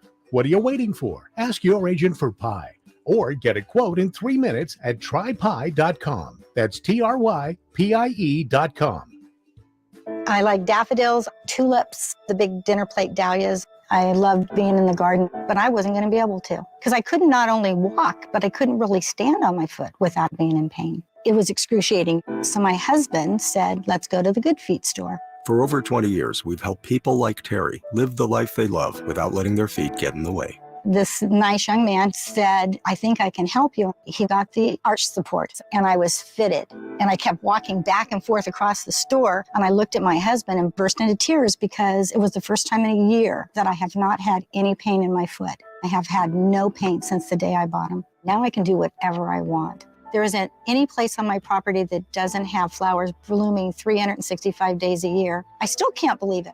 My name is Terry, and that's my Good Feet story. See what we can do for you with a free personalized arch support fitting at the Good Feet store. The Good Feet store. Come in now for a free arch support fitting and test walk.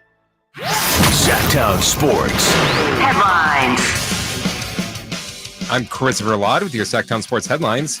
Yesterday, the NBA announced the in-season tournament schedule, and last night, the Athletics' James Harden announced that the Kings will host the Warriors on October 27th on national television.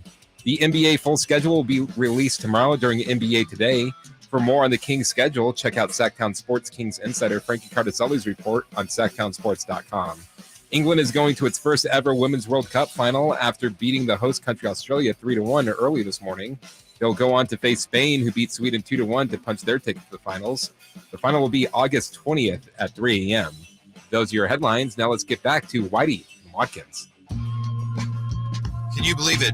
Things are so bad for the Philadelphia 76ers that they are being trolled on social media by Ben Simmons. Crazy. That's how you know that we're clearly in a simulation or something. The fact that Ben Simmons is somehow... This is the second time he's trolled them on social media. Remember during the playoffs, it was something where he posted to Instagram a picture of his TV at home of the Sixers. Oh, right. Yeah. It was like when they were eliminated or something. Yeah, when Jason Tatum dropped his 51 piece, I think he posted a picture and it's just like life's good or something like that. But it was like it was kind of cryptic because you could have taken it as, or I'm sure he was trying to, frame it as like, no, like I was just taking a picture of a wonderful Sunday in my house. And was the game on my TV in the back? Well, I just watch basketball and that's not what I was talking about. Definitely not that. Now he's posted the tried to tell y'all shrug emoji and then the picture of the guy at his hater's funeral. Hater's funeral, which is a favorite of Joel Embiid. That's probably Joel Embiid's favorite meme. It's a pretty good troll because that's multi-layered. Joel posted that exact meme when Ben Simmons actually got traded, and That obviously was like a shot at Ben. Joel saying like, oh, I was tired of this guy complaining while he was on the team, and now I'm at his funeral for said team. But Ben definitely deserves to, as much as what's been made of this Ben Simmons saga of, he won't play, can't shoot, won't shoot. He was just dragged like nobody I have really seen in my lifetime, not just by an organization, not just by a teammate, but by an entire city.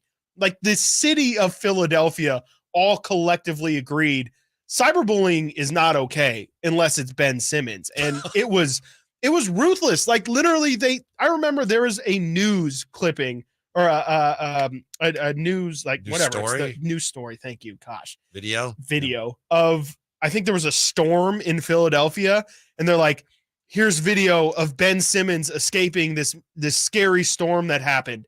And it's just a trash can. It is literally a trash can, like being moved through the streets of a flood. And they're like, oh yeah, there's Ben Simmons. That's on the freaking like Channel 5 news at 12 o'clock. Why is he catching a stray from some random news anchors? Like it was open season on Ben, so I've got no problem with him. He brought some back. of that on himself, though. Oh, absolutely, for sure. But I mean, By playing as poorly as he did, that's one thing. But played, then also for a not basketball playing. player, though. Like, Yeah. I mean, I didn't think he deserved. Like, he was legitimately being bullied in a time also when it might have been him playing a card, but he was like, I'm going through some mental health stuff, and people were still like, ha, you suck at basketball, you don't take layups. And I don't know, it got a little bit far, and it was a little bit it was just too much. I just couldn't ever imagine, and I know Philly's kind of known for being hard on their sports figures. They famously booed Santa Claus. They did. Yeah, I think they threw snowballs at him too. He's overrated. He is. Yeah, that guy, what has he ever done? Yeah, I just think Ben Simmons is more than worthy of being able to clap back at Philly fans. The only problem with this, if you care about what he's trying to say, is he's so cryptic sometimes. Very It's like, cryptic, yeah. well, you could mean this, but I don't know. It's not a direct shot at anybody. It's a very broad shot. You're saying Daryl Morey is a liar? You're Yeah, saying exactly. James Harden's right? Is this about Daryl? Is this about James? Is this about Joel? Is this about the city of Philadelphia? He does get a little bit of a downgraded, grade for that, because it's not a very good troll at that. I mean, it might be. If you're gonna troll somebody, it should be something that's like everybody's like, dang, you really got him back. And that's I would you gotta say know this some history. I don't know. to Ben Simmons, and I don't think I'm the first person to say this, but if you're gonna take a shot, take the shot. That's what I would say. Yeah, I mean, this is like the first shot he's taken in a really long time, and surprise, surprise, he missed. See, this is mean. You're cyberbullying. This is mean spirited. You're radio bullying. It's mean spirited. I'm sorry, Benjamin, but no, I mean, I'm honestly surprised that we're still going through this. Like, I know it's probably very fresh and very, a constant part of Ben Simmons' life, but I would have thought by now, like, can we just move past this? I mean, I understand now is probably a really good time for Ben to hop on this hate train. And Wasn't there, Chris, some talk right when there was, before the Sabonis trade, there was talk of maybe De'Aaron Fox going to the Sixers, and wasn't there some talk around here of maybe Ben Simmons coming here?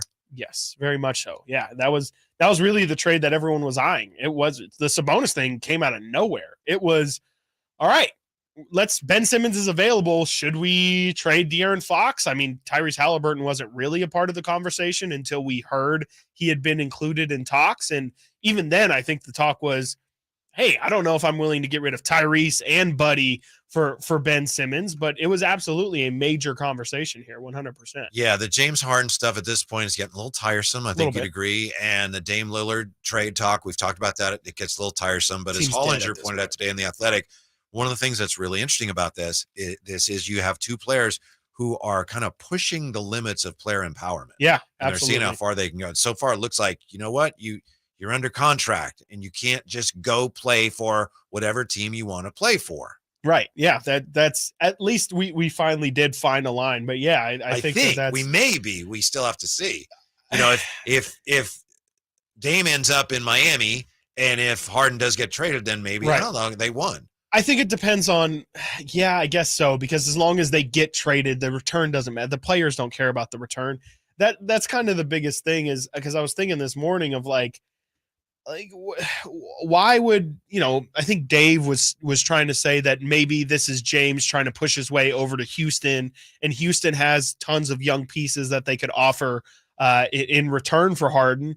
But I was like, if you're Houston, why would you give up Jalen Green? Like, why? Like, they're in no position. They don't need James Harden. James Harden's not going to change the next season for Houston. Why would you give up your clearly best have gone young another asset? way to me. Yeah, exactly. Yeah, I think so Tillman as well. Fertitta may love James Harden. Yeah, and James Harden might love that place. Yeah, they've left James and they've gone a whole nother way. That's what it seems like to me. And I don't know how that situation is going to end, but I just don't think that there's any way that they're going to get any sort of value for James Harden. And we'll still see about the Dame thing. That doesn't look like it's getting any better, but especially specifically with James with 1 year on his contract, I don't see how they're ever going to find anything that they're going to view as fair value. He's pushed it to the point now where you're not worth what you think you're worth. No, not even close. So you're not going to get what you want because you don't have as much leverage as you think. Yeah, I think that kind of leverage is reserved for the stars, like the stars. And James Harden is not that guy anymore. He's not to that level. Like, he's not somebody who he comes to your team and he completely changes the calculus instantly of how good your team can be. He's a great side piece. He's a great part of a team, but we've seen that James Harden cannot lead you to a championship. And with Remember the how money good he was when he was on the Thunder? And how good that team was that lost to LeBron in the finals. Oh yeah, James absolutely. Harden coming off the bench. Yeah, he was electric. I mean, he was arguably the Thunder's second best player even at that point. There was definitely people who felt like James should have had a much bigger impact and a much bigger role than what he did then. But and then he went to Houston and instantly showed like no, he's capable of even more. But yeah, I mean, where he is at now in his NBA career, he's no longer that. I mean, he's really more of a I wouldn't say traditional point guard, but he's definitely less of a scorer than what he was previously. I think overall it's good for the stability of the league, which is especially important to the smaller market teams. Mm-hmm. If neither of those guys ends up where they want to go out, if neither of those guys is able to force his way to where he wants to go. Yeah, it's a very dangerous precedent. Yeah, if they do, then obviously that creates more intrigue and there's some value in that for the league. Sure, absolutely. Coming up, crossover also, and I know we talked about this jerseys, a football feud, and I think it's pretty hard, Chris. And if you don't want to do it, I think we'll all understand. I don't even need help. I don't even need help. I got it. I got this. Really? Is it really that hard of a list? You're acting like Tabor Pepper is going to be on there and 3 other long snappers. Well, I don't know that you could do it, but maybe you. So you're saying if we football feuded it, you're guaranteeing that you would win? Look.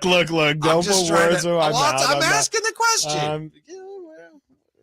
We'll see. All right. We'll see. Yeah. We'll see when we get to the feud. Yeah, we'll see. Crossover next year, Whitey and Watkins. No promises. Sactown Sports. Whitey and Watkins on Sactown Sports.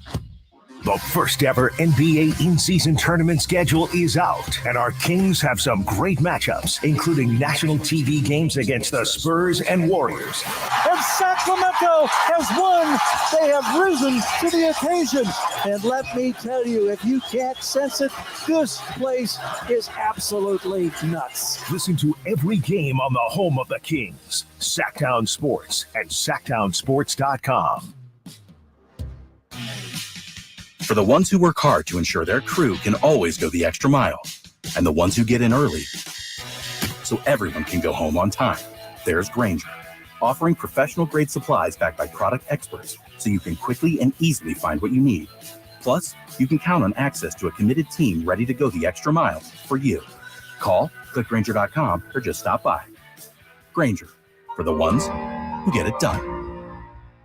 Ready for a sizzling football season? Take your game day parties to the next level with Napoleon Prestige Grills from Green Acres Nursery and Supply. Fire up the grill and score big with mouthwatering burgers, juicy steaks, and finger-licking wings. Napoleon Prestige Grills bring the heat and come complete with a lifetime warranty. Get your ultimate game day companion today. Visit your local Green Acres Nursery and Supply and elevate your tailgate experience with Napoleon Prestige Grills. Green Acres Nursery and Supply, your one-stop shop for grilling greatness this football season. Visit idategreenacres.com for the store near you. Game on. What's up? We're talking to Chad Hoblet of Hoblet Dodge Chrysler Jeep Ram and Woodland. Chryslers make this the summer sales events going on right now, but why drive all the way to Hoblet, Chad? Because if you go somewhere else, you're paying too much. No one beats Hoblet when it comes to price and service. Right now, you can save nearly $16,000 off MSRP when you lease a new 2023 Jeep Wrangler 4xe. There are so many to choose from and even more lease options. If you need a Jeep that will get you where you need to go and save you money on gas, this is the Jeep for you. Do you have any of those Jeep Gladiator trucks, Chad? My buddy loves his. Yes, we do. And you can save up to $7,500 off MSRP on a new 2023 Jeep Gladiator, with prices starting at $2,000 below employee pricing on certain models. Plus, no one beats Hoblet's service and overall selection. Stop by Hoblet Dodge in Woodland today for a test drive or see their entire inventory online at HobletDodge.com. Unbeatable prices, unbeatable selection. Nobody beats Hoblet, period. 15,900 total net savings for lease option only after 12,250 factory rebates and 3650 dealer discounts. Rebates include 7,500 federal tax credit. Consult your tax professional for details. Lease offer subject to approval through Stellantis. 7,500 total net savings on 2023 Jeep Gladiators in stock after 7,500 dealer discount. At least 2,000 below factory employee price. 5 each net savings. See dealer for details.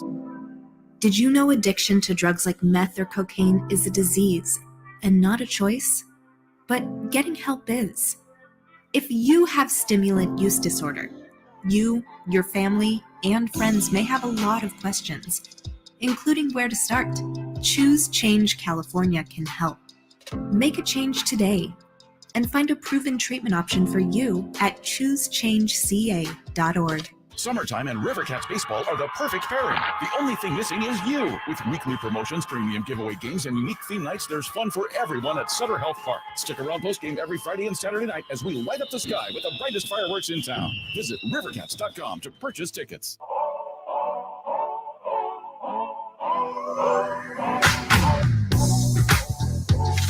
Download the Sactown Sports app and listen to Whitey and Watkins on your smartphone. Well, look who's here. Frank Paul Santangelo Jr. USFP Jr. What's going on, guys? You tell us. You got some alarming news out of 49er camp today, huh? Oh, yeah. I'm looking at all the Twitter reports. 10 interceptions now on the training camp season for Brock Purdy. Everybody panic. It's the end of the world. 49ers don't have a quarterback now. It's training camp. I'm sorry, gentlemen. Did someone just talk about preseason stats? Yes.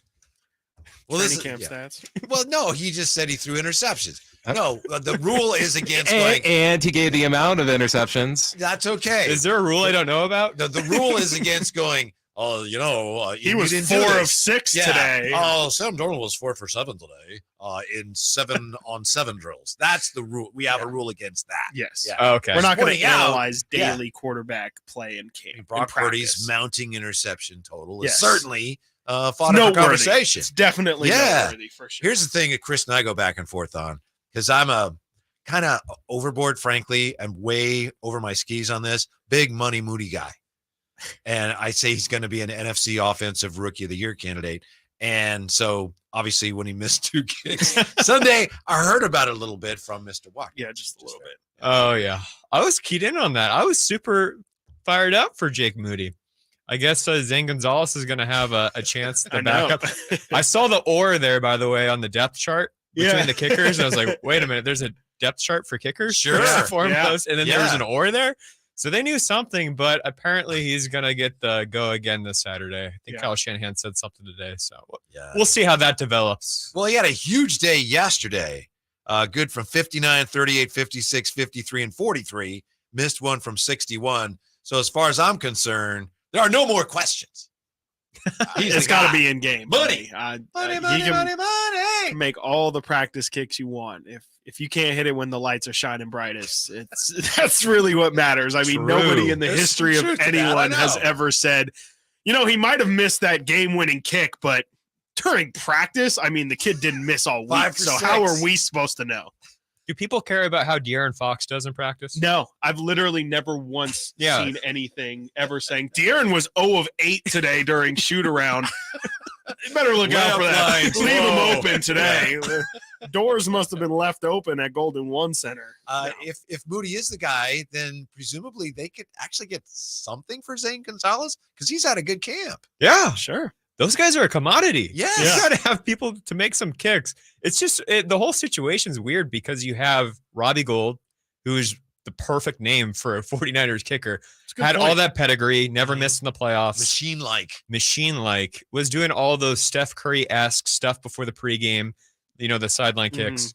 And now you have a rookie coming, and he did not do too well. So everyone's kind of hitting the panic button. Freaking out. Exactly. Yeah. Not Natural me. overreaction. Not me. Not We- Whitey Gleason, though. We He's had staying Chris strong. Peterman on yesterday, and he pointed out one of the things about Moody's game is he missed left, and then he missed right. It's like, oh, but if you keep missing one way, at least you can fix it. Right. But If every you're just which all way. over the place. Yeah. What if kicking just becomes like baseball? What's the exit velocity? I want to exactly. know the launch angle. Yes. What's the rotation? I'm surprised we don't have that. Yeah, like that had 30 rotations by 10 AWS yards will probably or something. have that. 1,000%. Yeah. They'll Oh, have here we those go. advanced stats real soon. What do you guys have coming up today? We got a lot to talk about, but we have Matt Mayoko joining us at Wow, the one and 4:30. only. Yeah, so he's going to tell us about everything he saw in camp today, which we have a lot of storylines to go over. And then we have Sean Cunningham coming on from Fox 40, so that will be very, very nice. Excellent. Talk some Kang. Yeah. You an in-season tournament guy. It's okay. I think every possible viewpoint in this has been represented on the air. Yes, big in-season tournament guy. I'm going to get on board before it becomes super popular, so I can be the first one in. Because I saw how the World Baseball Classic went. Everybody said, that was ridiculous. Yeah. These two they were in like months ago. Yeah. Oh, cool. They were in ahead of me. Yeah. So cool. I'm glad there's people that are thinking alike because I thought I was alone on the ship. Because I saw everybody on Twitter just crush this in-season tournament. It was almost like the cool thing to do. I'm like, wait a minute, pump your brakes. This could get really fun. And then could you imagine if the Kings are the first winners of it? Hang the banner. they're going to be. Can't stop imagining. Are you kidding? They're going Yeah. to beat the Hawks. We've already called that. Yeah, we've already The Hawks discussed. in the- Yeah, it's going to happen. The in-season tournament, the Commissioner's Cup. I don't know what They call it the Commissioner's Cup in the W. I don't think they have a name for. I think it's just the in-season tournament. Like I don't think they have a name for the trophy. Right? Oh yeah, it'll be the YouTube Amazon TV Cup. Yeah. 100%. Yeah. All right. It's time for guess what? Story time. Wow. With Mr. Chris Let's Verlaine. do it. No. Okay. Sounder. There we go. It's that time of the day where Chris Verlaine gives you the stories that you need to hear. Or maybe not. It's story time. Gentlemen, I wasn't prepared, as you can see, but I always have a story for story time. Of course. You're always prepared. We're short on time, so I'm just going to go with one story. Okay. Let's go to Silsbee, Texas. Okay. This is courtesy of KPRC. Everything's bigger in Texas. Yeah, one day this will be in Sacramento. Can't wait. Peggy Jones from Silsbee, Texas, near Beaumont, I'm sure you're wondering, was working in her garden when out of nowhere, a snake fell from out of the sky and started wrapping itself around her arm. Yo. Peggy said the snake was squeezing so hard and she started waving her arms in the air.